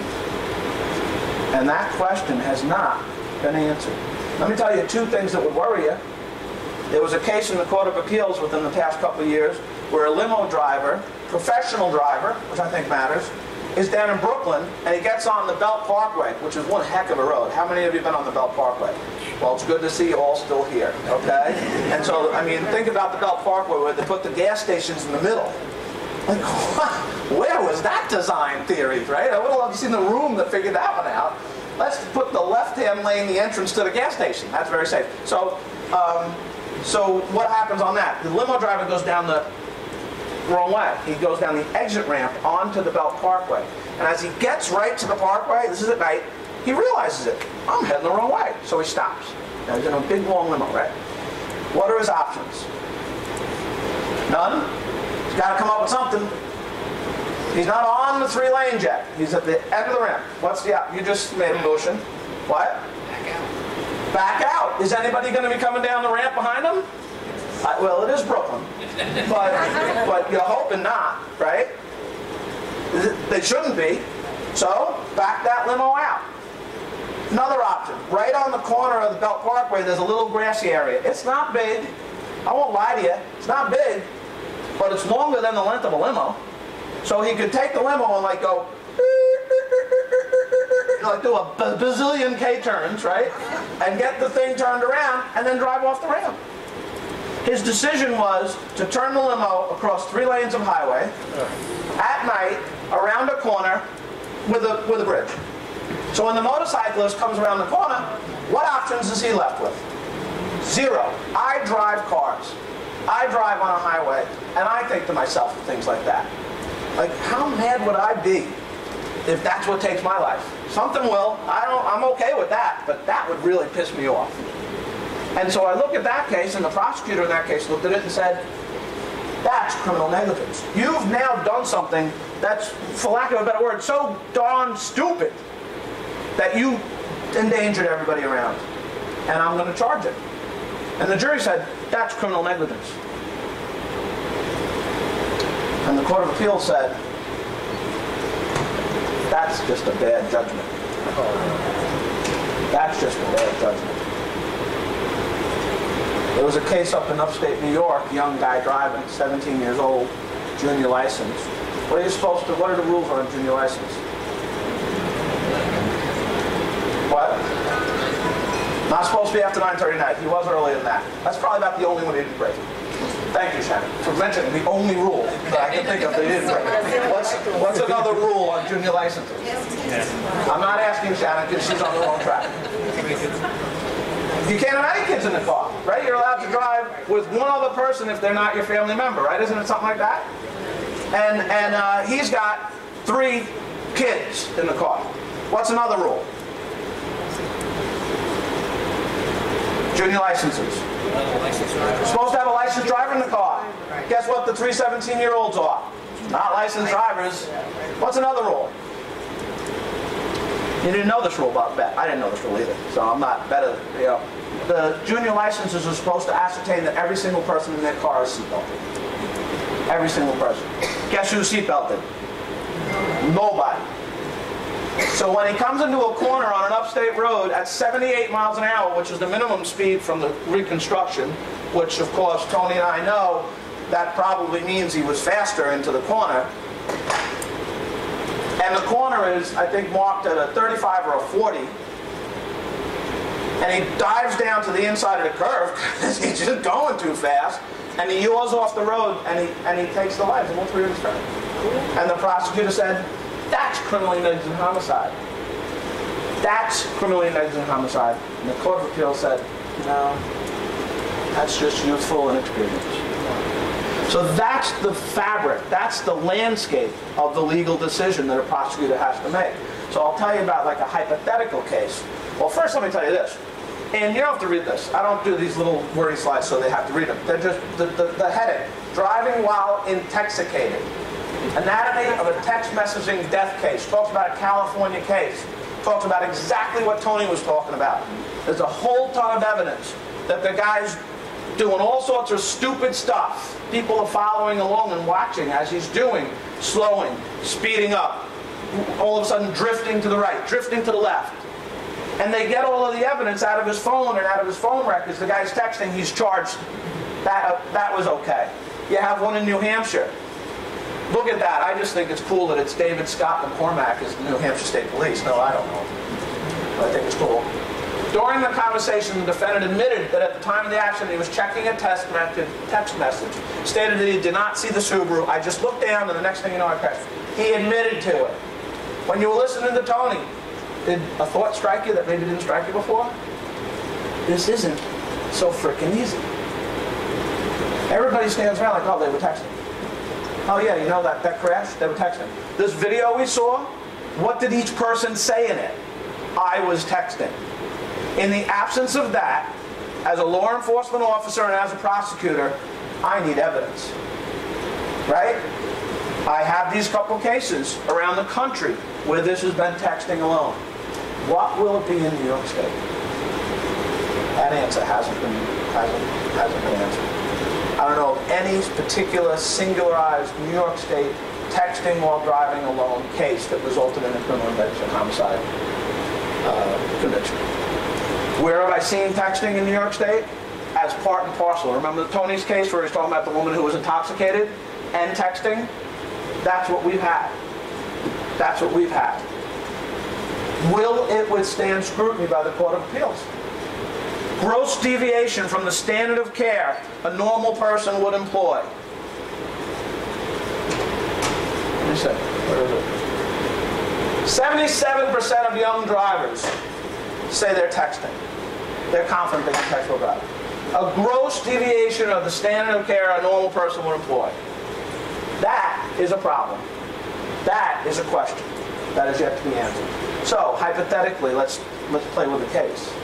Let's play with a excuse me. Let's play with a driver who's on a limited access highway, 2 lanes, 3 lanes, either direction. Driver behind, throw in 1, 7 o'clock, hypothetically. 7 a.m. There's a driver behind who notices the SUV drift a little bit to the right and then correct quickly. You ever see that? 7 o'clock and 1, Saturday morning. What would you think? What would you think? Hungover. Tired. Do you ever sit on juries? No. Hungover. What else? Tired. High. Tired. Tired. I'm tired. I think a high. Tired. Right. Probably didn't get enough sleep the night before. At 7 a.m. on a Saturday. What else would you think? Not paying attention because? Texting. Maybe on the phone. Shaving. Shaving wouldn't it be great? You get evidence of shaving now, right? I got to tell you, in the wreck, shaving would be the easiest to prove. Just the Barbasol can't, right? So you start thinking. Firstly, as the backup, as the driver behind, you're going to step back, aren't you? Are you going to lean back? Are you going to also focus? Are you going to start looking at them, watching them, right? Thinking about it. And so that's what this driver does. When they notice the SUV drift off and continue drifting off, and they're coming up to a bridge. So there's an abutment. And the witness says specifically, I'm watching him, he's going to hit the abutment. There's no way. He's going to drive right off the road into the abutment. There's a small braking mark on the highway right before the dirt side of the highway. So he does start to brake. He then whips the wheel to the left and puts his SUV in a yaw that goes around like this, hits the median, flips upside down, and lands on a car going the other way. At perfect timing, which is always one of the most troubling things for us, I think, when we watch some of these instances, is how unfortunate things are. Somehow he manages to get it over the median between the bridge, which he just went through backwards and sideways, and right before a stanchion. Either the bridge or the stanchion might have killed him. That's life. But no, he made it through and lands on this car and takes the life of 2 people in the car going the other way. So we start to investigate and we start to look. The driver has an 06 alcohol about an hour after the crash. What does that tell you? Didn't you say over there, hungover? Right? Hungover? We start to be able to look at the phone and see that it was on the phone the night before and then it goes dead. Statements start to come out that, yeah, I'm in Queens with, well, my girlfriend's waiting for me up there, but I'm in Queens with the different girl. Always a problem. Always a problem. It's just not going to lead to any good. Right? I tell my children all the time, bad things happen after midnight. Right? Well, having a girlfriend and another girlfriend in another county, that's always bad too. I don't bother telling my boys that, but someday I guess I will. If I think of it. It's trouble. Trouble is brewing. The phone, at the time of the crash, he's of course climbing out. He's a little injured, not much, from this catastrophic crash. And all he keeps saying is, where's my phone? I need my phone. Everybody who will walk up, because Good Samaritans walk up, don't they? There's a horrific wreck on the highway, and everybody stops and gets out. Are you okay? You doing all right? I need my phone. I need my phone. That's all he's saying. I need my phone. Somebody finds the phone and gives it to him. When the cops get caught up with him, check out the blood, do that stuff, they also get the phone. What Tony was talking about is search warrants for phone. That's where we're going. Okay? That's where we are already, pretty much in New York. You can grab the phone because you got to safeguard it. And nowadays, they can call it from outside and erase it. You can call it and fill it with messages and back them down so they start erasing things. So what we tell them to do is put it in what I think they call it a Faraday bag. So right from the start you get it, it can't receive messages from outside. Right? But he's already had it. So when we look at the phone, everything's deleted. People are starting to delete. Everything's deleted. We get a search warrant for the phone records on every crash we look at now. That's beyond standard operating procedure. That's just when they come and talk to me, this is what happened, pedestrian strike. I just said, "Take a phone." They got a phone? Because everybody's got a phone. We all have phones. You guys don't have very many friends, though. So I realize that. I thought this was going to be ringing off the hook, and I'd be able to say, "Oh, isn't this distracting?" I'm having no fun with this, right? So what was I saying? So the thing is that you get a Faraday bag, you put the phone away, and then what you do is you automatically draw up, we do the grand jury subpoenas, and we get the provider, the phone provider's records. We do it in all of them, because we want to know what this factor is. What is in this one? Well, you can also do a forensic on the phone sometimes. And in the phone, we get from the provider that there was a series of text messages at 6:15 in the morning. Never a response. We get a knowledge that there was an update by the provider at 7:06 to the phone, like some sort of update like thing. The crash is at 7:08. He says, the statement by the guy is, an animal came out. We're okay on that, right? Because he does the juke, comes back, and then he's juking off again. There's not two animals, right? So I'm not that worried about animal. And it's classic texting while driving, right? That kind of loss of attention and control. What are the texts? Well, the texts are from the girl from the evening, and they're rather suggestive.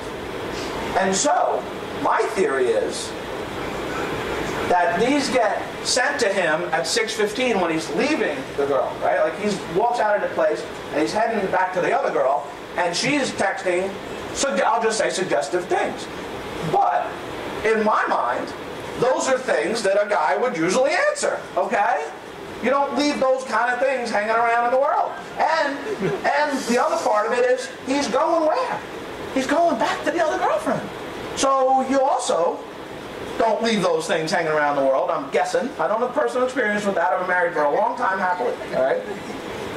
So I'm thinking he'd respond to that, but there's no send back. So what's my theory? 7:06, the phone makes a sound because they get updated. He picks it up and sees these texts for the first time. Why didn't he see them when they came in? Because you're doing a million things. Maybe he's in the place getting a cup of coffee before he goes back. I don't know what he's doing, but he doesn't respond when they're sent 45 minutes before. So the only reason I can think of that is because he didn't see them. And then he gets some sort of update, and now at 7:08, he's trying to respond. Guess what the problems are? Well, the problems are multitude, because he deleted all of them. I find out about him through his phone records and a forensic of the phone. What else? If a phone's destroyed in a crash, I wouldn't have any of these texts if I didn't have the actual physical phone.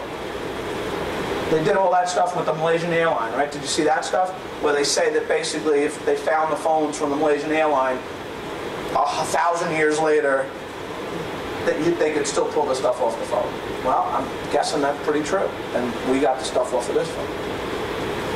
But can I say, there's also service provided. They're creating destruction protocols that are very rapid, which you're seeing, where they destroy their records quickly. Why? I don't know why. Every other business in the world keeps almost everything forever. Why? Can I prove that he was doing that? Now this is the choir. We're in the choir here. What do you think? Can I prove? Not me. This is a hypothetical case. I mentioned that. So would a prosecutor be able to prove that he was looking at his phone? That is the difficulty with what we're talking about. And there's even more. The white. This was just on the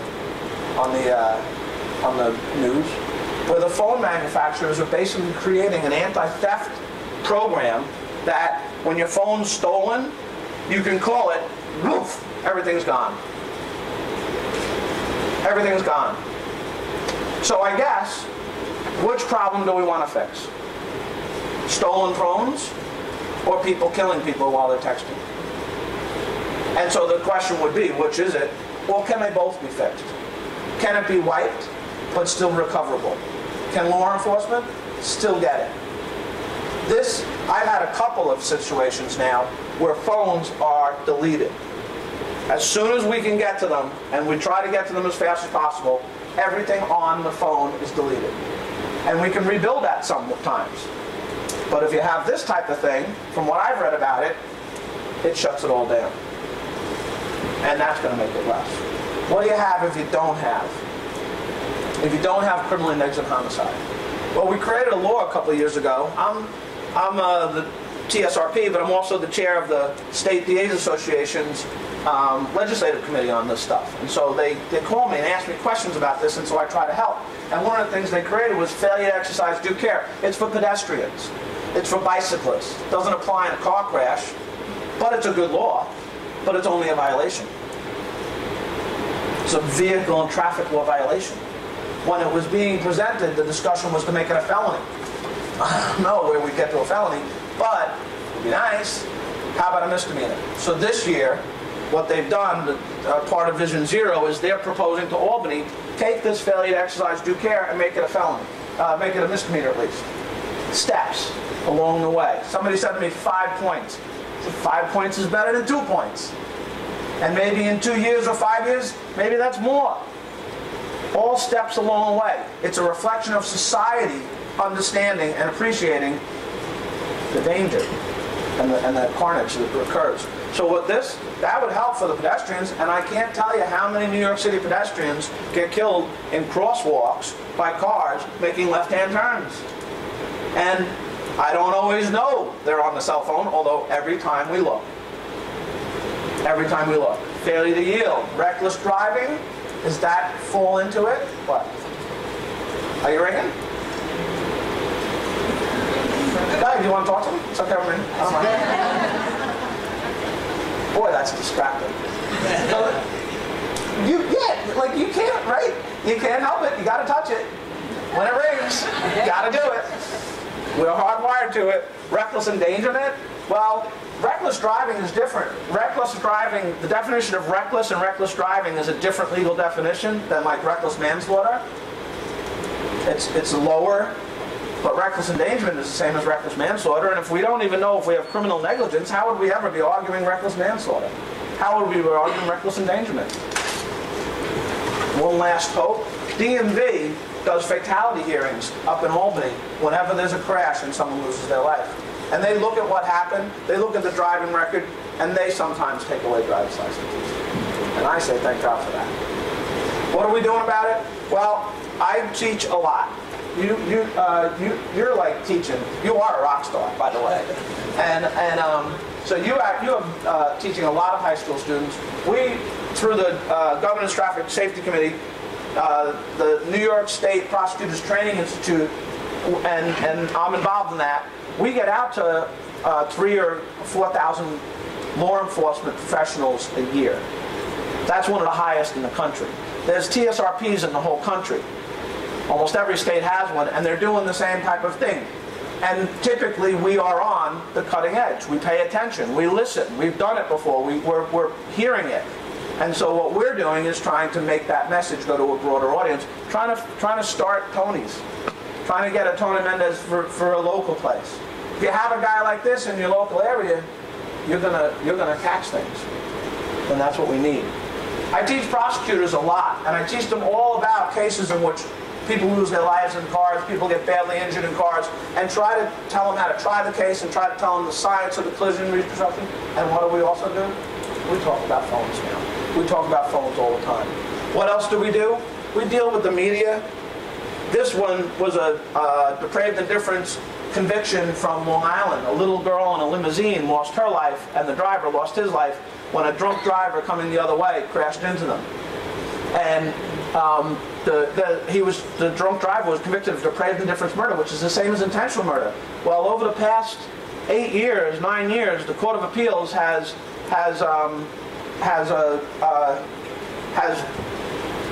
I'm sorry, I just lost my train of thought for a minute. Has turned back depraved indifference convictions When they saw this case, they decided not to turn it back. And they decided that you can have a depraved indifference murder conviction in that instance. So what does that mean? We have yet to see. We have yet to see. At least they're looking at vehicular crimes a little bit differently, a little bit better.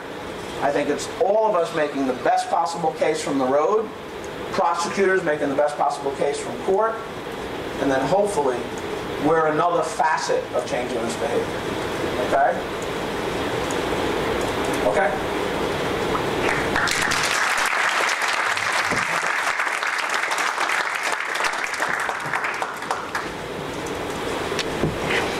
Thank you very much. Appreciate that.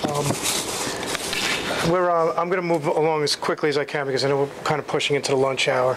But I think that the point that I wanted to make is that there's actually a lot of good things that T. McCormick and Sergeant Mendez do, and I think there are some inconsistencies that are out there that we need to support. The way I'm going to start this is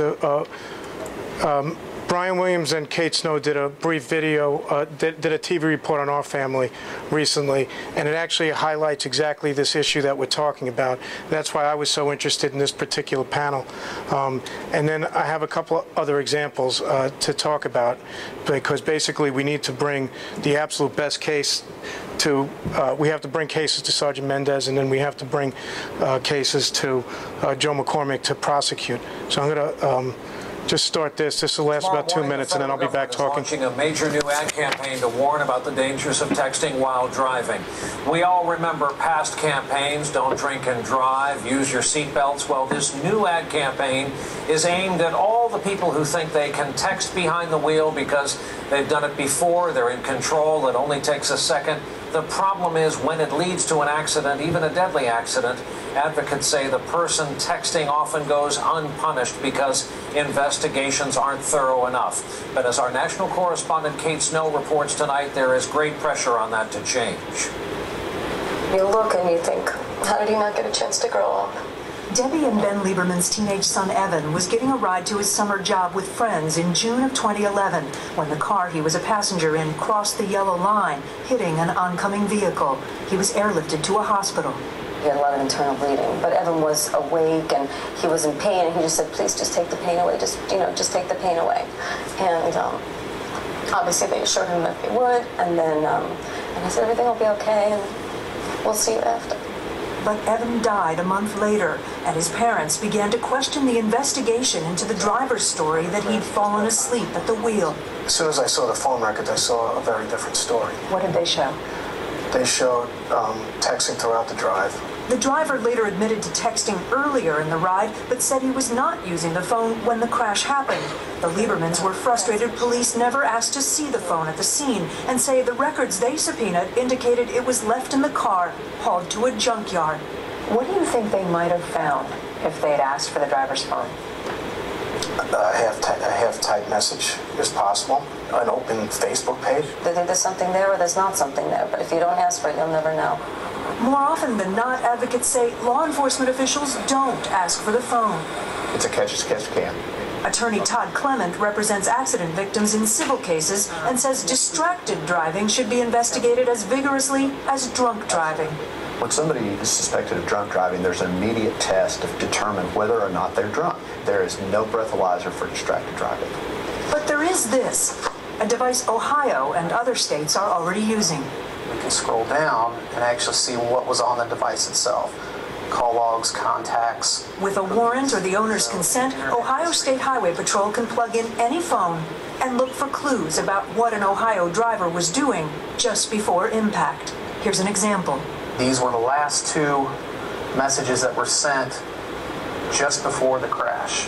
And then you have the text directly after the crash. But civil liberties groups have concerns. The U.S. Supreme Court is right now considering whether investigators can search phones without a warrant, or if that violates the Constitution.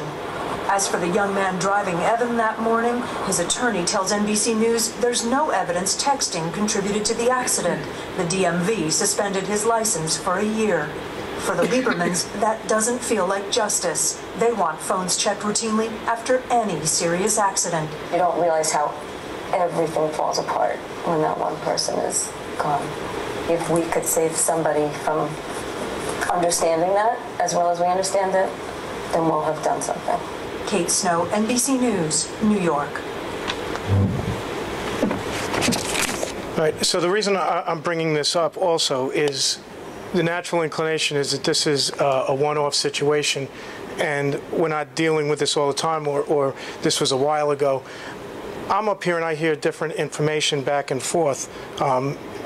You know, you see, Sergeant Mendez says that there's all these things that they can do with the phone, and there's a lot that they can determine from it. He's even saying that, you know, they're even familiar with some of the excuses that people will do, and then they can dissect those excuses and get to the bottom of them. But I also heard the panel before this, and I'm trying not to show anybody up or anything like that, but I'm also hearing that unless we see this, we can't do anything about it. That's what we heard the panel before. And I don't believe that's the case, and I think that if it is the case, we need to do something about it, but we certainly need something uniform about it in New York. So right now, we have a stat about cell phone use is reporting 80% of distracted related fatalities in America. I don't believe these statistics. I don't believe that the statistics are being gathered the right way. So I think that we need to throw these out, actually.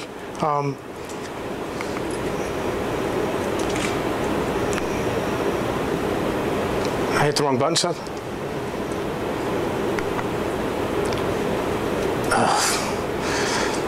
All right, so what I have, is that the one that says panel on the corner? Is that it?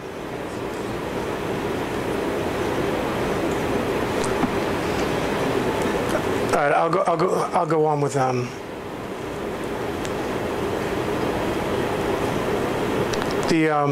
I can go on this with voice because I have some examples here. What I had is right behind my house. I got circumvented. I was about 100 yards away from my house. I got circumvented. I had to drive 5 miles to get back to my house. The reason was because an electric pole snapped in half.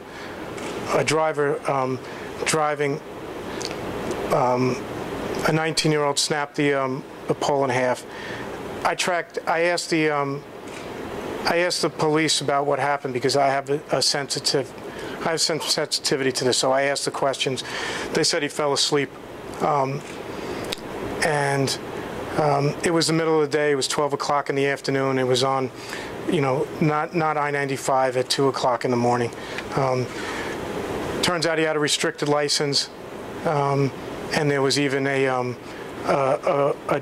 DUI and a drug conviction a few months before.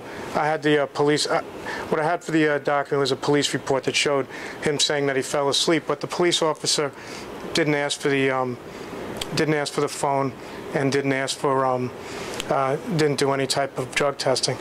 That was very similar to what I lived through. The thing that was miraculous about this to me is the guy that drove in the example I'm talking about is actually a classmate of my son's.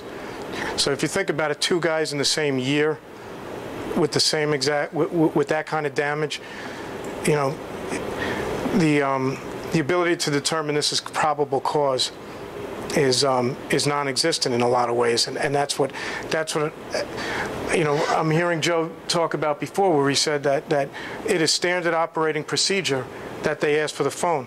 So but that, Ben, you should know that that's not always, and that's not everywhere. That's a reality of life.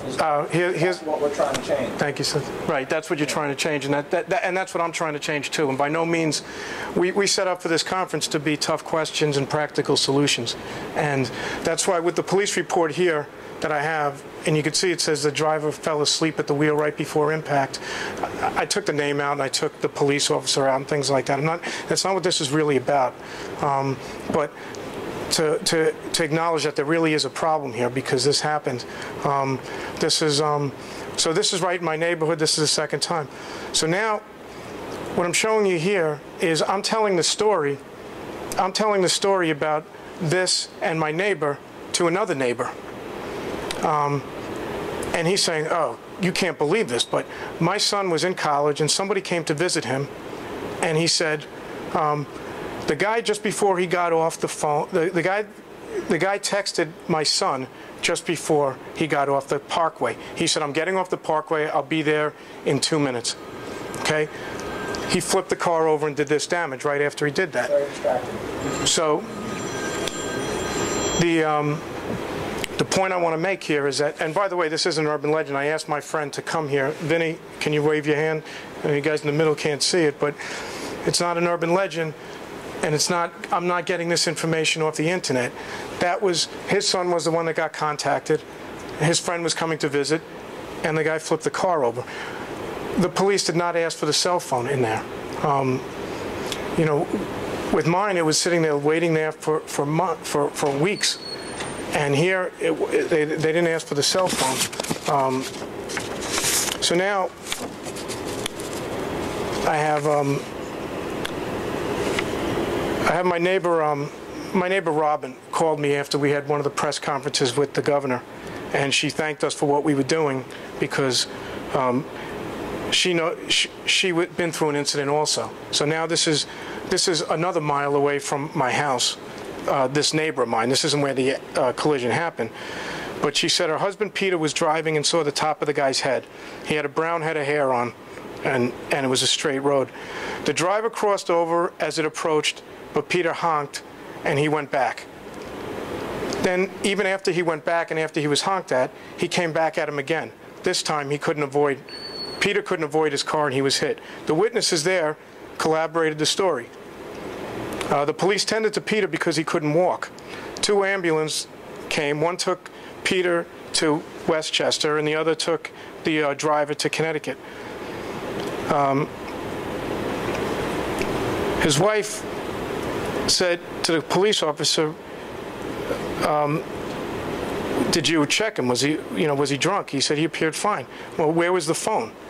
The phone was found on the floor cracked, and we gave it back to him. So, in my case, I tried to subpoena the phone records. I got them, and I saw it texting throughout the drive. Robin tried to get the phone records. He tried to subpoena, and they threw it out, saying that they've already surrendered liability. It was more like a civil issue. So, again, it's not an urban legend. I asked Robin to come here, and can you wave your hand? So, did I get the story right? Is that?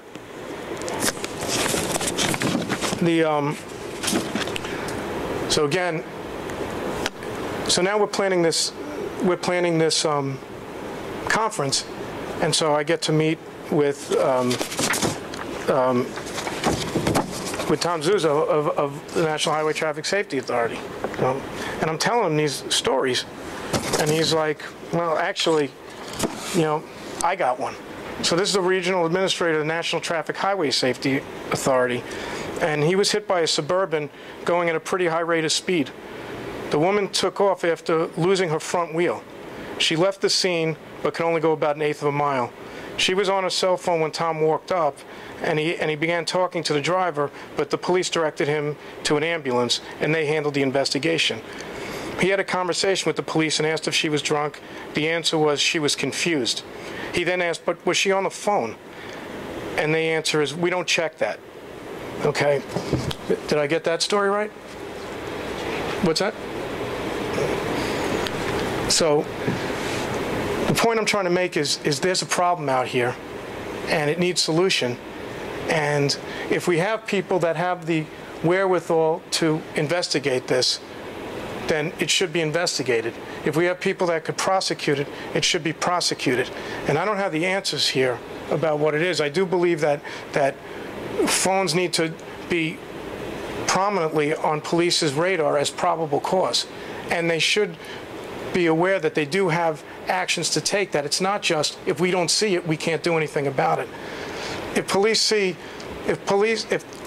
could use a probable cause, it's still evidence I'm not a lawyer, but we have a lawyer on the panel.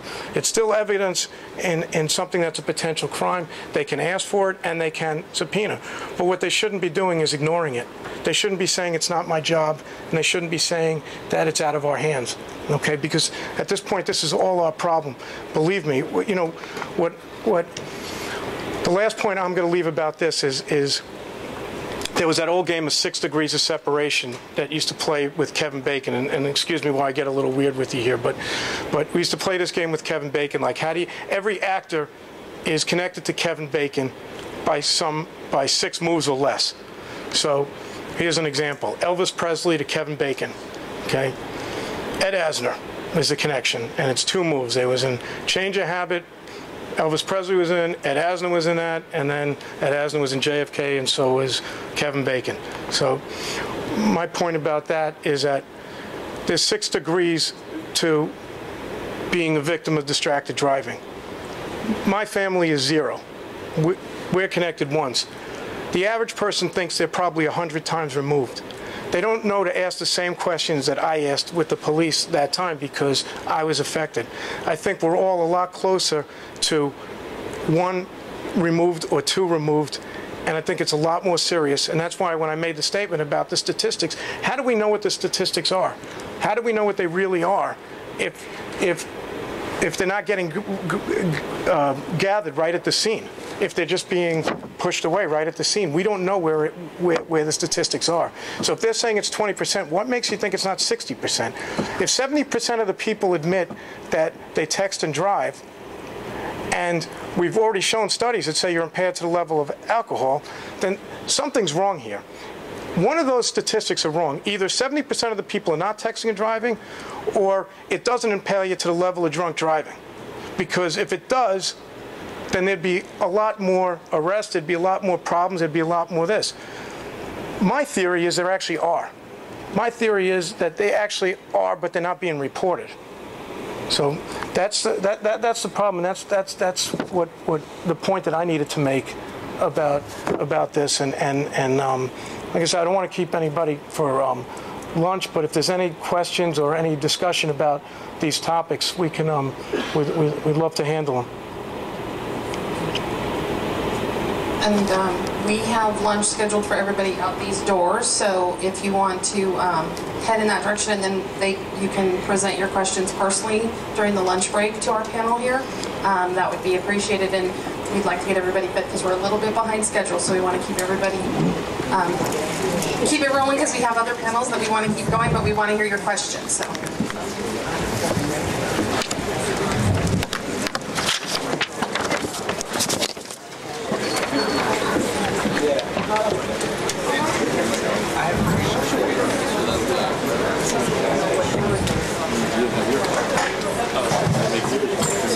That's all right.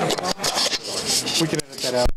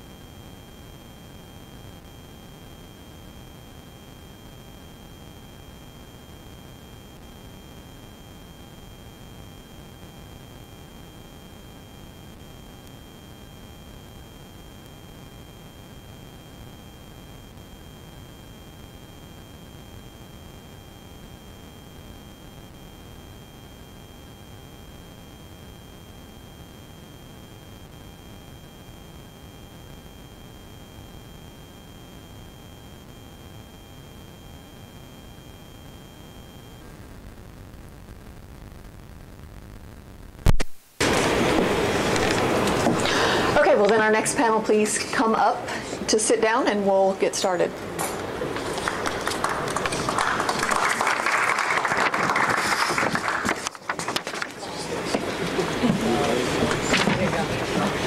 The steps were on the other side. So our next panel is the role of media in changing social perceptions. In the 6 years since I lost my mom to a distracted driver on their cell phone, I've witnessed the changing discussion around distracted driving. Back in 2008, I really had to dig for information about cell phone related crashes, to find other families, to find the information. But then shortly after, in 2009, distracted driving was the Webster's Dictionary Word of the Year. So that quickly things had changed. You went from rarely hearing about one of these crashes. You know, I have Google alerts set up that tells me when there's new crashes happening. You know, back then it was maybe one a week, one every couple weeks. Now today, I see these crashes through my alerts coming numerous. There could be 2 a day, there could be 7 a day. These crashes are being reported more. So, but is the coverage of this topic sustainable? And that's what we're going to talk to our panel about today. How do we keep this in the media? How do we keep their interest in it? Because as we all know, that is the source of a lot of our news, and our shaping opinions is what we see from the media. So we're going to start with Lucia Sanchez from the U.S. Department of Transportation, National Highway Transportation Safety Administration, Office of Communications, giving a short presentation, some of the background on what they're doing.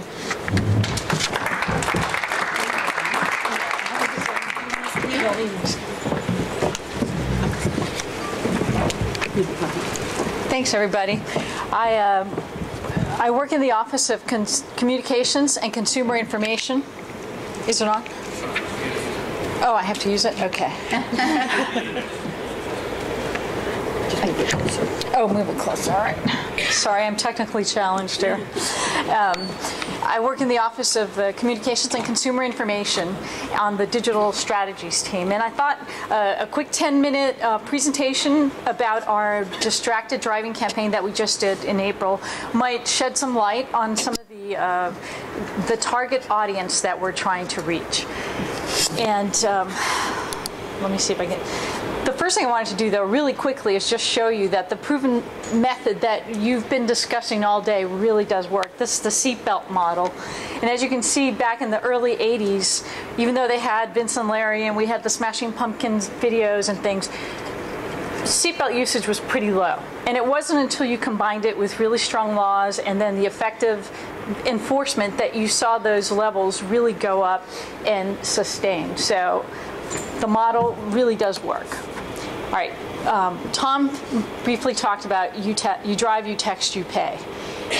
And I wanted to go a little bit more into detail here. Because we had this, the whole month was Distracted Driving Awareness Month, there was an opportunity to continue, messaging throughout the month and really throughout the year with the social norming, not just the enforcement message, which ran for about a week, I believe. So on social norming, our message was, if you're texting, you're not driving. Because the focus groups that we did, that seemed to be what resonated the most with everybody, what seemed to make them want to talk about it. Because on digital media, on social media, you really find that you can't be a bully all the time, wagging your finger at them, don't do this, don't do that. On social media, to really get the engagement, you want to be a little more conversational and try to get them to talk back. The campaign skewed more toward women. The age group was 18 to 34, and we had Spanish language assets throughout. So I want to talk about this segment. This is really why I asked Jennifer if I could do this presentation here. The 16 to 34 Gen Y millennials are 80 million strong. That is the largest segment of the population, even larger than baby boomers.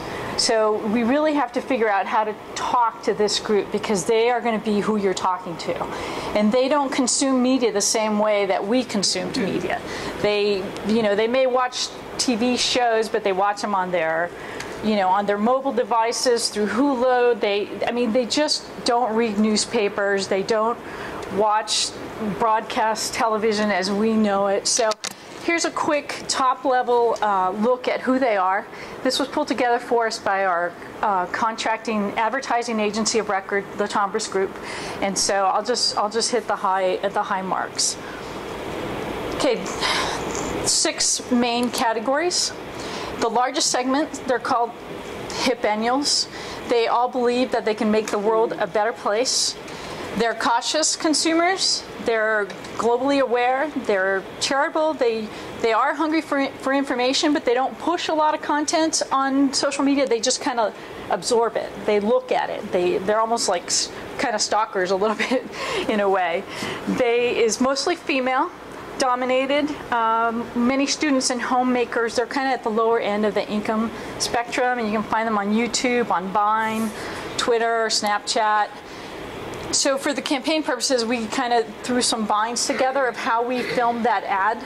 You know, the car, how the crash was filmed, the props and things like that. So we shared that content. We used the hashtag JustDrive just to try to start getting them to talk about, you know, the issue of texting and driving, not necessarily whether you do it or not, but that we were doing this campaign and just sort of build some brand awareness with them.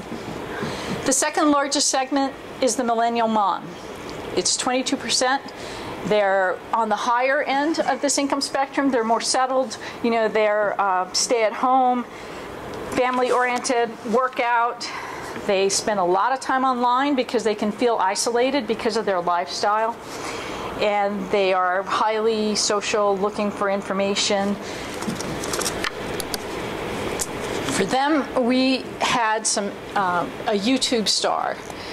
Now, to the YouTube stars, we gave them our creative brief, and we said, this is sort of what we're doing. And they came back and gave us a script. So I have a minute. Can I play it, or do you want me to go through it? Okay. There we go.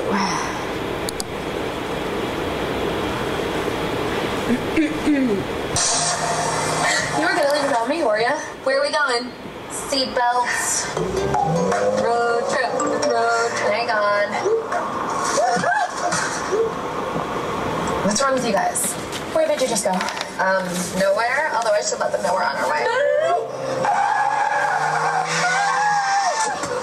Y'all are spastic today. Okay, I don't know if you realize this, but when you're texting, you're like not there.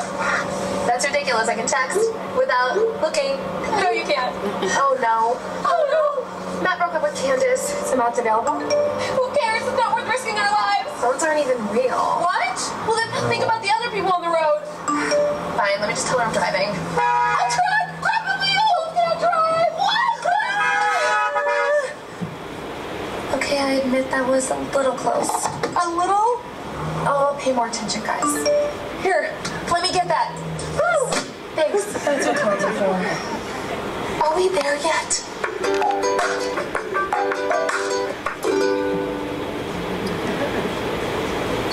So let me try to get out of this. Okay, down here. Oh, there we go. Thank you. Let's go back to PowerPoint. There we go. Okay, the next segment, they're called the anti-millennials. They're kind of locally minded, conservative. They don't really recycle or spend more money on being green. They like comfort and family. They like routine. Again, slightly more female, likely to be Hispanic. Western United States area, they consume media like Fox News, Young Professionals Network, Netflix, Facebook. Whoops. Sorry, it's not advancing. Okay, you already saw this ad, so I'm not going to play it again. This was the social norming ad that didn't have the enforcement at the end. The enforcement being the police officer talking about how if he had given her a ticket, he could have saved her life. The next group is the gadget guru. They are successful, wild, free-spirited. They feel like they're in the prime of their life. They buy lots of gadgets. They are connected, you know, earphones, iPads, laptops, iPods, anything that's out there, they want it, they will buy it. They consume media on Mashable, on BuzzFeed, on Instagram. So we partnered up with BuzzFeed. We created several, I don't know how many, are you guys all familiar with BuzzFeed? It's a technology platform. It kind of trolls the internet for what's viral content, and they serve it up in lists. And it's, you know, like for us, they did 11 of the dumbest things you do with your phone. And, you know, and then they have like these little mini movies and pictures and, you know, funny stuff. And then at the very bottom, it would say, just drive. So 2 of those assets are just kind of thought-provoking and funny and about the subject of distraction and how stupid it is to focus all of your attention on it. And then there was one that was specifically about distraction and driving. So again, trying to generate awareness, trying to generate conversation around the topic. And, well, we don't have to go through that. We had another YouTube star. And this particular one I'm going to play for you, it's about 2.5 minutes. These guys went viral, and they are Rhett and Link. And I don't have much more to say about that.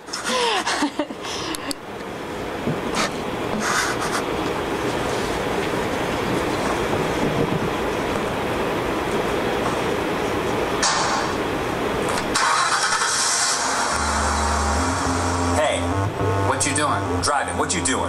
Driving and texting. Are you sure you should be doing that? Yes, because I'm a texpert, an expert at texting, rejecting the notion that you think I'll be wrecking. Due to the fact that I'm distracted, I multitask best behind the wheel when I get textually active. You should keep eyes on the road, sir, for real. You'll look down, look up, and then I'm just talking about another automobile. Leave it to a pro, be incommunicado, until you get to where you need to go. This conversation's over. No, it isn't. Yes, it is. No, it isn't. Because I'm a texpert, an expert at texting, pressing my keypad when my car's not resting. I can divide my attention up. I got so much attention, I got an 11 chunk. With one eye on the road, one eye on my phone. I texted in this drive-thru order for my latte and scone. Thank you. Now I'm gonna text and eat, sip and dip and shift it into the invention drive home. I'm a texpert, a texting driver. I know. Doesn't need a chauffeur. Expert. Don't worry, nobody's gonna get hurt. Sometimes I text both sides of a conversation because it's tough to keep up with my textual pacing. On rare occasion, when I got nothing to text about, I text myself reminders of what I'm doing now. I carry on concurrent conversations that one phone alone is prone to accept. So I've tested and perfected my patented method of second handset hands-free toe text. I ride with my Swedish masseuse. She give me deep tissue, don't she? I suit. My yoga shows me hand yoga poses like downward facing pinky and thumb lotus. I never stoop so low as to text photos. Instead, I text the correct combo of ones and zeros. I'm an artiste using ASCII. I just texted this toad to an art gallery. I text more than the next board, prepubescent tween. In fact, I've text-induced my own second puberty. How does that work exactly? Everything that happened before is happening some more. That's all I'm comfortable sharing at this time. I gave a lift to a drifter and texted his estranged sister. And now I'm hosting them here for dinner. Well, did I mention I'm a text-atrician, the next gen OBGYN alum my text mission? Well, I'm the next Dr. Phil of SMS. I'm dropping out babies with the power of text. I'm a texpert, a texting driver. Doesn't need a chauffeur. By the way, where you headed, son? Headed west on 421. 421? West? Yes. Me? I'm headed.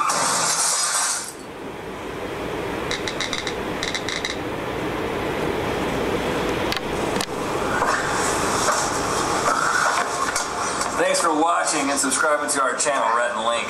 And thanks for downloading this song on iTunes. Make sure you subscribe to everybody who made a cameo in this video, including Fun Falui, Hunan Penguin, Steve Cardinal, I've seen Olga K.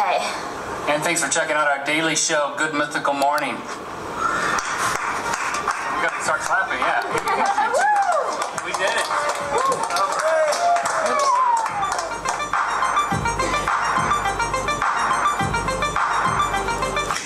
Okay, so that spot went viral like within a week. So I mean, obviously I'm not the target audience because I didn't find, you know, it's funny, but it went viral, and they wrote that song just for the campaign, and they put it up on iTunes, and it's downloading, off the charts. So, again, just an effort to try to reach these millennials where they are. All right, let's see if we can get this to work. Okay, the next segment, Clean and Green. They're cause-driven, healthy. They contribute a lot of content. It's usually cause-related, male-dominated. They are in the younger end of the spectrum. And again, social norming spot with them. Old school. These guys don't want to connect on Facebook. They don't spend a lot of time online. So there is a group of them that don't go online. They read books. They like Consumer Reports. They shop at Goodwill. They shop at Starbucks. And for them, we went the more traditional route.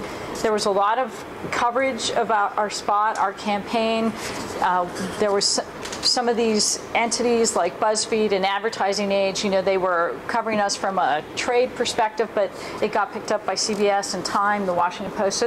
So we got to reach them through more traditional medias. Okay.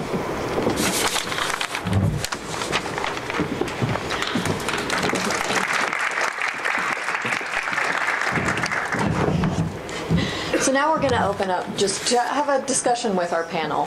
Today we are joined by Audrey Pass. She's the Senior Director of Public Affairs for WNYW Fox 5 and WWOR My 9, as well as Terry Corcoran, the criminal justice reporter from the Journal News. And I'll just start out with, just if you could give us a short explanation of some of the work that you've done covering this topic and what really led you to want to cover it in that way. Okay. Hi, everybody. Thank you so much for having me. We have several avenues by which we can share information with our viewing audience. And one of the ways in which we have covered this story is, of course, in all of our news coverage. I work for Channel 5 and Channel 9 in this market, and we have more local news coverage than any other station in the market, which gives us a great opportunity to really focus on a lot of local issues that affect our community. So we've covered the story quite a bit in different angles of the story on our news programming, but as well, I had the pleasure of meeting Ben, who's here today, who shared with me his personal story, and I was so touched and moved by it that we invited him and his family on to talk about their story on our public affairs program. So I have public affairs programming that airs on the weekends that gives us an opportunity to share stories in a little greater depth. We also are very active with public service announcements, both online and on television. So we have worked with a number of different entities. In fact, the Ad Council produced a texting and driving spot that we aired on our station. So we have public service announcements as well. There's a lot of other ways. We do a lot of stuff on social media as well, where we carry on conversations that go further than the stories that we have on air. We can take them further. We can get polling going. We can reach out to people to give us their feedback on stories and do follow-ups and continue the conversation online. So that's just some of what we're doing at the TV stations. Hi, I'm Terry Corcoran with the Journal News and LowHUD.com. I cover the criminal justice beat up in Putnam County, where it usually involves someone's cow getting loose, and in northern Westchester. I see some of the troopers here. I cover the state police.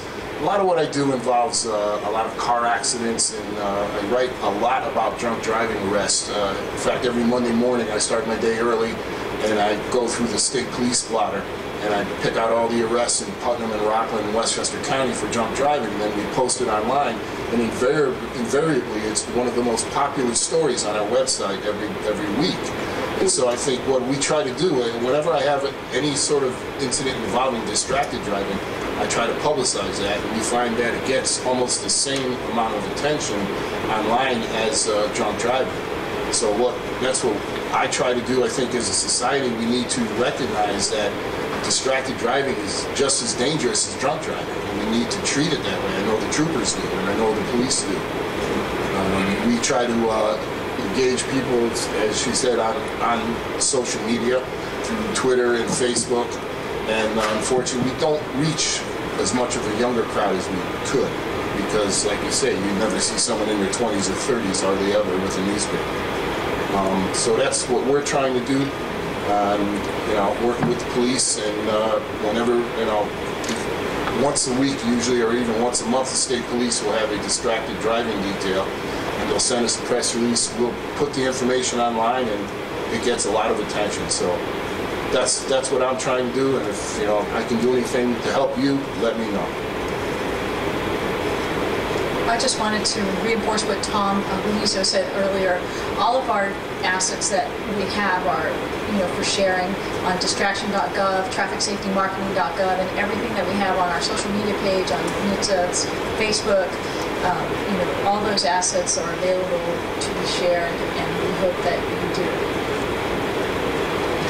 I have another question. That an advantage we have to the early days of the fight against drunk driving is we do have these numerous methods of new media and social networking at our fingertips that has been a great advantage to us.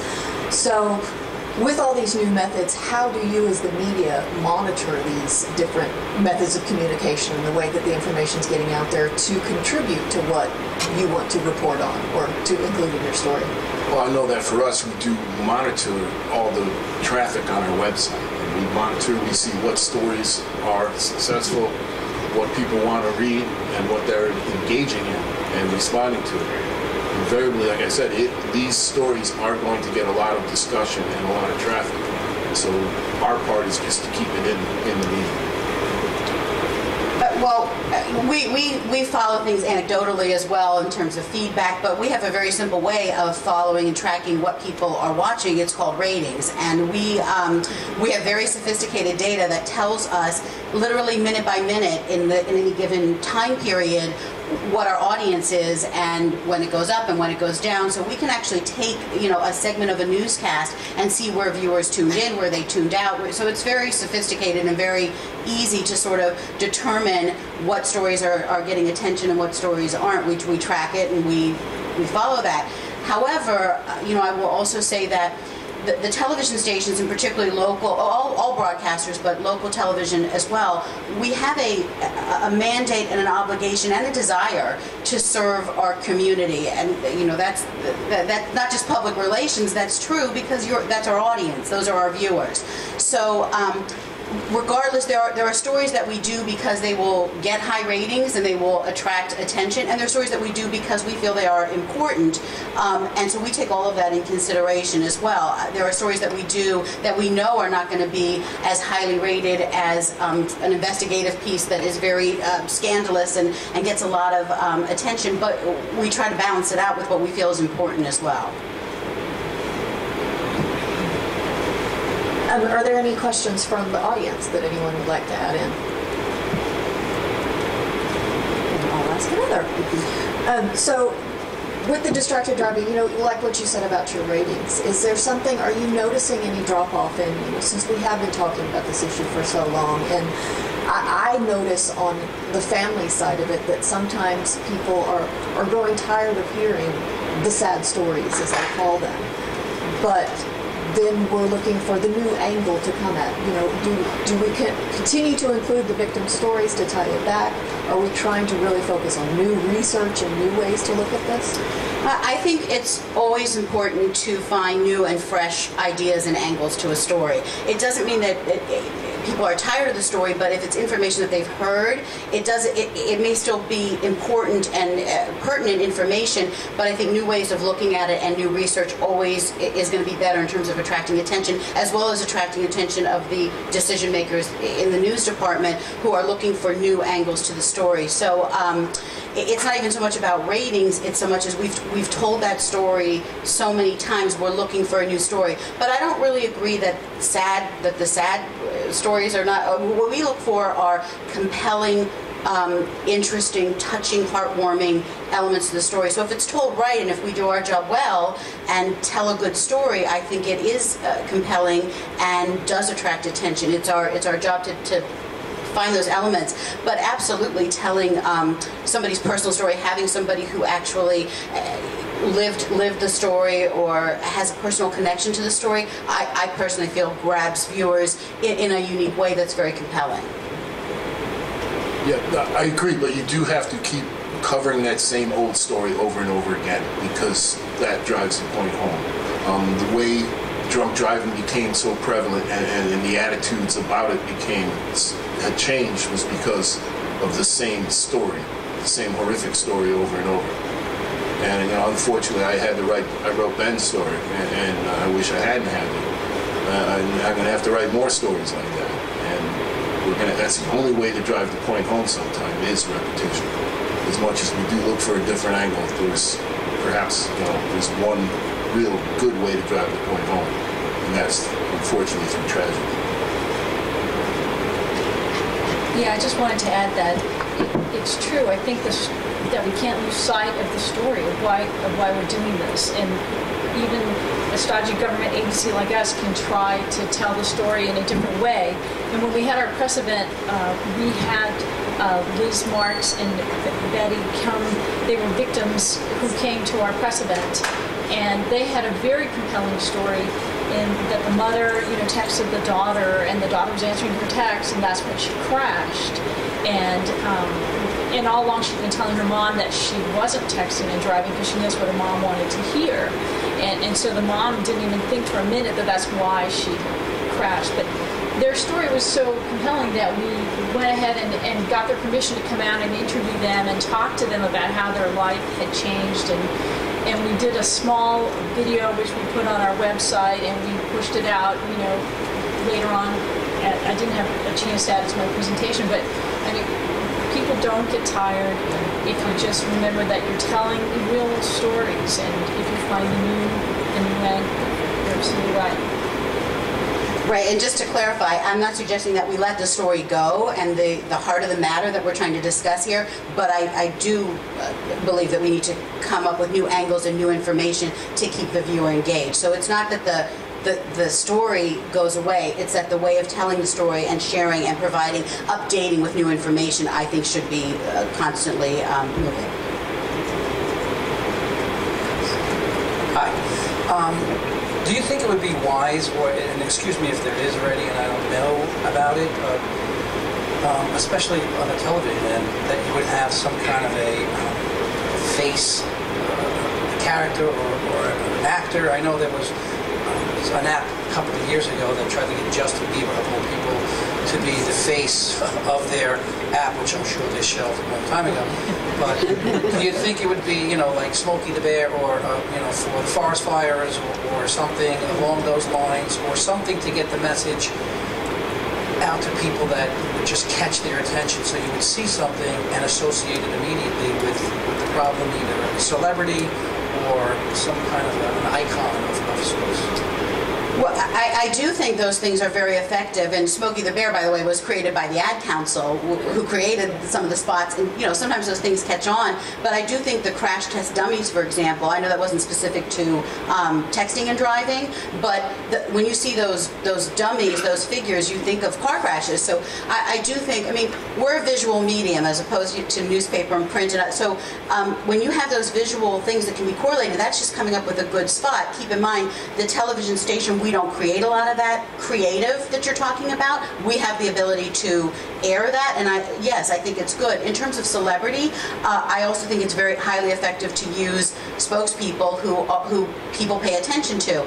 As you use the example of the YouTube stars, that's absolutely effective in getting attention from young people who follow those stars. Justin Bieber, I think the texting and driving campaign benefited tremendously from Oprah Winfrey making that a platform on her show, which had enormous reach, and through her influence, she was able to bring so many celebrities into the mix. So absolutely, television and celebrities and personality can absolutely help drive a message home. So there's sort of two ideas there. Securing celebrity spokespeople can be very costly to do. In terms of Oprah Winfrey, that was an editorial, that wasn't an advertorial campaign that she engaged in, so that was an extra benefit because you didn't have to pay for her publicity about the issue.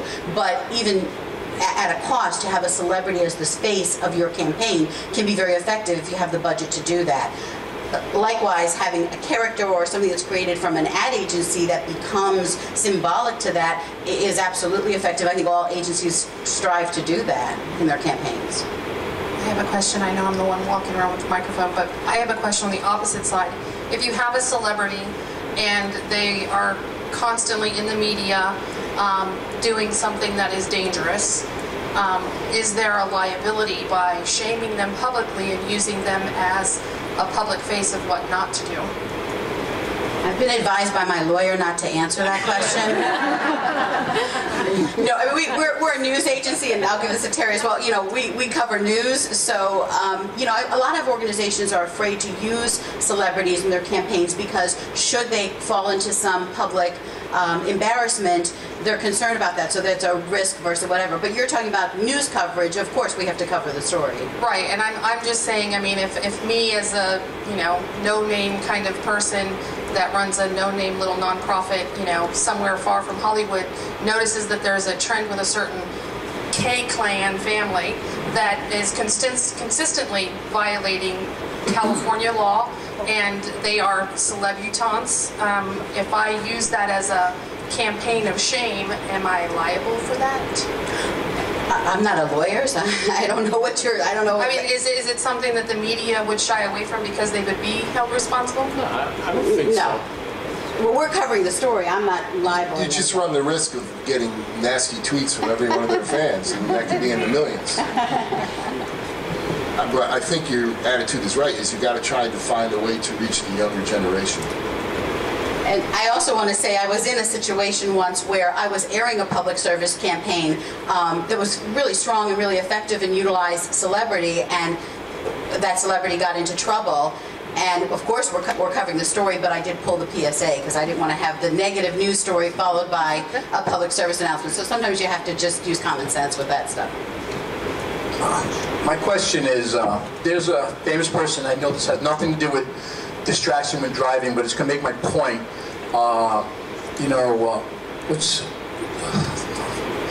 Wes Davis, the one was in with Michael Douglas. What's that movie? What's her? I believe I forgot her. Glenn Close. Glenn Close is doing something now regarding. She's on a fight regarding mental illness because of her sister. What I'm saying is that I don't think there's anything wrong.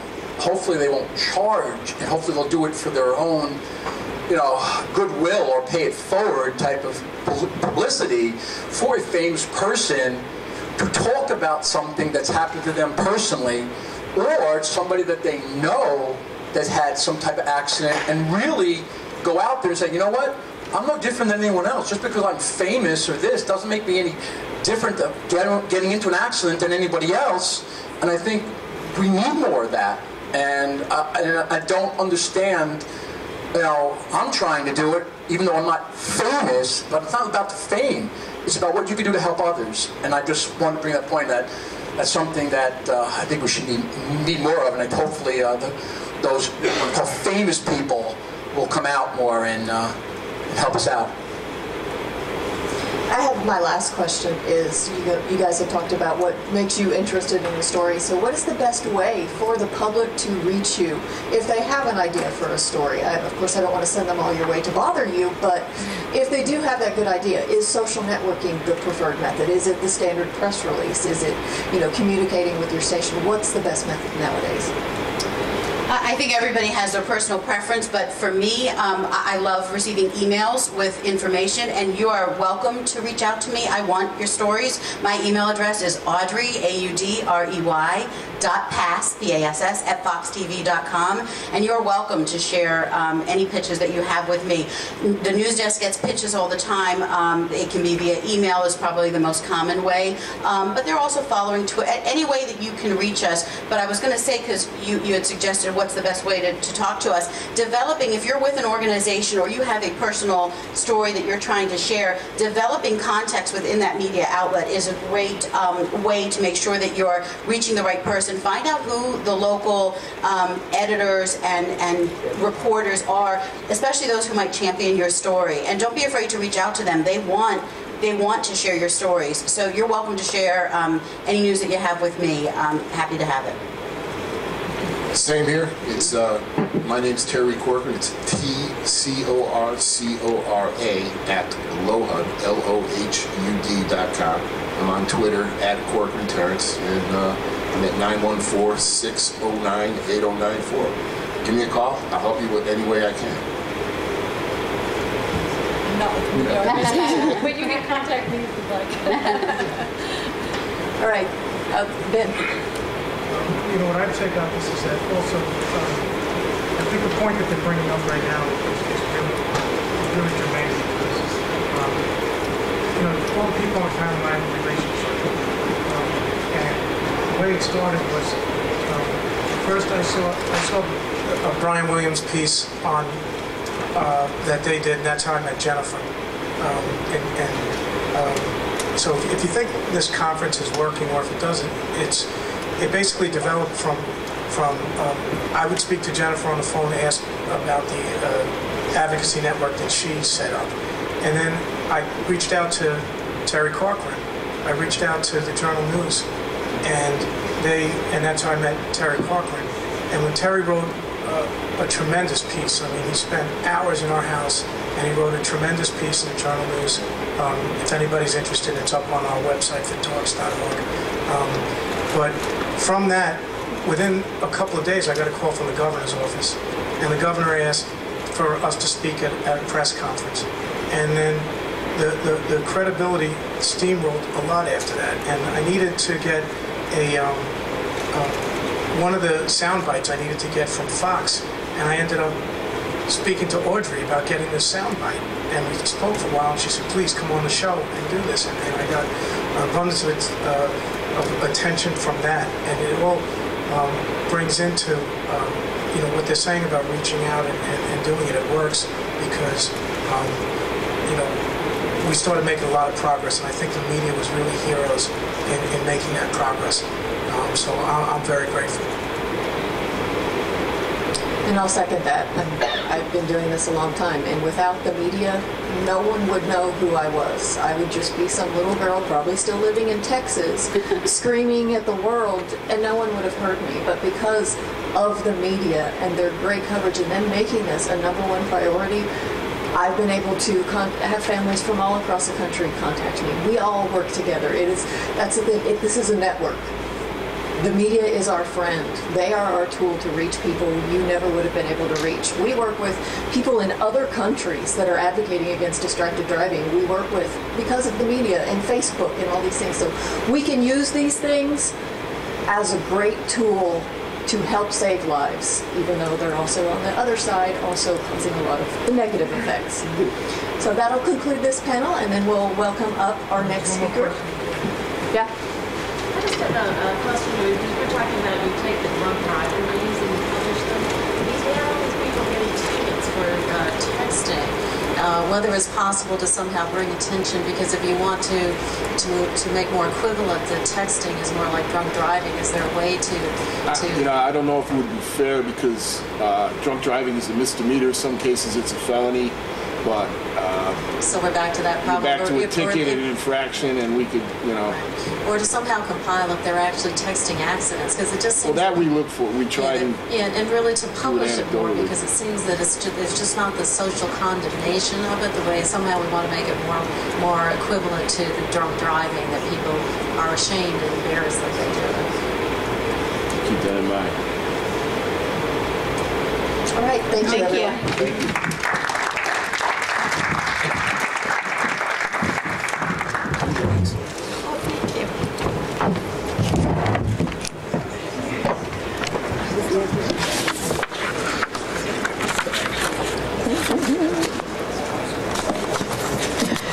Our next speaker is going to be discussing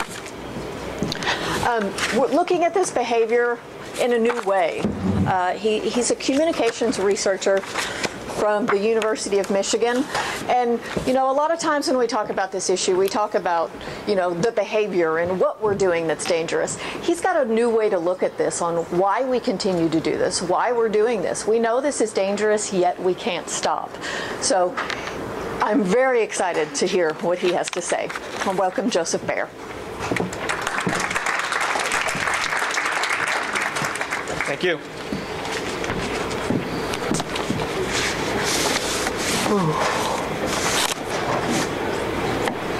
Give me 1 second to set up.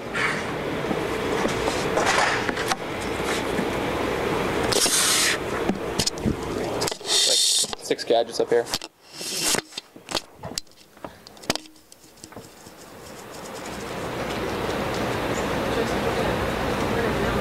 Yeah.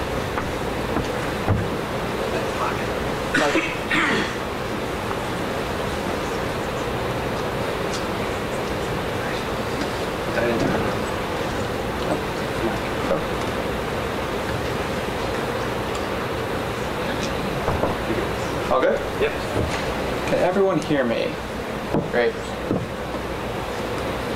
All right, so I'm the only one doing this panel, so we've got plenty of time.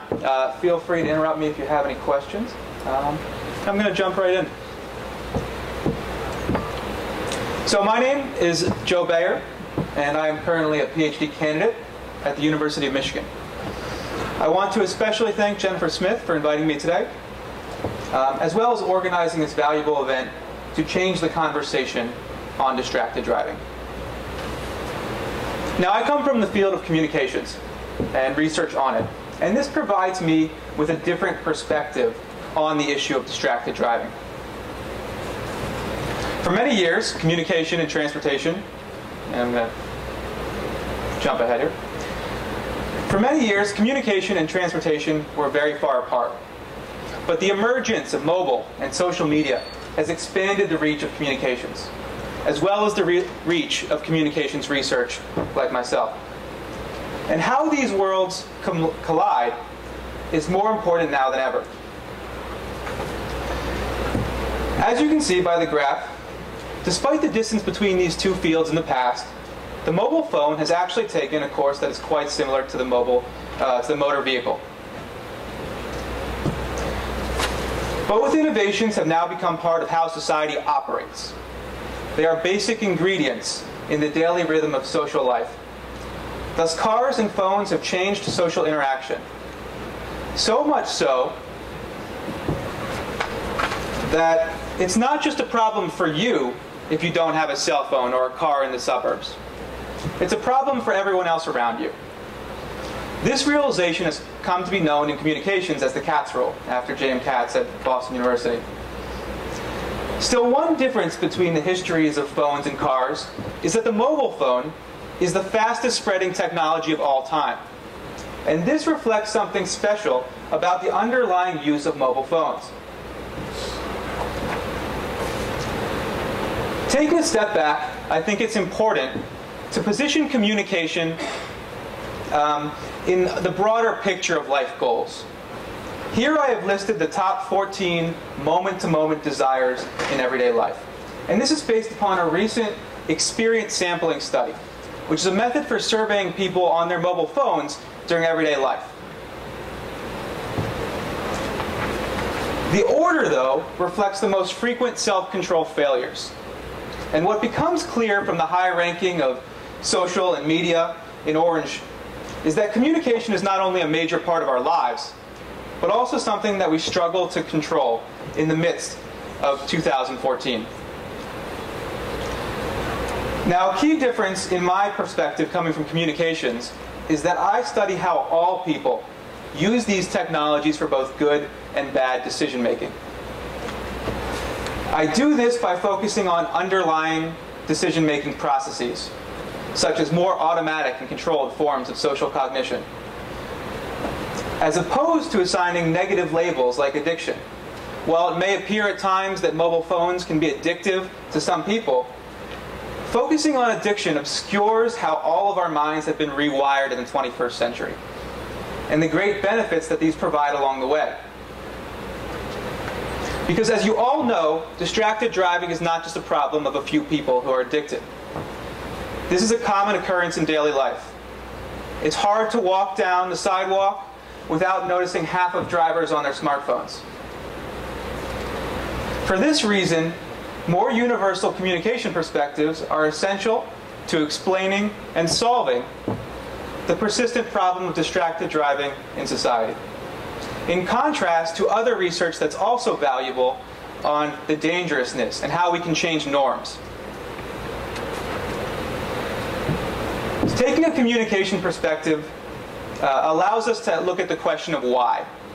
Why these behaviors are so commonplace despite an abundance of research showing that people already know that it's dangerous. To help with this why question, I draw on a number of complementary perspectives that overlap with communication processes, including information, psychology, and neuroscience. And I utilize a variety of different methods in my research, in collaboration with my colleagues at the University of Michigan and University of Pennsylvania. But for this presentation, I'm going to emphasize the survey work we've done so far, as well as the potential of neuroscience to look at root causes of these behaviors. My overarching goal for today is to shed some light on 3 different factors related to consciousness. First, the role of consciousness in using mobile phones specifically. Second, the importance of consciousness in personality traits. And third, the interplay of consciousness and social factors. So what do I mean by consciousness? My work is focused on how people utilize these social tools, mobile devices and social media, in more and less conscious modes at different moments in daily life, and how doing so can have both positive and negative consequences for us. Our phones have become ingrained in how we think. As we use them more, we rely less and less on higher level cognition. In simpler terms, they become automatic behaviors, which psychologically means that these behaviors lack 4 different things: awareness, attention, control, and even intention. Yet surprisingly, it's not as simple as the more we do it, the more automatic it becomes. Surprisingly, we have found that some people are tied to their devices in both highly unconscious ways, what I've called automatic just a second ago, and also highly conscious ways, what I refer to as immersion. And we see this when we see people walking down the street, texting while walking without even stopping. In other words, the same people are more likely to engage with their phones with a greater degree of minimum consciousness and maximum consciousness at the same time. So overall, people seem to be wired to their devices in different ways than in the past. The point here is that our behavior is not simply conscious or unconscious when we are texting. Instead, we can view it along a spectrum that varies from moment to moment and person to person. And today, I focus on the lower conscious side of the spectrum, which we have found to be especially relevant in the behavior of distracted driving. Psychologically, this end of the spectrum is known as automaticity. But I'm happy to discuss immersion at the end of today too, because I think that is relevant, as a few of the other speakers referred to. Now, habits represent one specific form of unconscious behavior. They are different from other automatic behavior because they are defined as having a trigger, also known as a cue, which once activated sets off a wave of less conscious behavior that we can't really stop. Importantly, I argue that mobile phone habits are psychologically distinct from habits of the past, due to a much more complex set of these cues, each of which can direct our behavior without us realizing it. And each person has their own set of personal cues. Because of this, understanding the types of cues is imperative to understanding how these behaviors operate differently than other behaviors we've seen before. So I want to go through some of the main forms they come in. First, the large number of smartphone features allows for many more cues to develop than any other one object we've seen. Second, these technologies reach out to us, using sensations like vibrations, lights, and sounds that our brain reads unconsciously in the background of everyday life. But cues are not just restricted to the phone itself. Specific mental states like anxiety and boredom can become triggers for picking up the phone without us realizing it. And specific environments or situations can become tied to phone activity, which is particularly relevant when we're talking about a constant context of the motor vehicle. Finally, These habits can become triggered by social factors, as I'll get back to later. Altogether, I argue these special characteristics of mobile phone habits, more generally, come to be really influential when we approach this problem of texting while driving. In our first study on this idea, published in 2012, we surveyed undergraduates on their texting tendencies. And the first thing we did was untangle frequency from consciousness. Because in general, doing something makes it more automatic. But a large body of research that's just emerged in the last 10 years shows that habit strength, or what we call automaticity psychologically, is only based in part on the number of times you do something. Looking at some of the example survey wording that people use allows you to get a better sense for how there's two different things going on. How much you do it versus how you do it qualitatively. Whereas frequency tells you how often you do it, the automaticity tells you what degree of consciousness people use their devices. What this leaves us with is conceptually two different axes. So you could have two different texters who text the same amount, but they differ in how automatically they are oriented toward their mobile phone. Moving into the results of this study, we demonstrated why this separation was important. As we hypothesized, findings revealed that people with a more automatic orientation toward texting were much more likely to text while driving, even when you control for frequency. And if you follow the colors over to the statistics, and I promised only time I'm going to put numbers in here, we find that automaticity is the strongest predictor after conscious norms, which we just talked about how important they already are, even when controlling for these other factors. Now you might wonder, does this less conscious orientation with people's devices that we see in the modern world simply reflect one's personality in general? So we decided to study the relationship between these mobile phone habits and specific personality traits at related to consciousness. What we are getting at is the concepts of self-control and mindfulness, which are two different forms of our ability to self-regulate our own behavior during the course of everyday life. So we collected data on texting-specific habits, just as we did in study 1, and then we performed path analyses to look at how they related to mindfulness and self-control. Both of these things are kind of complex concepts and can be broken down further, but I'm going to keep it on the surface level. So what we find is that mindfulness has a relationship to how automatically you are related to your phone. But this is only a moderate correlation. Likewise, more automatic texters are more likely to have less self-control and be mindless, but also just a moderate correlation. So after finding that this is something different, that people are automatically tuned to their devices in something that's different than their other behaviors, we decided to see how the personality factors and the phone habits match up against each other in predicting distracted driving.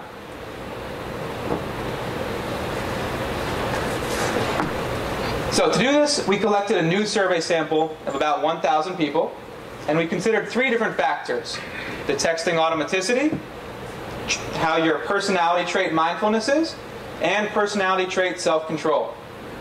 And we wanted to know how they each uniquely play a role in texting while driving, as well as the newer concern of texting while walking. So here's the basic model that we put out without the paths for the 3 key predictors. So first we control for just how much people text and also how much people walk and drive. When we add in the trait variables, the personality variables, we find that we replicate previous findings. Trait self-control and trait mindfulness are related to texting while driving, but we also find that this carries over to texting while walking.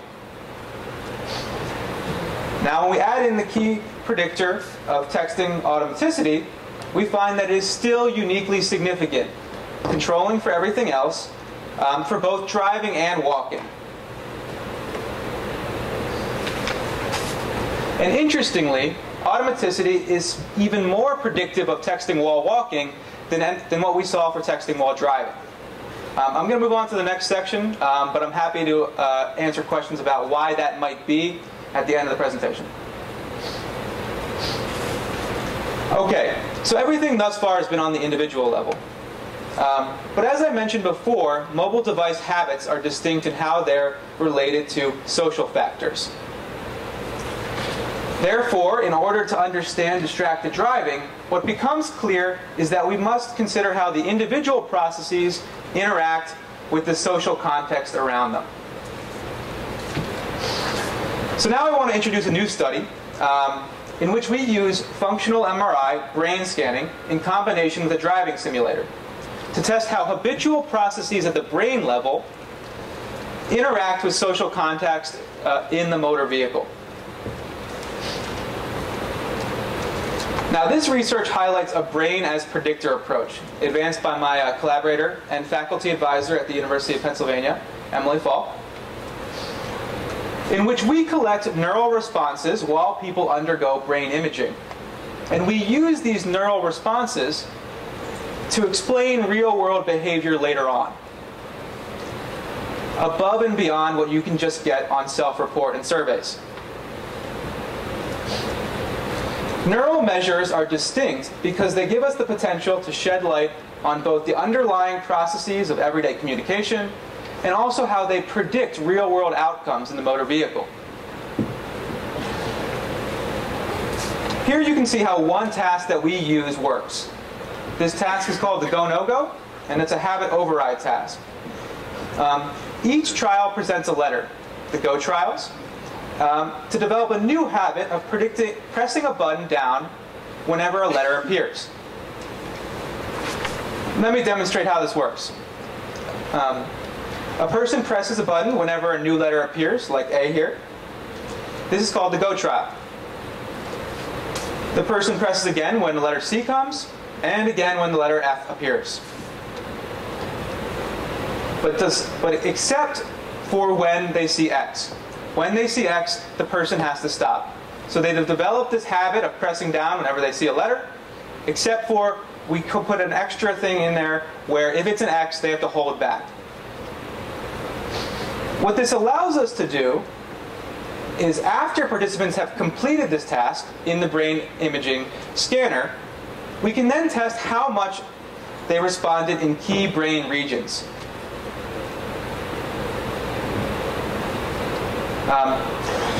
And as you can see, the blue area shows greater neural activity in specific regions. And what this indexes is our ability to override habits neurologically. So then when we go to the motor vehicle, our research lab has already shown that we can use this method to predict risky driving in a driving simulator 1 week after we do the brain scan. And let me provide an example of how this relates to social context in a study led by my collaborators Emily Falk and the University of Michigan Transportation Research Institute.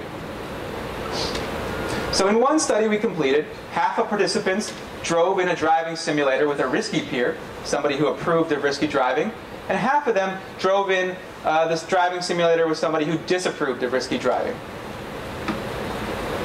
And what we find is that the neural responses related to habit predicted safe driving, but only in the context where there was a non-risky peer. So during the risky peer, the habits just took over. This example shows how general habitual processes can interact with social context in the motor vehicle. But we are now adapting this method for communication habits.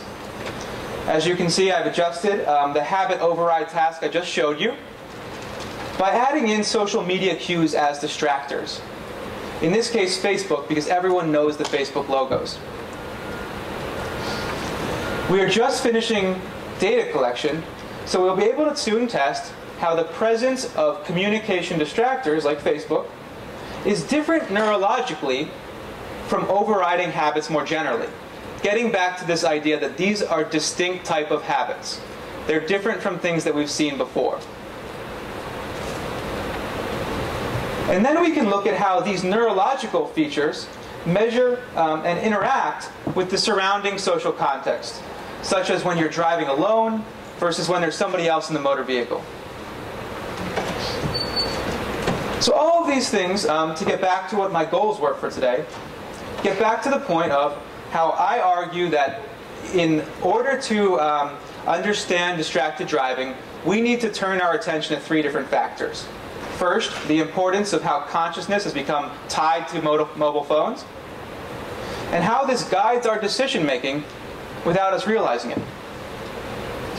Second, I have shown how this relates to personality forms of consciousness, and also how it interacts with the social context in the motor vehicle.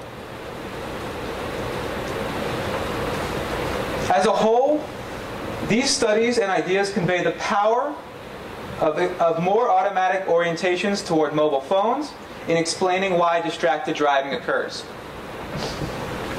But I have left out one major communication perspective, and this is the idea of taken for grantedness, advanced by my collaborator and sociologist, Rich Ling, which concerns how unconsciousness also operates at the social level. Taken for grantedness is based upon the idea of accessibility.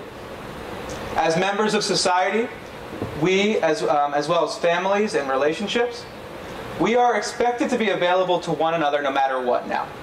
We don't think about it consciously, but this social factor operates at all times in the background. The point is that there are actually 2 unconscious processes going on at the same time. You as an individual and how you're tied to the device, the personal habits, and also implicit expectations of being accessible that we as people in society are expected to uphold. And these 2 processes are constantly interacting with each other in a way that undercuts our conscious goals like driving. So, if distracted driving is caused by multiple forms of unconscious processes, the next question is, can we even do anything about it? Research in psychology has shown that we are not very good at recognizing what causes our habits. And we incorrectly assume that our behaviors reflect what we meant to do when they don't. So even when people know and agree this is a risky behavior, as they do, any of their personal phone cues can pull the trigger before they notice what is going on. Often people will rationalize it after the fact, as a number of people talked about today. And Paul Ashley's research points this out in his work on cognitive dissonance. People think that they knew what they were doing.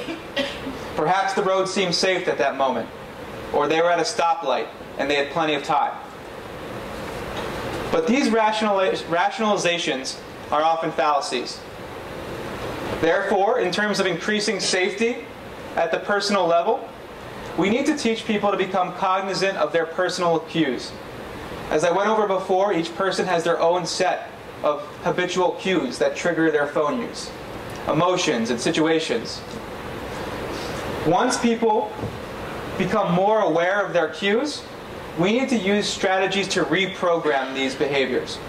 So in addition to fighting bad habits with these apps and all of the ads that spread the word of the dangerousness, we need to transform the bad habits into good habits. And a number of psychological techniques that have not been investigated yet hold promise for doing so. At the societal level, we need to expand on current campaigns. It's time to go beyond convincing people that it's bad to text. People assume they know why they texted while driving, but our research would suggest that that's not true.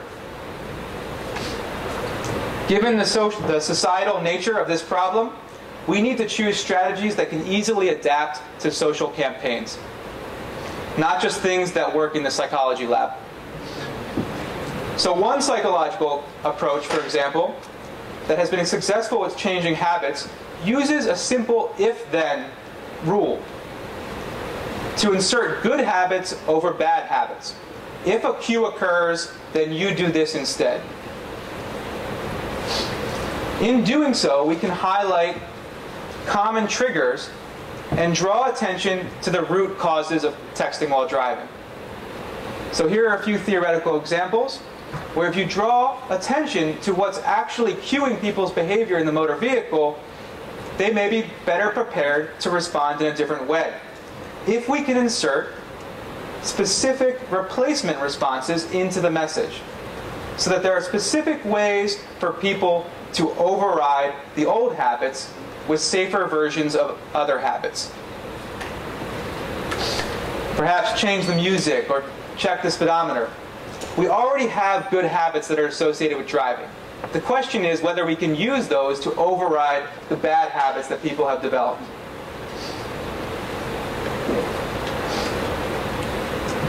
This perspective that I've sort of laid out today represents a new terrain for social campaigns, and it builds on the success of current ads like the It Can Wait campaign. The more we recognize that our fingers can act before our intentions, the better we can be at saving lives. I want to thank all of my collaborators at the University of Michigan and University of Pennsylvania today, and of course the state of New York, for leading the path toward change. It's been 4 years now since I first laid out this initial idea at the Pennsylvania State Capitol as an undergraduate. And I'm now convinced we're ready to implement this perspective into the existing campaigns. Thank you for your time. So Joseph, if I get this right, you're saying like a smoker, instead of picking up a cigarette and lighting it, you pick up a piece of gum and chew it, we can retrain the distracted driver to do the same thing. Yeah, I think so. That's an awesome concept. Thank you. Any questions?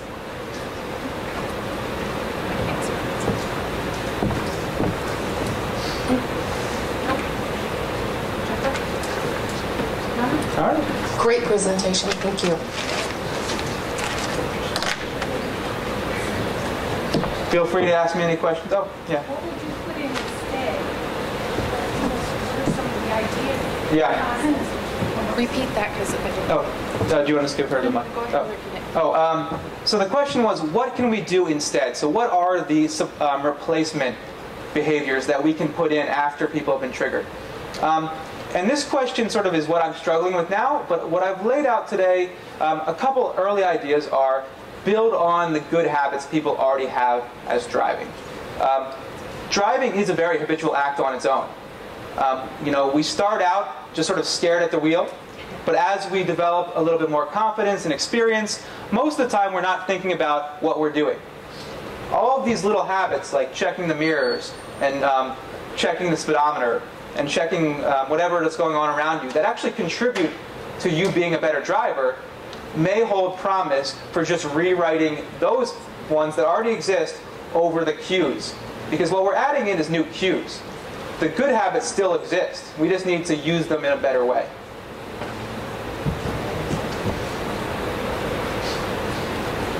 Anything else? I have a question.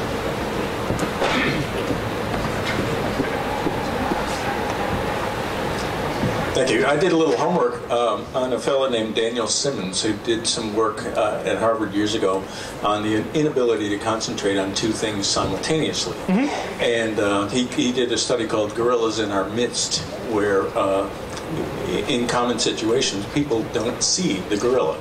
Yeah, I've seen that video. Yeah. It's a wonderful study. Yeah. But, and actually, I tried to concentrate on this in terms of driving, and I call driving while texting or even thinking about your girlfriend, driving while oblivious. Mm-hmm. Okay, and the acronym would be DWO. Mm-hmm. And very much like your concept of not knowing what you don't know, I call that delusions of adequacy. Yeah. Which the acronym is DOA. Mm-hmm. And we know what that means. Yeah. Yeah, that's a good point.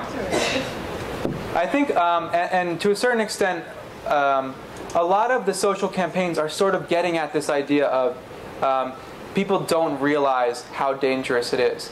I think the big thing we need to realize is that you still have to change the cues in order for us to change the behavior. Because if the cues happen and you haven't reworked the processes that are going on in your brain, then it doesn't matter whether you've changed the conscious norms. I have an idea for the retraining. Mm-hmm. You are driving and you are tempted to use your phone make the cue to scan the roadway and look at all the other drivers on the phone and how bad they're driving, and that should be a good cue to you that maybe I shouldn't grab that phone. Yeah. I think adding in a social component also goes along with the idea that I brought up, which is that these habits are different because there is this relationship with social processes. And if communication is inherently a social act. So to order to change these behaviors, it's not just about convincing individuals on their own. We have to change the way that society works. And I think so establishing behaviors like that creates new types of social pressures. Kind of continuing on that note, something I learned from a high schooler, a designated texter. Designated texter. And thanks to that, I know everything that goes on my husband's phone. Because we've set this routine that every time we're in the car, he hands his phone to me and I am his designated texter. Great. Did you have a comment? Yeah. I just have a question about your study. You said that you surveyed 1,000 people. Mm-hmm. Can you tell me what the age group of those? So in our first study, it was all college students. In the second study, it was a mixture of college students and adult populations. And as we've already discussed, it's not just a teen thing anymore. Yeah. I think that's one of the big things is moving away from viewing just teens as addictive. These sort of processes, the things that cause habits, automatic, and also immersion on the more conscious end when we see people lost in their own bubble. These are universal cognitive processes that we develop in different ways. But when you add in this new type of device, it interacts with our brains in ways that we haven't seen before.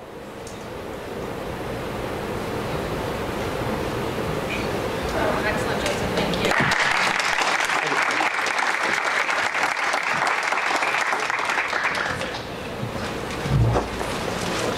We'll take our last break now, and then we'll come back in about 15-20 minutes to get started with our last panel.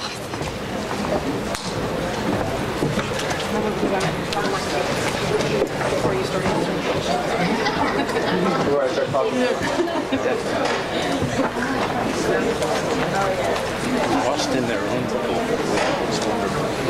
What did you say? Lost in their own bubble. Oh, yeah.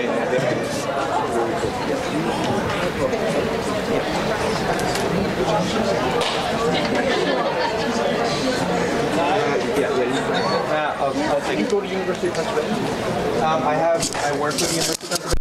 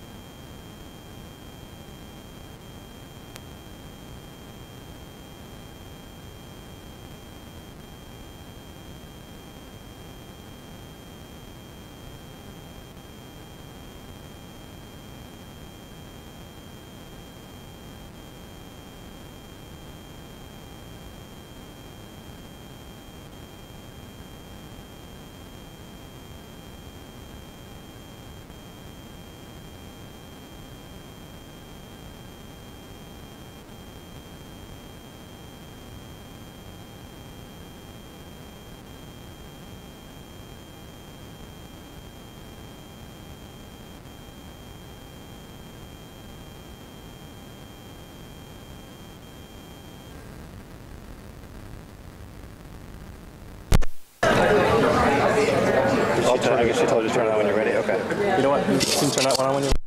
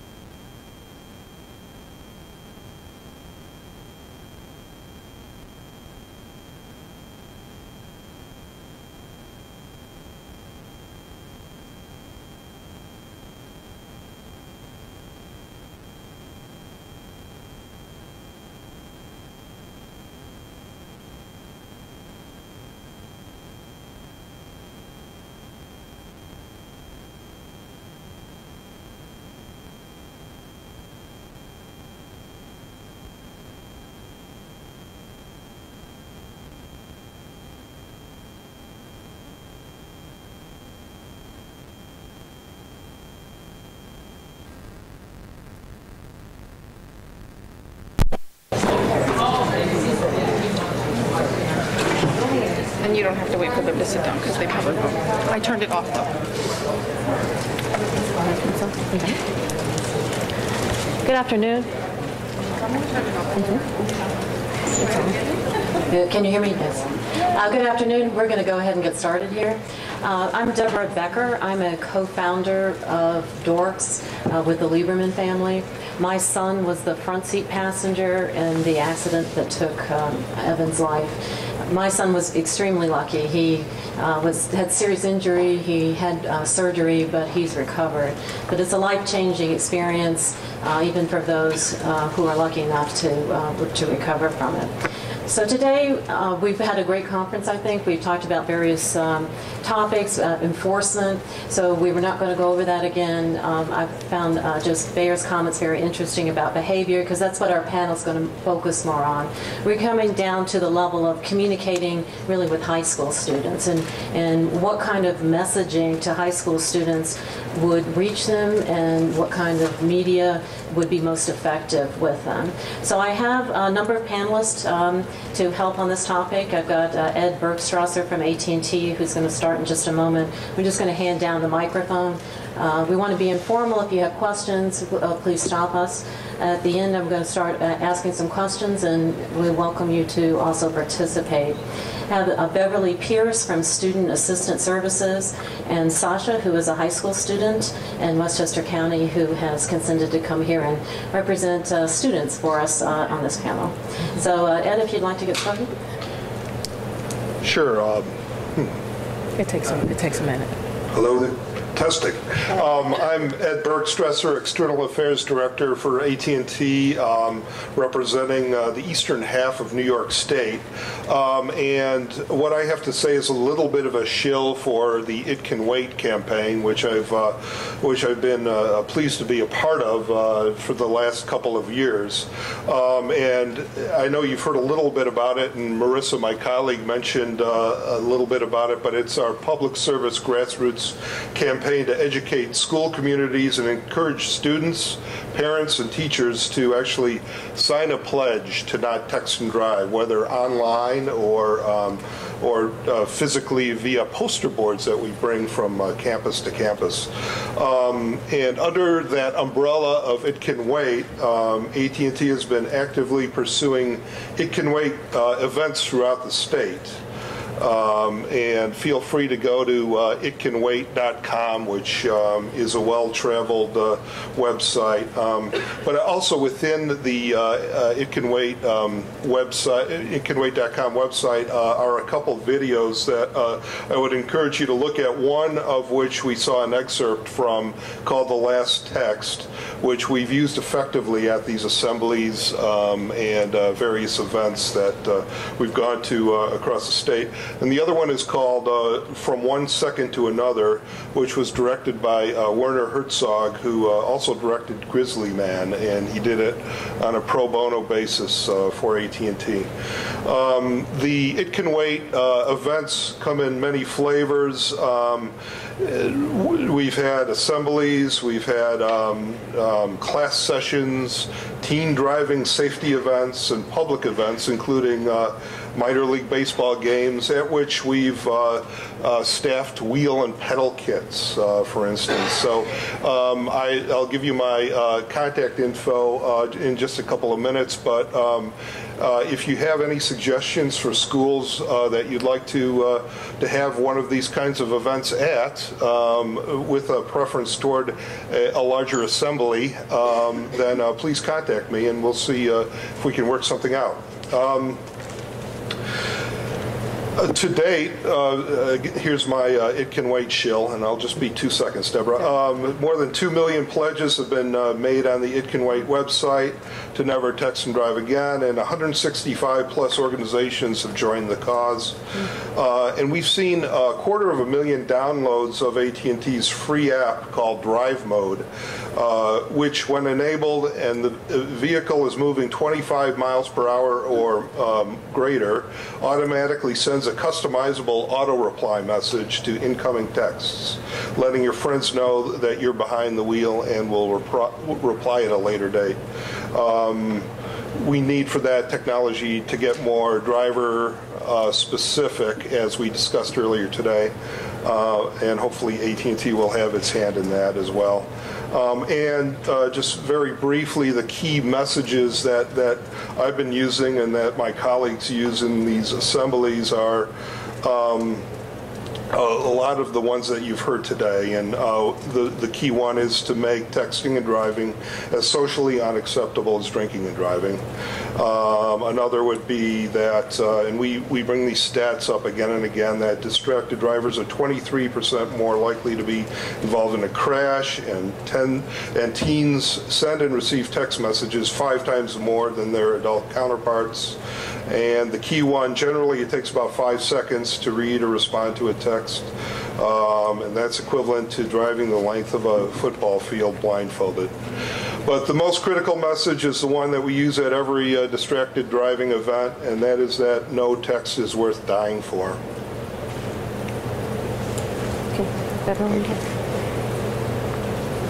Good afternoon. I'm Beverly Pierce from Student Assistance Services, and I'm going to tell you who we are, what we do, and how we do it. So starting off, Student Assistance Services is a private, not-for-profit substance abuse prevention agency serving Westchester schools and communities. Our largest program is our Student Assistance Program, and we are currently implementing programs in over 40 Westchester secondary schools, where counselors with master's degrees in special training in substance abuse prevention and early intervention provide a full range of services to students. In addition to prevention education, school-wide awareness activities, screening, assessment, referral, individual and group counseling, we provide students with leadership development to promote an alcohol and drug-free lifestyle and other healthy choices. In each of the schools, our counselors facilitate a Students Against Destructive Decisions Club.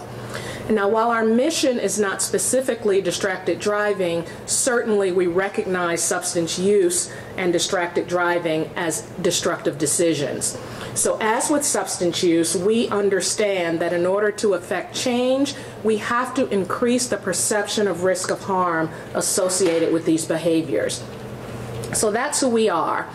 But we also, if we understand, or if we know that if adolescents perceive distracted driving as harmless, that they won't change their behavior. So we know that if they recognize the risk of harm, they'll be more apt to change their behavior. So what do? We offer awareness campaigns, and those are really to bring attention to the issue. We educate by disseminating information, research, and data. We also, as adults and as parents, have to be good, healthy role models to adolescents. And then peer support. Young people have to have the voice to speak to their peers about distracted driving. So what are some of the things that the Westchester schools have done around distracted driving? I can tell you one of the programs of Student Assistance Services is our ROAD program. And that ROAD program, the acronym stands for Reduce Our Adolescent Drinking, Drugging, and Driving. And 2 of our ROAD health educators are in the back row. And what they do is they go into high schools and they work with the health teacher and with sophomores and juniors to educate them around the dangers of distracted driving, whether it's substance use, texting driving. So they're in the schools. The program is actually free to the school districts because it is funded by the fines of convicted drunk drivers. So schools can have the program for free. So that's one of the things that we do. In addition to that, the counselors are all running Students Against Destructive Decisions clubs, and some of the things that they've done, in one of the schools they painted all of the speed bumps in the student parking lot with no texting driving, no drinking driving messages. So when students come into school, they ride over those speed bumps every day, and it just reinforces that message. In another school, students made posters about the dangers of distracted driving, and they posted those posters throughout the school. Bulletin board displays addressing distracted driving, including messages against and facts around the dangers. They brought in the driving and texting simulator, which I think I saw as I was coming in. So they bring those into the school as well, and the students certainly get a lot out of that. Classroom presentations have been really helpful, talking about the dangers and the laws.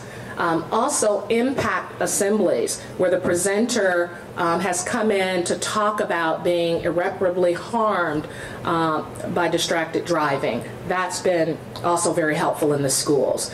One of the schools annually has a safe driving night for both parents and teens, and that program is really well attended in the school. They generally get 200 to 300 parents and teens to come out for that program.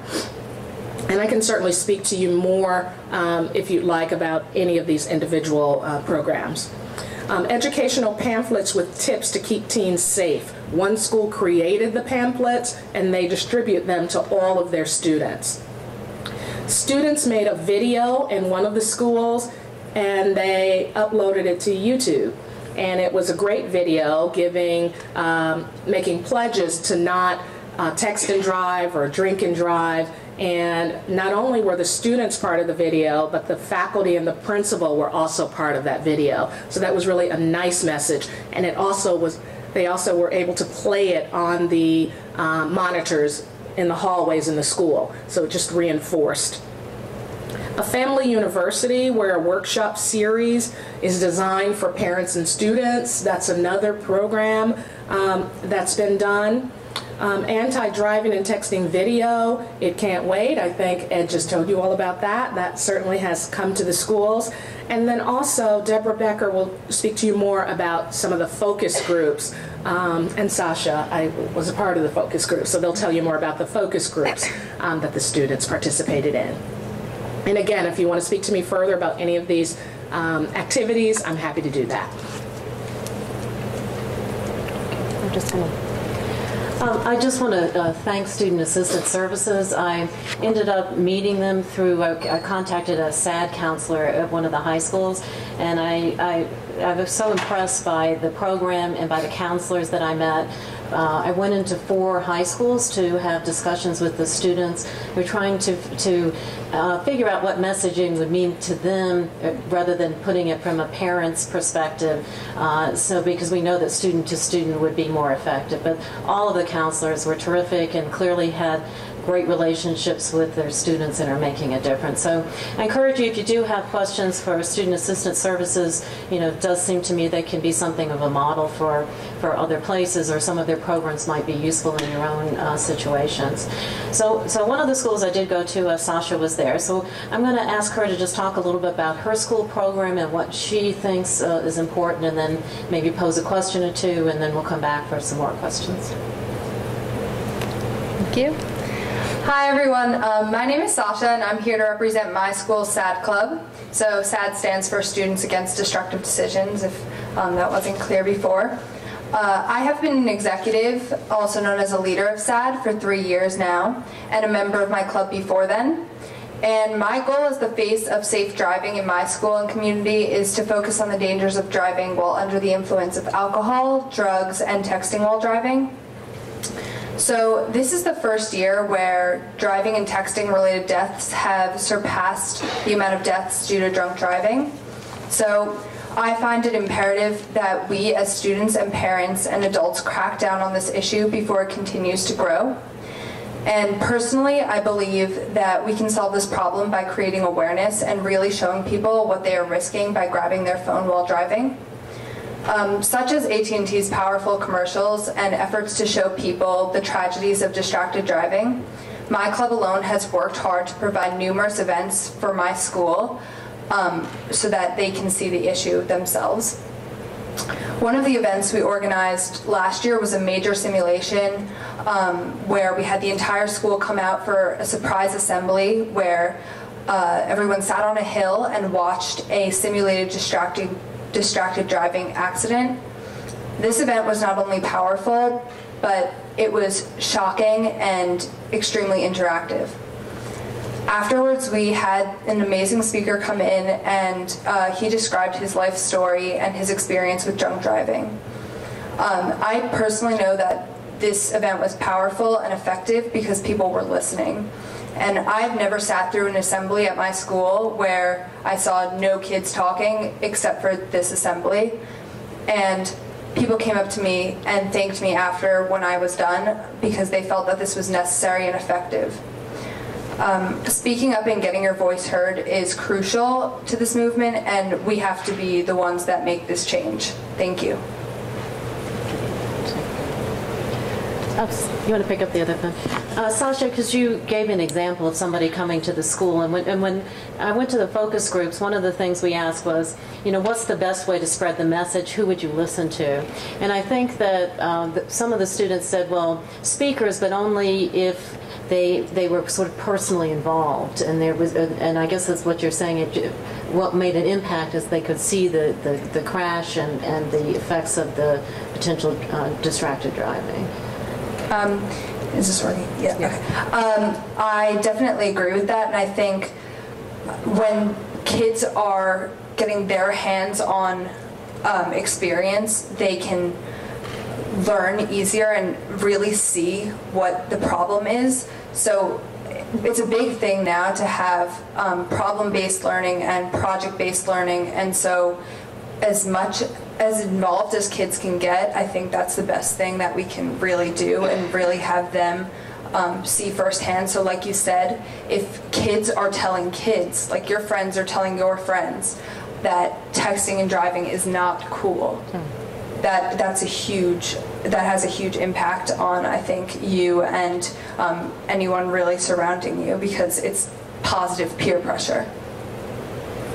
Because one of the questions, we took the same set of questions, and I say we because I went with a school psychologist, two different young women, because I figured the students would talk to them, they were closer to their own age, and we wanted to, it wasn't an academic study, but we wanted to pose the same questions and see school to school and what the perspectives were of the different students. So one of the questions we ask is, if you were a passenger in a car and your driver was texting, would you speak up? Would you ask the driver to stop texting? So we had a range of answers, and I wanted to get Sasha's views to what she thinks, how students would react in that situation. I definitely think that it depends who's driving. A lot of kids can yell at their parents and say, stop doing that, or yell back at them. So I think it's easier in that situation. And I actually, from the panel, when you came in before and you talked to the other students, they mentioned that if it was their friend, it might be harder because it's hard to tell your friends difficult things because you are so close and similar to them. I know that a great way to totally change their idea on like texting and driving and really make them not text and drive is just saying, oh, I can send the text for you, I'm not driving, let me just send the quick text, or let me just write back to the person that's texting you, I'll text you back later, I'm not driving in 5 minutes or whatever it is.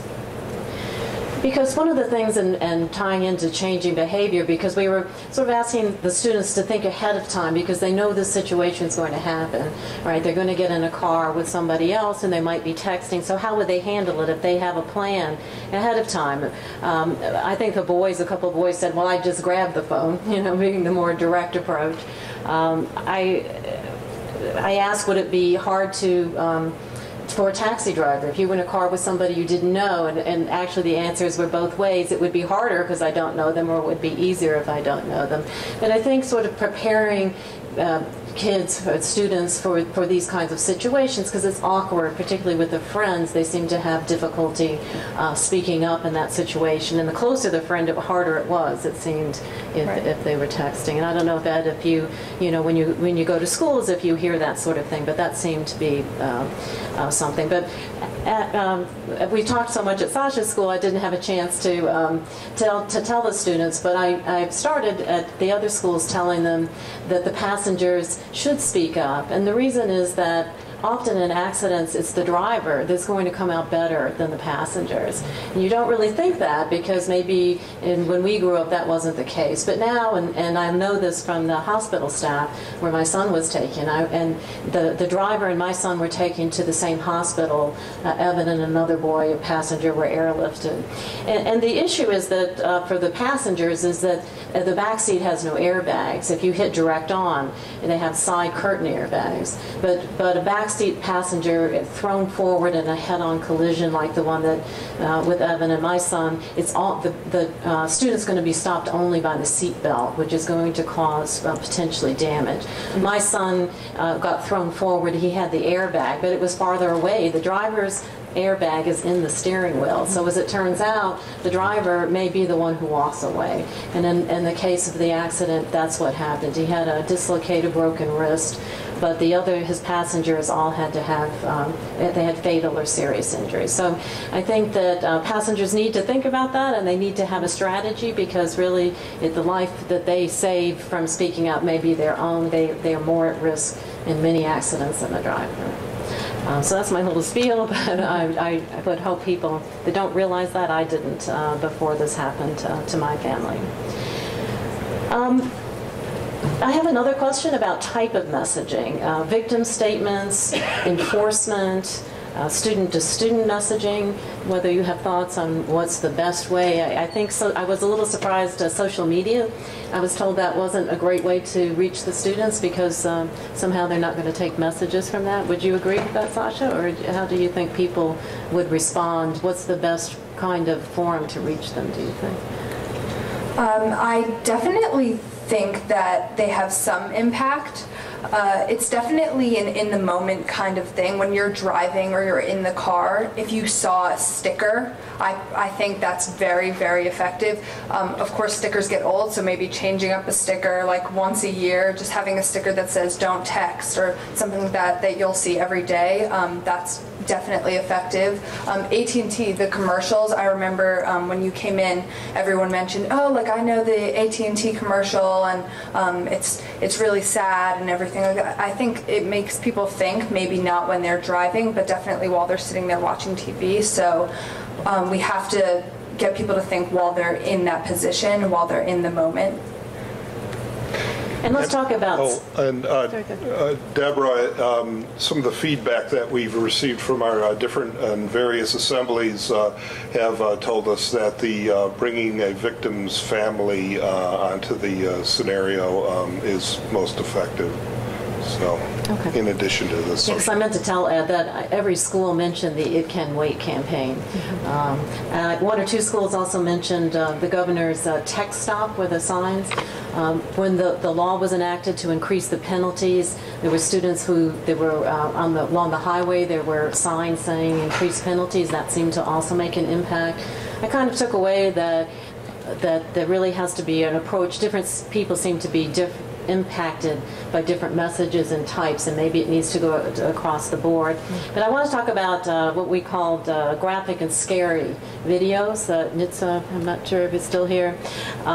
Because actually at 2 different schools, the students said that's what would move them to see scary and graphic videos, because to Beverly's point, they don't seem to understand the seriousness of the consequences. So I'm wondering if the panelists want to comment on, the graphic and scary, and maybe Ed, I don't know if you show those at your assemblies, but Beverly, you want to? Yes. I can certainly tell you across the board, we've certainly heard from students that is what makes the impact, is those assemblies where, there's some great impact or personal stories or the gory graphic, not for adults. I think the research says it doesn't work for adults, but it certainly works for adolescents.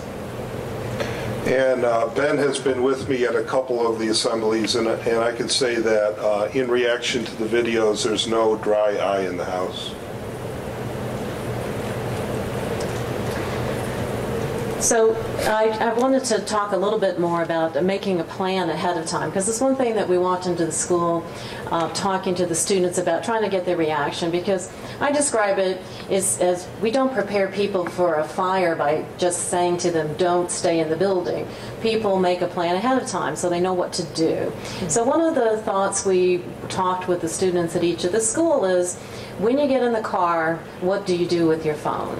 Because if you wait and you know where the phone's going, right? It's going on the console. It's going to be, the volume's on. They're going to hear every time that it beeps. So we talked a little bit about what kinds of things people would be willing to do. And I don't know if you have ideas what people might do in your school, Sasha. I can sort of report, but if you want to take this question. Sure.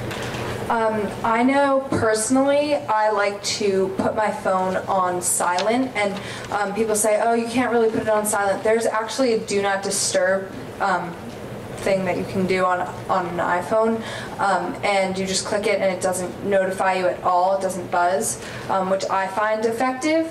Some people say, like, if they're driving at night, they could still see the light. So for people like that, I would say, usually some people in the center console of their car, they'll have one of the things that opens, and so you can put it in there, and that way when you get out of the car, you don't have to go, like, in the back to go get your phone.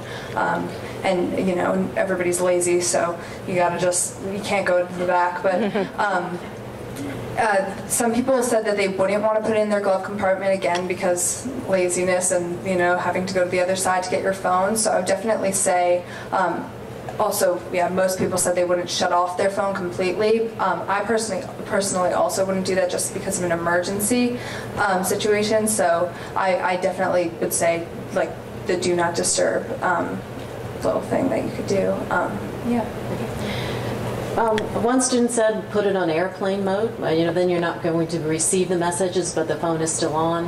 I think there was discomfort of putting the phone in the trunk and not having it in reach altogether. So I think that maybe as we ask students to make plans, it wouldn't necessarily be the perfect plan that we might pick for them, but moving them in that direction so that they would decide ahead of time, I'm going to turn off the volume. At least then they're not going to hear the beep, right? If you say, and parents could talk to their kids about what are you going to do with the phone?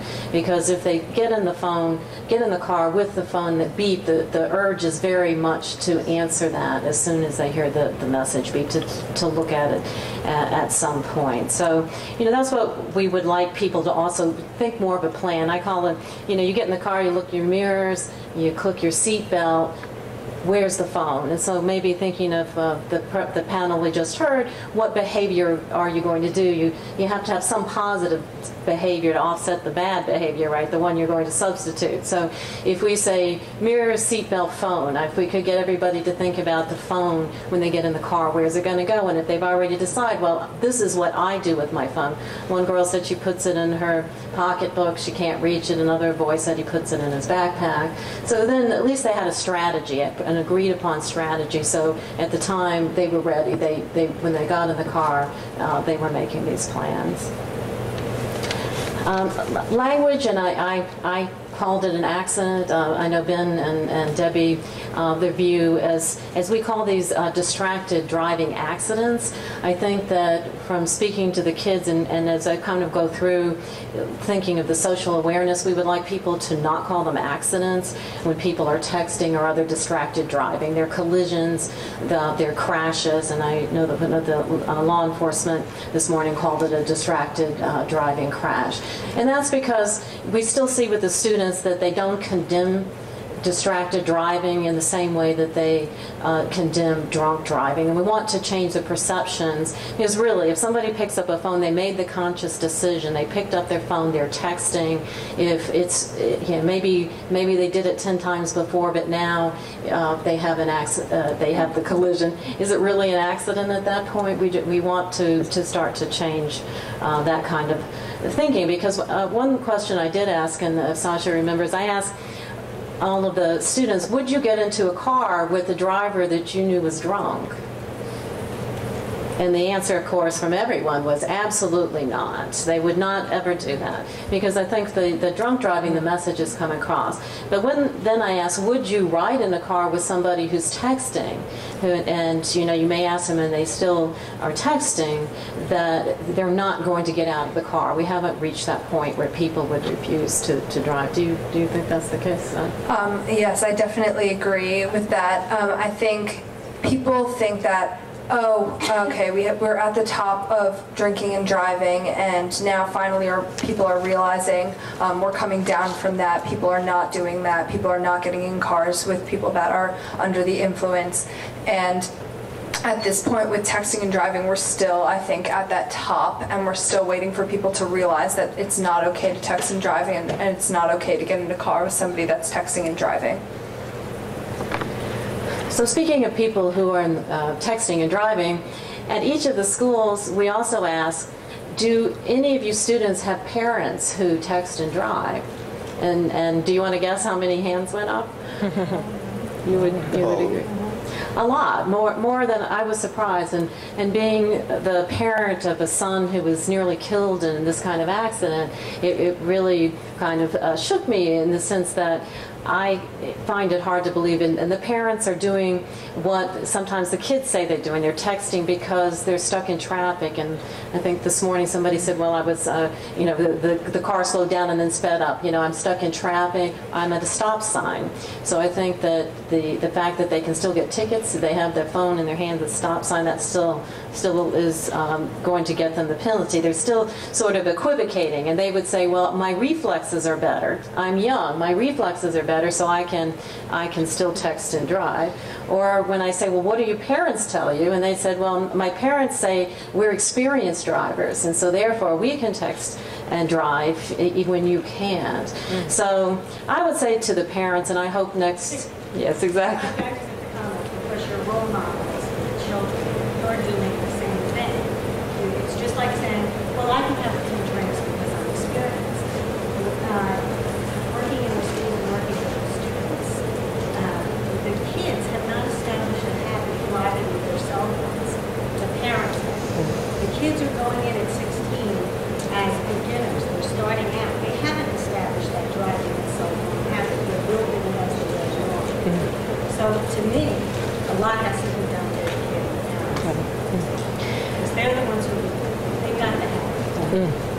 And I think that was what some of the students said, that they thought they were getting the message and they thought we should deal with the parents. So I think that's a project for us next fall, is to maybe talk more with the parents. But I can only imagine how a parent would feel who texts and drive, or really permissioned it, and then gets what I call the call from the hospital to go because your child has been killed or injured seriously, and you modeled that behavior that has now injured your child. So I would ask, putting aside all the financial issues that parents could have by doing such a thing, that they stop. And the students weren't proud. I asked them, they kind of raised their hands. They're not proud that their parents are texting because they do know that it's wrong. I don't know if you've ridden with adults or seen that. Yeah, I definitely agree. I think before I started doing texting and driving in SAD, my mom would probably text and drive, and my friends' parents, really everyone that I saw, and almost everyone really, in the car. And now it's starting to slow down. People are becoming aware, but it definitely needs some work, and we definitely still need to be pushing to show how awful it really is. A couple of the students suggested that the messaging start at a younger age, that before they start to drive. And I thought maybe, I don't know how that goes, but that way to break the habit, essentially, as you're saying, that by the time, so that they really have that message before they start to drive. Some of them take driver's ed and they're getting the messaging, but not everybody takes driver's ed in New York. It's not required, just takes a little bit longer to get a license, and so you can't only put it into driver's ed. We also talked about messaging, what kind of things would be, and I really liked talking to the kids and hearing what they have to say. We talked some about how, as others have pointed out, people can text for a period of time and drive and nothing happens, right? So they begin to think that it's okay because I did it 9 times, and so maybe I can do it the 10th time. So one student said, well, yeah, it's like Russian roulette. So we decided that was a good way to think of it, is texting and driving is like Russian roulette, because one day the gun will go off. You can't do it continually. Some point somebody's going to get caught. Maybe not for a while, but these are the kinds of accidents that can happen. One boy went straight to the point, because we were talking about people, how they text. He goes, texting and driving is stupid. So I thought that was a pretty direct message, and maybe for some people wanted the facts that the drunk driving is now being surpassed by the distracted driving accidents, texting accidents. I don't think that the students, when we started to give them numbers, realized how many people are really dying or being seriously injured. It doesn't seem that way to them. So there's still a lot of work to be done. I do think that the kinds of contributions that are being made by AT&T and the SAD clubs and student assistance services are really making a difference. But we want to still keep working on the behavior, both with the parents and with the students, to decide ahead of time what they're going to do, where's the phone going to do, where's it going to go in the car. And the parents should definitely talk to their children, and certainly stop texting, but talking to the kids ahead of time about what they're going to do. So I don't know if people, because there are many experienced people in the room that have been dealing with these issues. I know, JC, I don't know if you want to contribute. You've spoken to so many kids as to what you think it really is reaching them. I think the personal stories do reach people, and understanding that it can have fatal consequences. It seems to me those were points that need to come through to the students. So, Sasha? Yeah, no, I've actually seen JC speak quite a few times, and it definitely has a huge impact on me, even if I've seen the same presentation. It's amazing what it can do, and just really getting the word out there and really letting people hear and really feel that experience can change lives. So I definitely think it's important. We kind of put together a slogan from a couple of schools. They said that for messaging, they said, keep it short and make it personal. And I think that, the victims, what we're hearing, that they're impacted by victims, or the possibility that they are going to be in the accident, seeing the graphic and scary, because they can put themselves in that position, is what is also effective. But I think long presentations don't necessarily carry the day. It's more the interactive. Would you agree with that? Right. Yeah. Most of our presentations last one school period, with a component at the end for a wheel and pedal demonstration kit. So I would agree. And also would agree emphatically about we're seeing more and more of the assemblies we do involve kids who are just getting their driver's licenses, sophomores in high school. So it's, I'd have to agree with that student big time too. So do you have questions for us or the panelists? I would be happy to take questions from the floor. Actually, it's really simple. Ed was going to give his contact information. Oh, sure. Yes. It's eb1481@att.com. And the phone is 845-546-8300.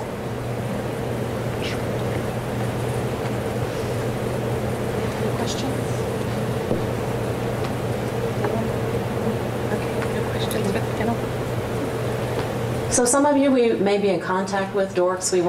We have a fall project that we're thinking of and would like to work with people. So I'm going to just throw it out there and see what Sasha thinks of it too. I don't know if you've heard this one yet.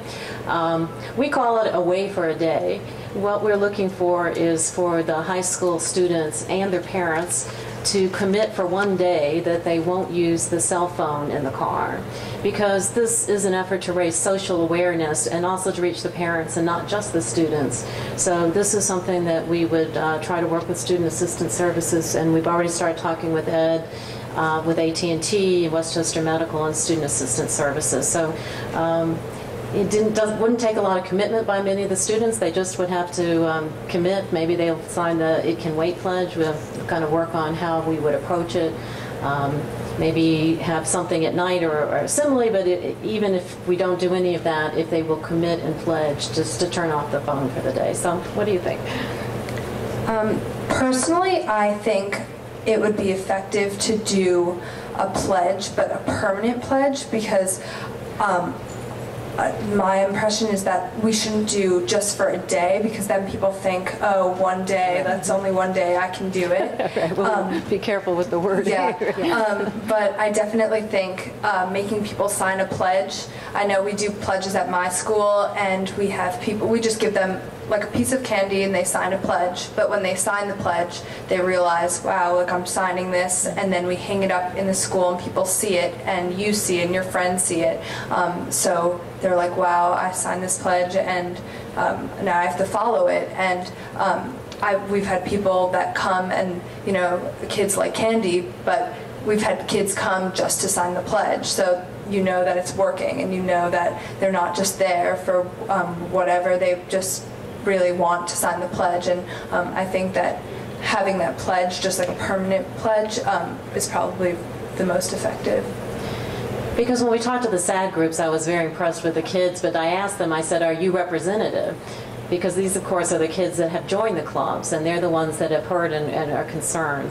So what would you say? Do you represent the viewpoint of a lot of the student body, or do you think that the kids in the SAD club, because of just they've self-selected in a way, how do you think the rest of the students are perceiving distracted driving? Distracted driving in general, I don't think I could speak for everyone. I definitely speak for a good amount of the student body, definitely for my club. Like I said, we're still at that top, so we do need to become more aware in total. I think, like I said before, drunk driving, it's come far, far down from what it used to be. I think it was 28 people die each day due to drunk driving in the United States. It was 38 last year. So that's huge in itself. And I think, like I said before, I do drinking, driving while high, and driving while texting in my club, and that's what we go over. And I think driving while high and driving and texting is definitely something that people need to become more aware of. I think I'm going to let Sasha have the last word here. Any questions? Anybody? Okay, then. Thank you very much for your attention. Appreciate it.